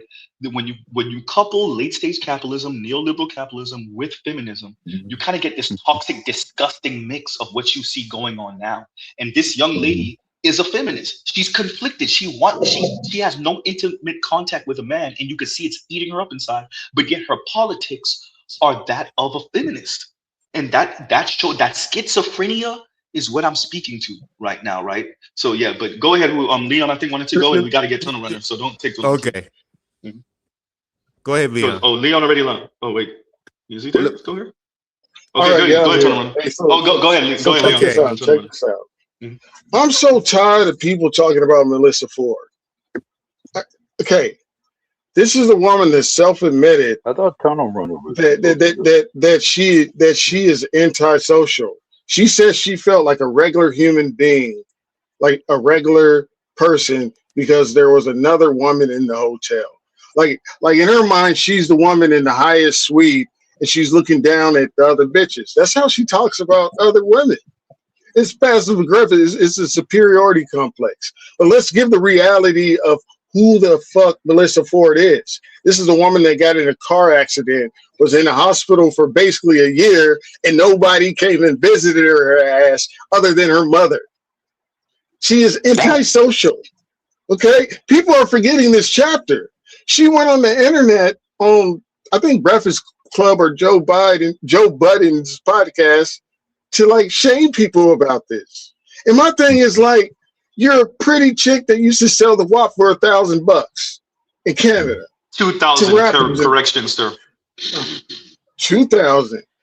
But the reality is, when you were down and out, nobody came and visited you. That's the reality of her earthly person, not the social media person that gets attention. Nobody, you have no friends. You have no friends. You're antisocial. Let me add this. That's why I was saying. Let me pause you, Leon. Let Doc go, and we got to get turn around. Go ahead, Doc. Go ahead. Yeah. So with that, the young lady in the video, you know, she lives in a self-imposed prison. That's a self-imposed prison. This is like that's why earlier I mentioned solitary confinement in prisons. I mean, this is self-imposed. And these ladies, I mean, what you just waiting for somebody to come find you? You know what I'm saying? I mean, that's the other part of it, And that's why the women go ahead, real everybody, let Dr. Ronald finish. I think she was a black girl who grew up amongst all white people. See, when you tell me you never held somebody's hand, that means you were 8, 9, 10 years old and no boy ever grabbed your hand? No 11 or 12-year-old boy liked you and tried to kiss you? That means you grew up around people that didn't necessarily want you around. You're not going to grow up around black boys and none of the boys like you, kiss you, try to feel your backside up a little bit. That's if you're growing up around black boys, that's gonna happen. But if you grow up around a bunch of racist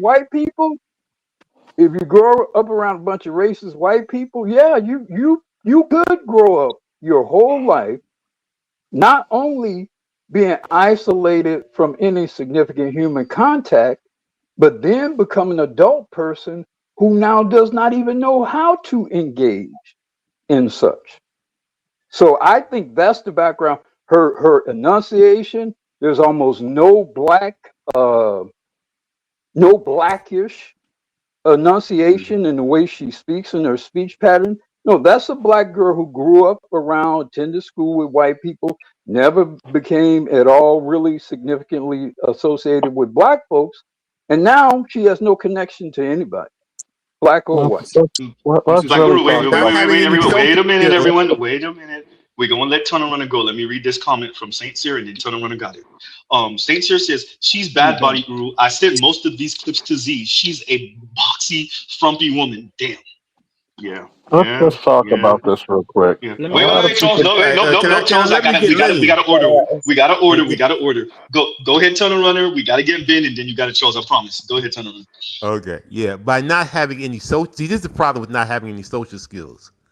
A lot of these black women haven't been around men, haven't had a father, don't know how to act. And when the brothers go somewhere else, and these women have been around men, have a father, or just know their mothers have stayed with men for a long time, they know how to socialize with men. They know how to look at a man and stare at a man, how to, be bring that guy into their social life and to introduce them to our friends and family and to bring them in. And that's why some of these guys lose it overseas with these, because these women just actually know how to be social.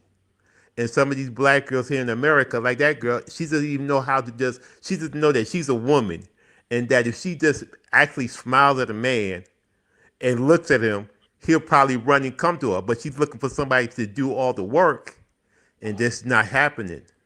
So that's why they're going through these things. Because and some of these women actually go crazy because being by yourself, you'll see it every so often. These women being by this stuff like that, it actually is a mental, like the guy was saying, like the doc was saying in prison. It's a mental thing to be by yourself all the time and not socialize with people. Some people cannot handle it. And you can see some of these women, even some of these young women, look like they're going crazy as we speak. But everybody go ahead. Hey, Mr. Z, quick interim. The video you wanted from the 1960s, 70s, I'll put it in the background right now. From the perfect. It's like full 8 minutes. Perfect. It's in the background, sir. Go ahead. All right. Thanks, Ben. The other thing, I wanted to say, then I'm gonna drop it down right quick. You mentioned that the feminist girl, right? And you had the previous one who said she hasn't been in a relationship forever, and then the next video she came back and completely belittled men, demonized men, even though prior to that she was crying, saying she's never been in a relationship. So what I want to know is, because we have like people like, well, they're not really in this field, but people like Jeff, other psychiatrists and psychologists in this field.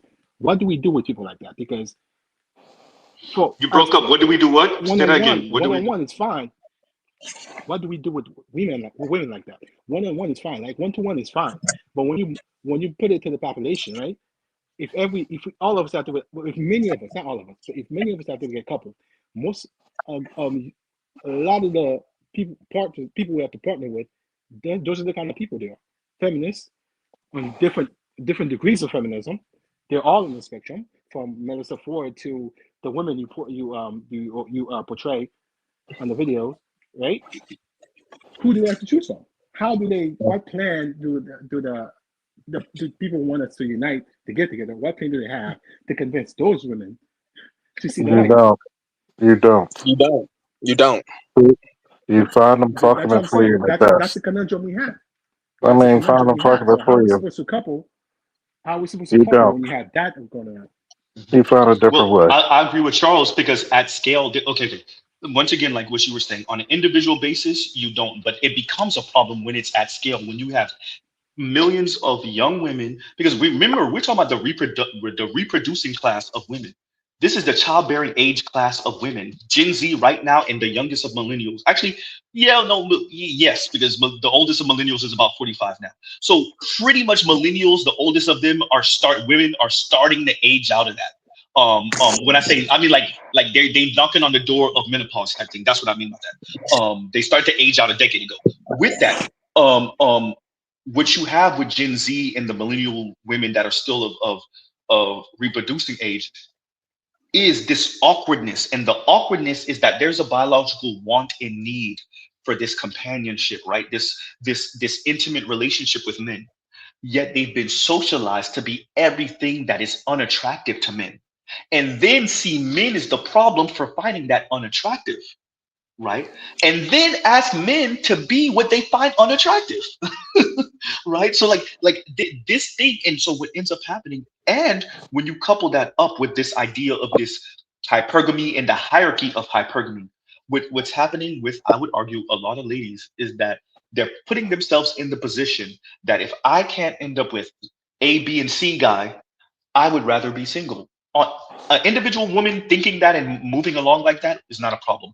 1% of your population moving along like that, maybe not the end of the world. 5%, you might have a little bit of issue. But once you start getting 10, 15, 20%, especially when you're in the middle of a Western civilization, economic freaking warfare with China and with the rise of the rest, right? Not the rise of the West, but the rise of the rest.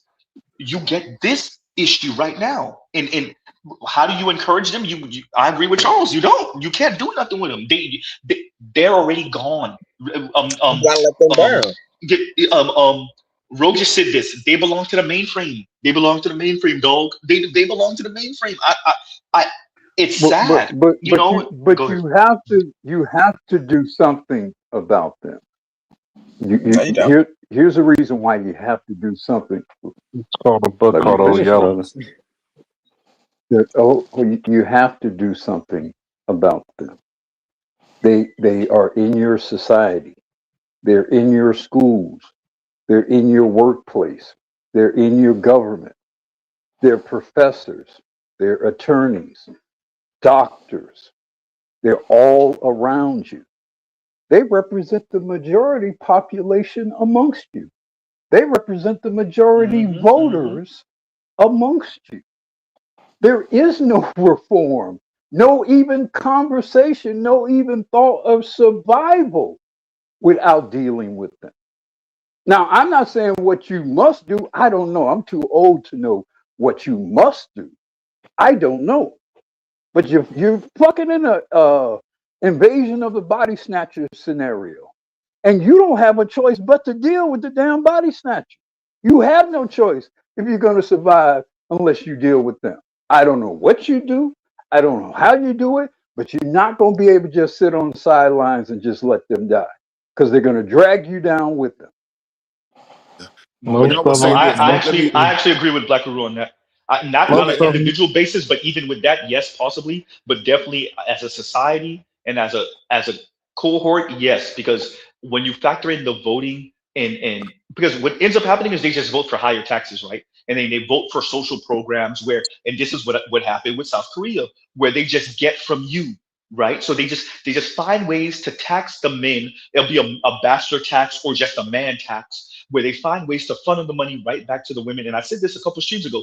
They find ways to funnel the resources and the money right back to the women who refuse to produce with the men that are now paying to subsidize them. Right? So that's all. And that's what. Go ahead. And those of you who think you're going to passport your way out of this, well, what do? That majority of the vote, they deem what you're doing as trafficking. Watch and see that's going to happen. Guaranteed. I think that's go ahead. Is that go ahead, Dr. Ronald. Go ahead.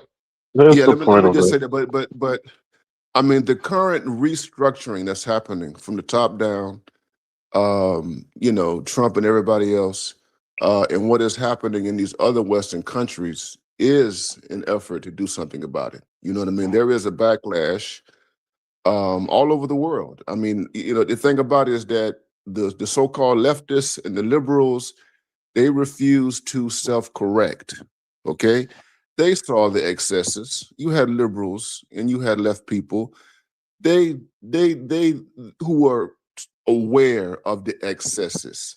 Okay, but they refuse to self-correct. You understand? And so if they're not going to self-correct, then you're going to have the right come in, the conservatives, whatever you want to call them, self-correct. Okay, so you get Roe v. Wade overturned. All right, you get JD Vance did say single cat ladies, Dr. Ronald Neal. He did say it.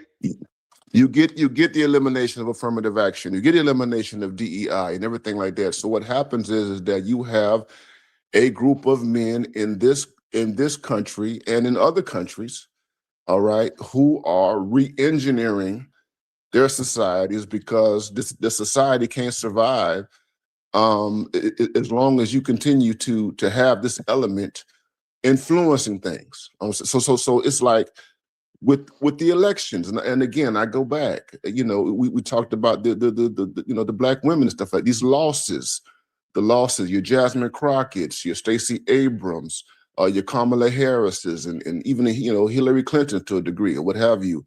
They're going to continue to see more things like this happening because because the white males, the white males are fighting for their survival.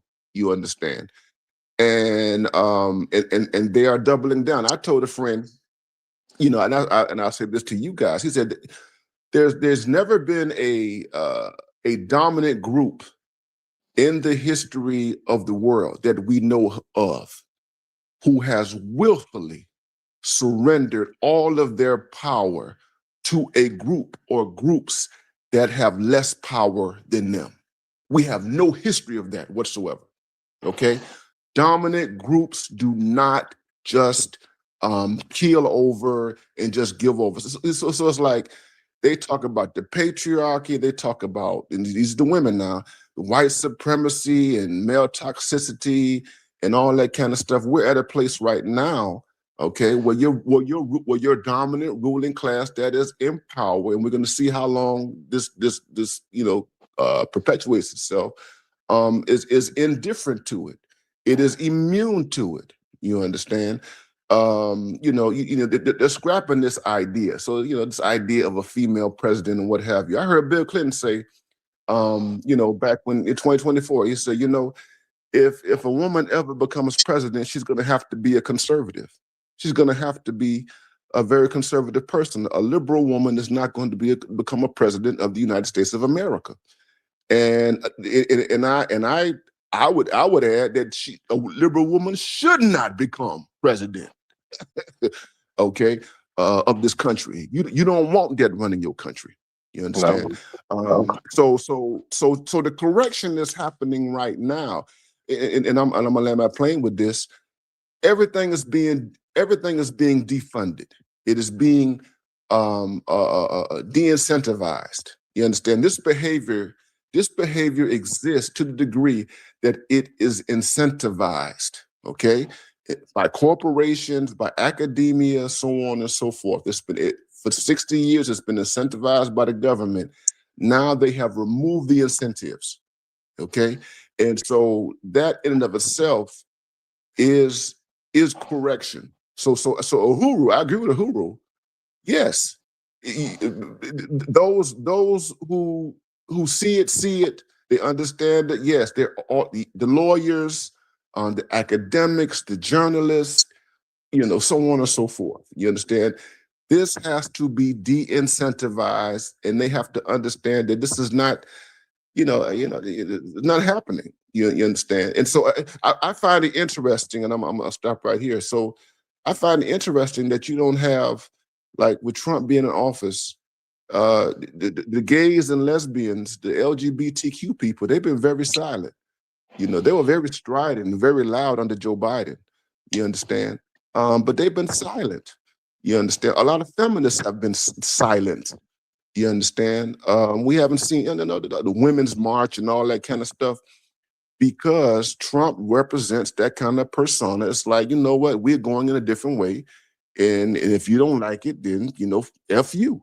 You understand? Because Trump is the white man. He's not just a white man. He is the white man. You see what I'm saying? Like he's brash. He's bombastic. He's a sassy ass white man. He's like the sassiest president I think we done had since maybe Reagan. So he's a sassy ass white man, right? So like, and he came in the door rich as hell, and he let you know, like this is the thing. It is a rise of or at least a defense. So what you see when you saw, and I mentioned this a little while ago, when you saw Marco Rubio go to Munich, or when you see when you hear these folks talking about Western civilization over and over again. Now we know what they mean when they say Western, doc, right? So like what you see with Trump and what you see with all the folks behind Trump, from the Adelsons to Marco Rubio to Stephen Miller, just, you see what I'm saying? Like, and Stephen Miller's wife threatened Cenk Uygur from TYT to get deported live on TV, right? Live on TV. I will get my husband to deport your ass. So what you see with this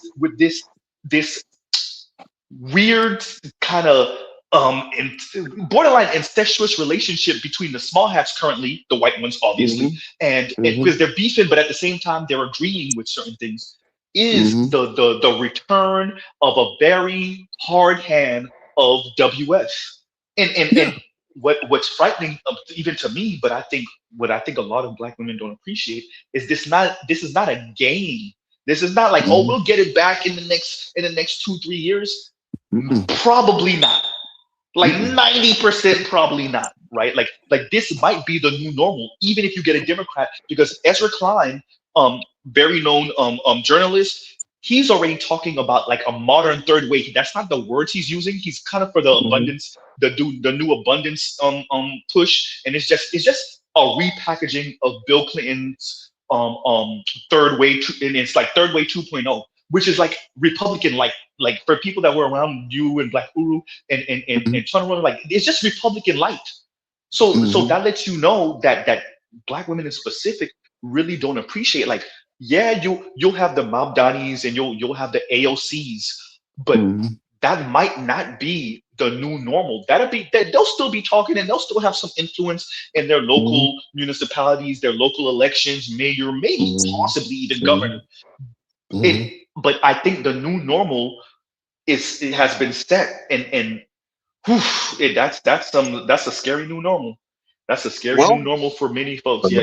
Hello? I don't think it's gonna be scary. Yep. I think it's gonna be the Yeah. You got it, Charles. Let's do this. Let's do this because I know we cut off Tunnel Runner earlier, and I know Charles got to go. So Tunnel Runner, if you want to finish with that, and then we got to get Charles in before he explodes. Go ahead.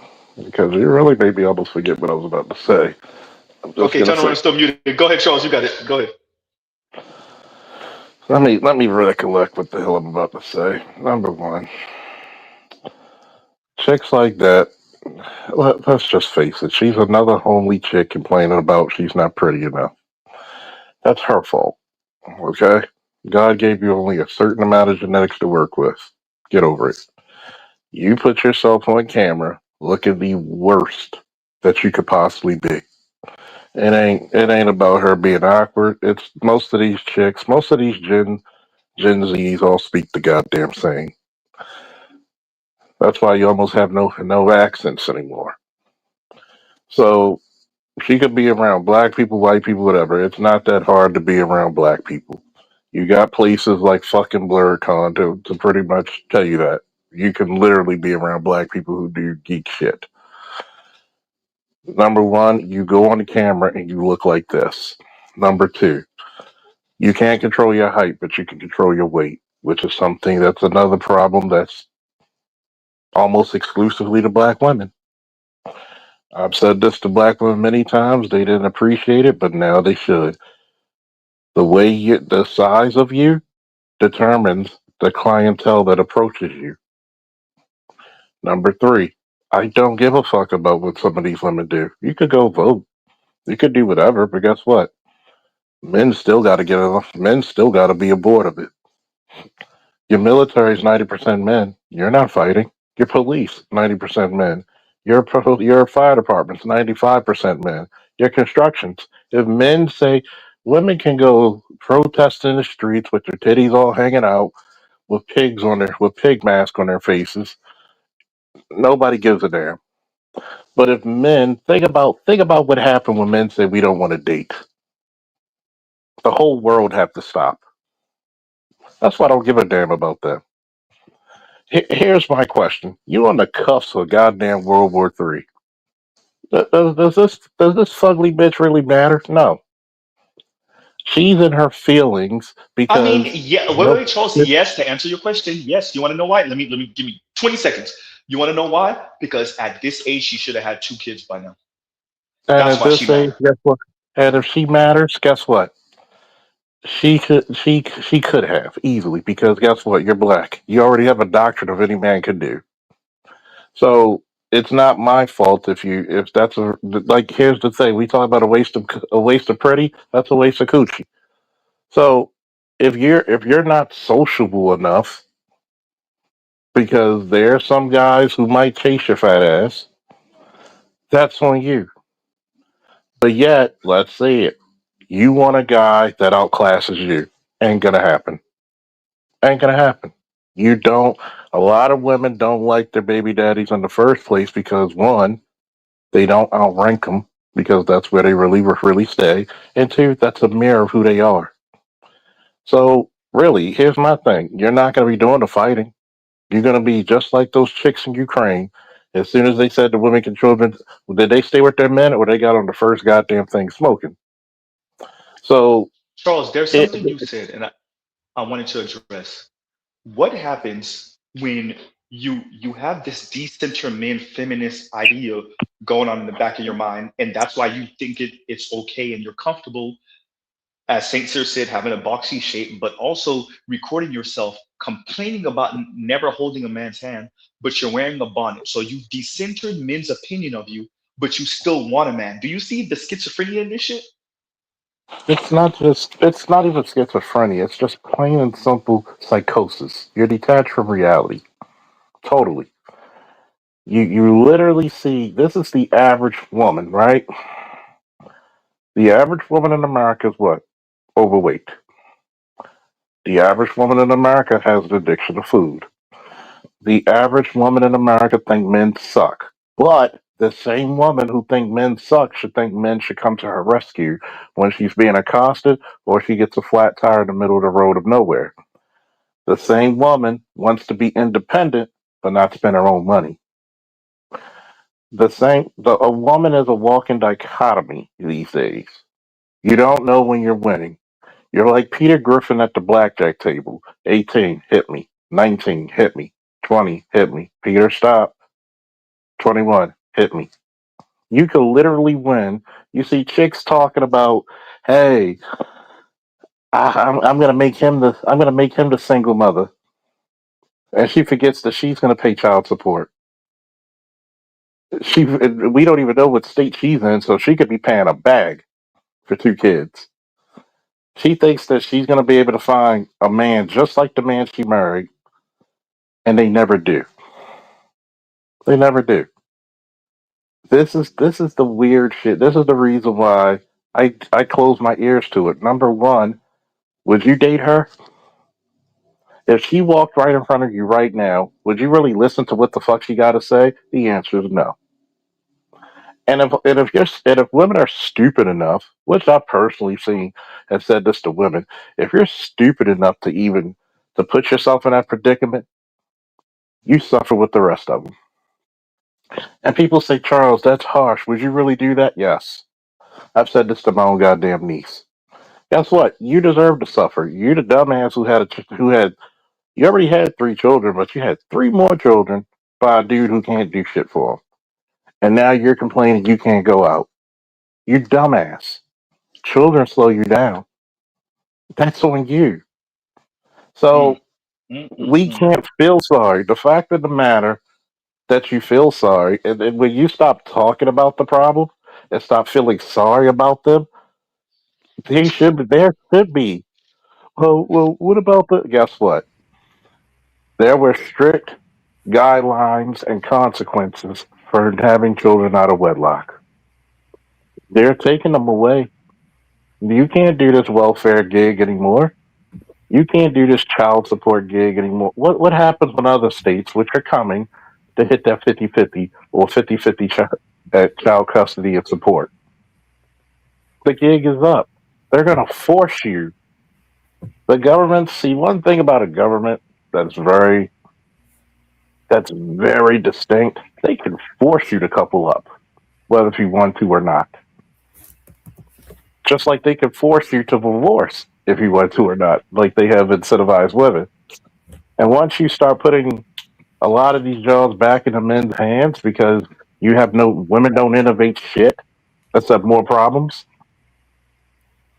what happens? You're gonna have to go back to these same men and you're gonna have to open up the floodgates and say, okay, here we go. We're sorry.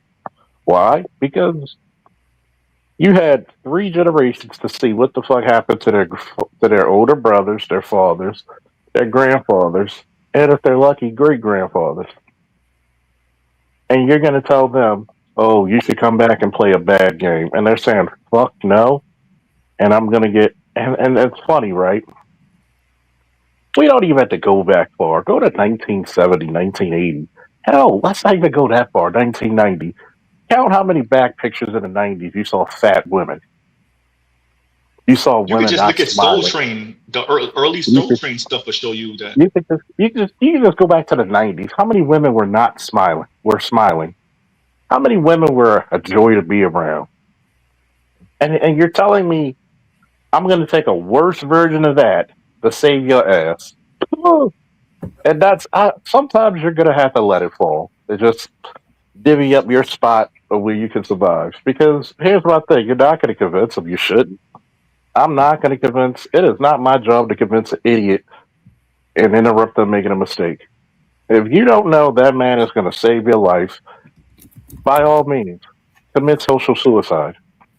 I mean, that's what you're basically doing anyway when it comes to your own economy, your own class, your own race. You basically aborted half like how many of your children in 20 years? I think in 25 the million. past, yeah, something like that. 25 million. 25 25 million. million. And let's say if those children would have two apiece, right? On average, you would have probably damn near equaled white people in population No, or close to it. I know you would have been still ahead of Latinos more than likely. Yeah. You would have been double of the Latinos. But because these women see motherhood and being a wife is prison or it's torture. And think about it. This is the nature of people who don't have duty. When you took away the duty of being a wife and a mother, this is what you get. You get supervillains.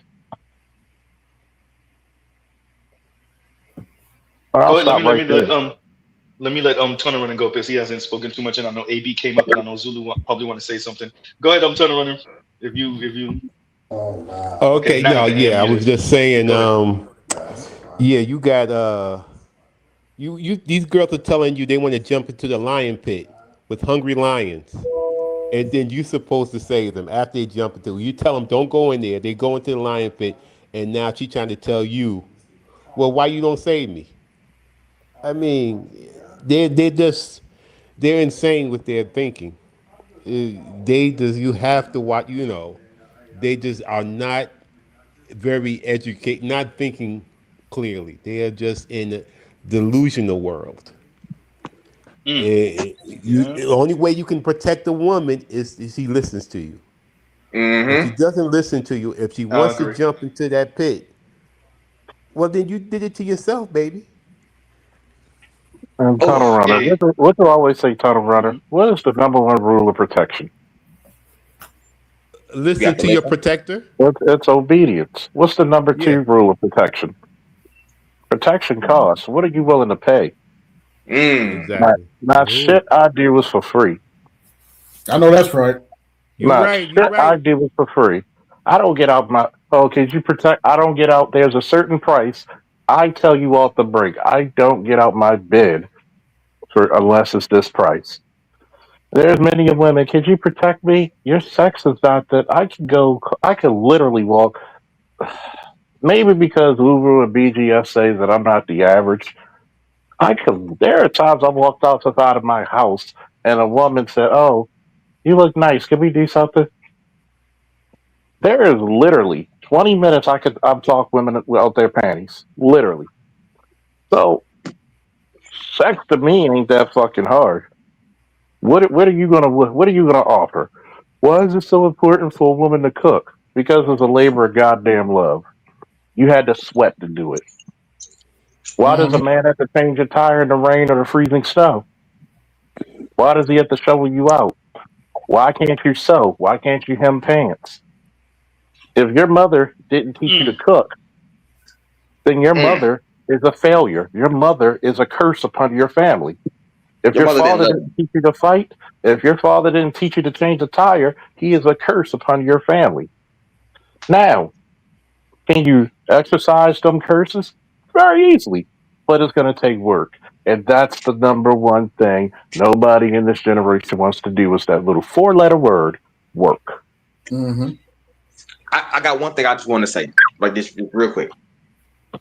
I We were do coming believe real quick, what. Zulu. Real quick. We were gonna come to you anyway.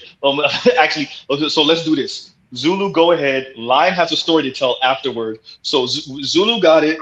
And then AB, and then Lion story because Mr. Z got to end up. We got things to do, and this is reckless right now. We back to reckless. Cool. I'm making it So real let's quick. do this. I'm making it real quick. Yeah. So go ahead, Zulu, then AB, then Lion, because Lion got a whole matchmaking story to tell that we've been waiting for him to tell us for like I don't know 2-3 days now, maybe longer. Go ahead, Zulu. Gotcha. I agree with Ed when he do say this point, man. If the black community has to be a matriarchy, then it's gonna have to go ahead and go. It is what it is, right? Because at the end of the day, you're not gonna have these men do this kind of work. I don't care. I love the black community as much as the next person, but at the end of the day, black women gonna have to pull their job. They're gonna have to do some work. It's not gonna be 100% on black men. I'm sorry, bro. I'm sorry. If black men have to live 100% of the black community, you can get other women. It is what it is. I would rather this motherfucker turn into Brazil before I goddamn have black men live 100%, bro. No, black men should not be taking care of 2-3 kids that don't belong to them, bro. I'm sorry. That shit gonna have to stop, bro. Men should not be out taking care, not have to teach their wives how to cook. I'm sorry. This shit gonna have to stop. You gonna have to you gonna have to reach the limit, bro. I'm sorry. They're gonna have to meet the limit. If they don't, then it is what it is. Well said. Don't know if I disagree. But go ahead, Eddie. Well said, and is that chick you was playing earlier? I love what you said at the beginning of your stream, Zing. What are we going to tell these guys? What are we going to tell a white man that has a black woman barking like a dog? What are we supposed to tell him? A grown black woman decided she wanted to bark like a dog. What are we supposed to tell her if she wants to do that? What are we supposed to tell the white man who got in trouble because his black girlfriend wanted to play slave play sex? Not him, but her. What are we supposed to tell him? Go ahead, Edie. Yeah, they're so insane. They're creeping Zaddy out. That's how insane they are. But we're supposed to come save their asses. Go fuck yourself. They're creeping Zaddy out. Send you on. Why should we come save you? Why? Hey, go ahead. Let's let Lion go with his story, and then we got Black Guru's back up, so we'll have Black Guru speak and maybe give the benediction. Go ahead, Lion. What's going on, fellas? Oh man, yeah.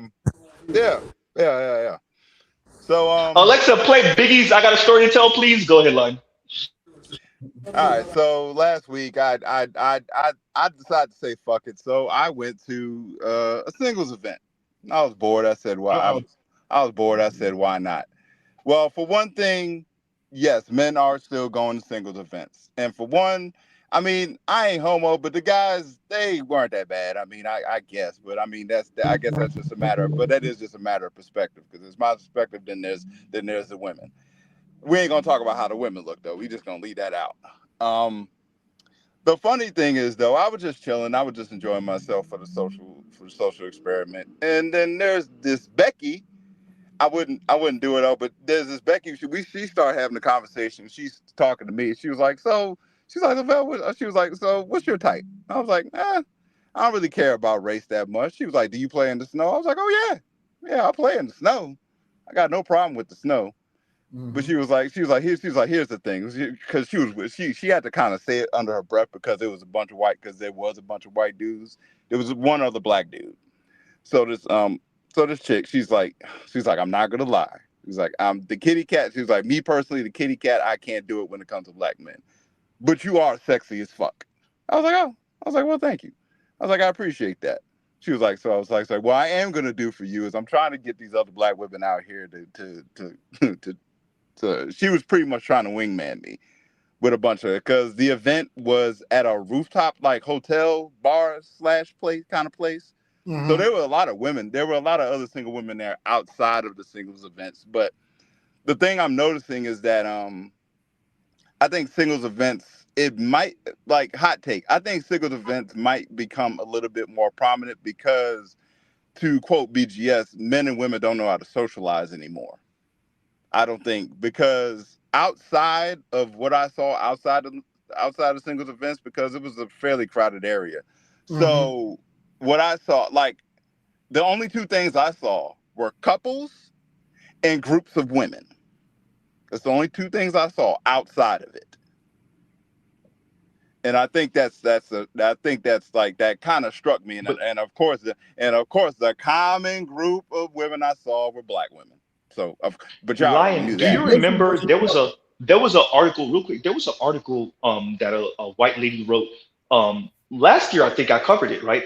And she was speaking to exactly what you said. She said she did see a couple of couples, but she saw women also. It was a white lady, and it's going to what you're saying, because the men, if we're not, there's no reason for us to be outside, and that's a sad commentary. But it does say we don't want to spend any extra money if we don't have to. No. And so, men are online doing their thing, at work, right? They're at the gym, they're engaging in their hobbies, but maybe our hobbies don't include being in the happening spots where the restaurants are and where the bars are, or being in the mall. And so you'll see couples at the mall, you'll see couples out, and then you will also see a lot of women out, and maybe roving bands of men, if that makes any sense. Maybe not so much. You'll still see them, but not so much. And that says a lot. You will. You will still see them, not so much. It was like, to the point that some of the guys, we were just like, the guys we were just talking and chatting it up and just talking about random shit. Even at the singles event, because the women there were like, you know how that goes. But that's just pretty much what it is. So yeah. So what that lady was speaking to, like, I don't know, I'll try and look up the article, but that's pretty much where we're at because of the socialization these days. Like, you're kind of gonna need singles events here in America to get men and women to actually socialize, because this is the only time they're gonna do it. I'm not saying men are not gonna approach, like, there will be some, but as things continue to go the way they're going, and socialization becomes a lot less. Honestly, I think millennials were the last. I think, and I mean it from a generational standpoint. The only ones who will still be socializing are millennials outside of singles events. I think the singles events might come a little bit more prominent amongst Gen Z. And if I'm not mistaken, Gen Z are like, I think Gen Z are in their 20s now. I think the oldest of them are starting to turn 30, if I'm not mistaken. Or they turn 30. They either turn 30 next year or they're turning 30 this year. Either way. Yeah. So they pretty much are the dating market. They pretty much are the dating market. So hot take, I think singles events amongst here will become a prominent thing, because outside of that, men and women don't socialize outside of that. And that's just from when I was just out and about, just watching everybody. Because like I said, I only saw couples and groups of women. I didn't see no groups of men. I ain't see a whole like posse of groups of men. Nah, nope. Unless they were bar hopping, but they didn't come there. They'll go to the rundown bars or the arcades or stuff like that, because that's what I saw. It's a special spot in Mexico where they at. I ain't gonna tell you, but that's where they at. But that's pretty much where I'm at. But yeah, I pretty much came there to get hit on by. Got hit on by a Becky, but not get hit on by a Becky, because she started headhunting for me, because she started like pretty much going up to black women, and they were pretty much checking me out. She was like, honestly, you should be able to have whoever the fuck you want. And I was like, well, I appreciate that. Thank you. Mr. Z. Go ahead. How are we going to deal with a chick that spent $300 at Ruth Chris and didn't even know how to properly hold a fork? I mean, so like that's extreme, right? I would argue most women. I wish I was lying if I didn't see it. No, I know you tell the truth. If I didn't see it myself, I'm like, what do they want us to do with these women? I mean, nothing. We won't do it. They want you to terraform the environment which causes her to because it's about you giving yourself and sacrificing yourself to terraform the environment, to put them in the most comfortable position and allow for them to still do whatever the hell they want to do, free of consequences. That's what you're supposed to do. That's not going to happen.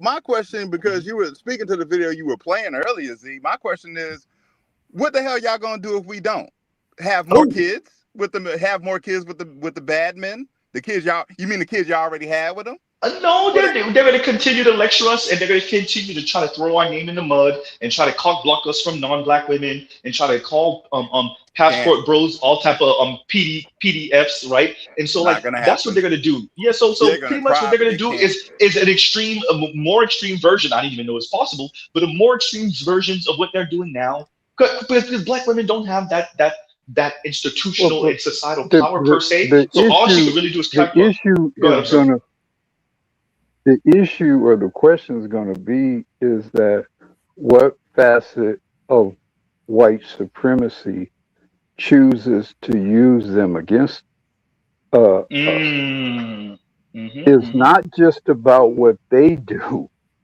You know, that's why I said earlier, you're not going to be able, I hate to tell you, brothers, you're not going to be able to just wait these women out.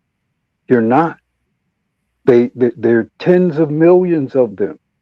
White supremacy will view them as a potential tool of some sort, ideally to be used and waged against you. That's what they've always done with them. So you're going to see a new form of that.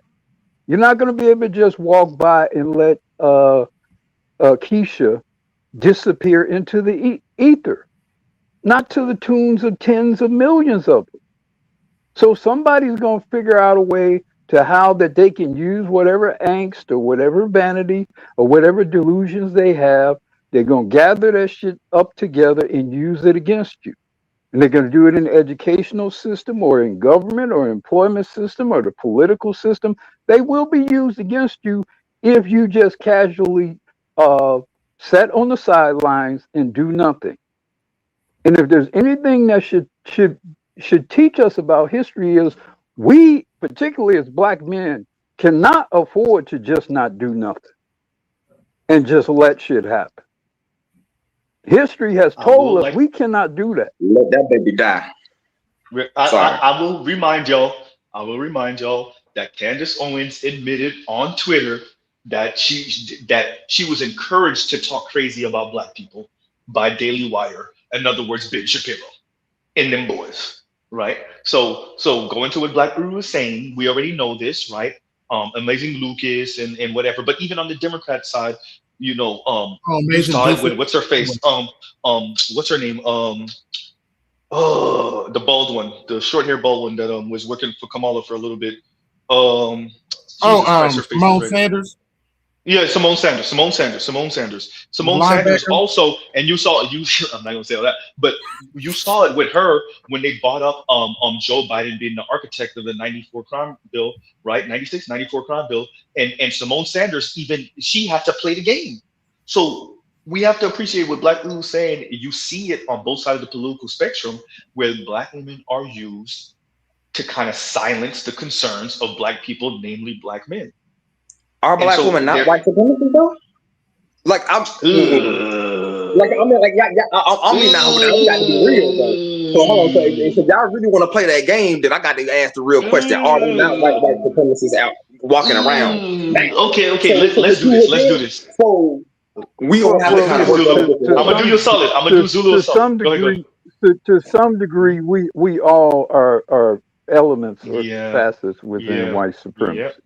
And it's a disease that is incurable. It's not something, or at least within most of our lifetimes, it's not something that can be cured. So we're all, to some degree, are going to be either ideally some antagonists within white supremacy versus being totally supplicants to it. But I mean, if you think you're going to get a female, you know, if you think most of us are going to have the opportunity to get a female who is not degree on some spectrum within white supremacy, I'm questioning what particular part of the known world do you think you're actually going to inhabit? You know, so I mean, regardless of whether they are quote within or subordinate to white supremacy, we're here right now on Earth. We're here right now in America. Some of us want to have children. Some of us want to have a future.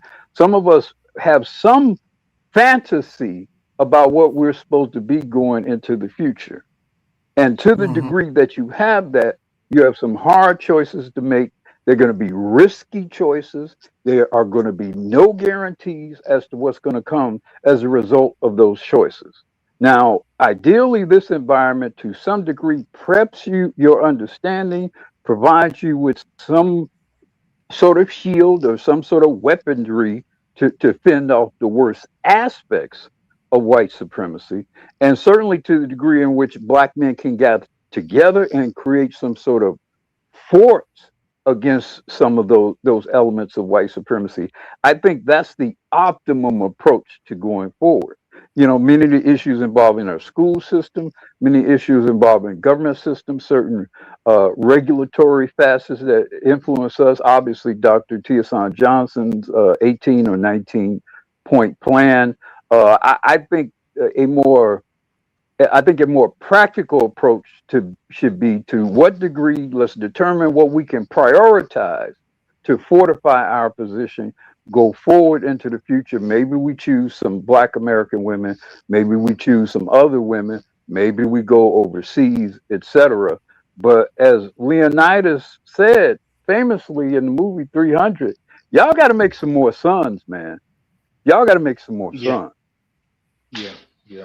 Well, Black Uru, if you don't mind, is there? Oh man, I gotta find a way. I'm gonna email you, Black Uru, because actually want to have a private conversation with you because I gotta divulge a lot of stuff to you. So I'm gonna email you. Just check your email, and yeah. So yeah, there's this whole story I got for you, Black Uru. Go ahead. Yeah, I'm going to say this, and I'm going to step down. Okay, go ahead. Just to add to what Uru said. It's a matter of risk, and you have to pick your poison, man. You know, and pick your poison wisely. And I've said on my platform and everything, in terms of my own political choices, I chose to deal with the devil I know. You understand? And I can, what that means is somebody, Southern born and raised and everything like that. I can't deal with the illusions that are propagated and implemented into policy on the liberal side. I'm not confused about the right and white supremacists and stuff like that. But I will say that politically, I think that we need to be, sophisticated in terms of how we understand, law and policy and everything. And to know that we're going to have to make political trade-offs, going forward. You're not going to get everything that you want from any, political actor or what have you, or set of policies. But, you have to make the best decisions, according to your interest and everything. So I think even going forward, just being able to identify that aspect of white supremacy that you just can't live with, or you don't want to live with. It might sound strange, and I agree. This thing is incurable, or what have you. But I would just say again, for me personally, I protest stuff politically, that I think is detrimental to us as Black men. You understand? And I just say, probably with Trump, I had no illusions about Trump, none whatsoever. You know what I'm saying? MAGA and all that kind of stuff. But watching how the other side moves, it's like, if we continue to, as a population, continue to be herded by, these liberals, you understand? We'll just continue to, contribute to our own demise.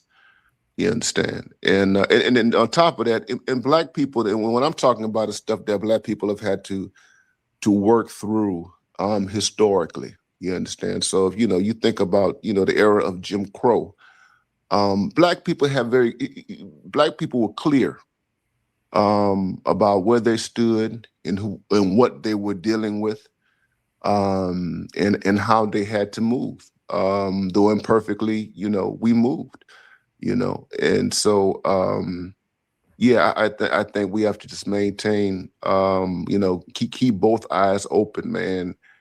But feminism is a cancer, bro, as we know it. It has to be neutralized. You understand? And that's what's, and it's not. I mean, it's a facet of white supremacy. You understand? But and who is right? This female is weaponized against us. Okay. And can the conservatives find a way to do that? Yeah. But I have questions about the extent to which that they can harm us, the way in which the liberals have harmed us through the woman. You understand? So I'm gonna land my plan, man. It was good talking to you guys, and I'll see you all next time around. Y'all take care. Thank you for that, Dr. Ronald Neal. And actually, I'm going to end it out too. Let me do this because I had a technical difficulty on my side. There's a bunch of y'all that sent super chats that I was not able to read because, of course, I just had to reload. So we're going to do a super chat stream tomorrow where it'll be populated. I'm going to just screenshot them and just read them out. So that's what we'll do for later on, or for tomorrow, better yet. So let's do this. So we'll end out here. So we'll pause right here. Love, Peace, and Chicken Grease. Y'all go check out other Black Manosphere content, other non-Manosphere content, for the love of God. Shout out to Dr. Ronald Neal for coming up for a few hours. Actually, great conversation. That's clip worthy. It's definitely clip worthy. We go and definitely clip that. All of you guys with the super chats, don't worry, we're gonna get to it. Number 2, number 3.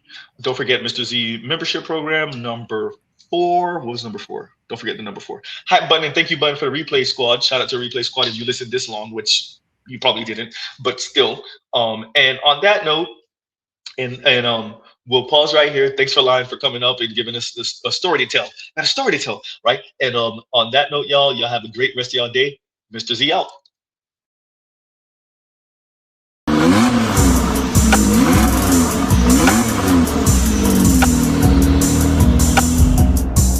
You are now listening to Mr. Z Blackneffect.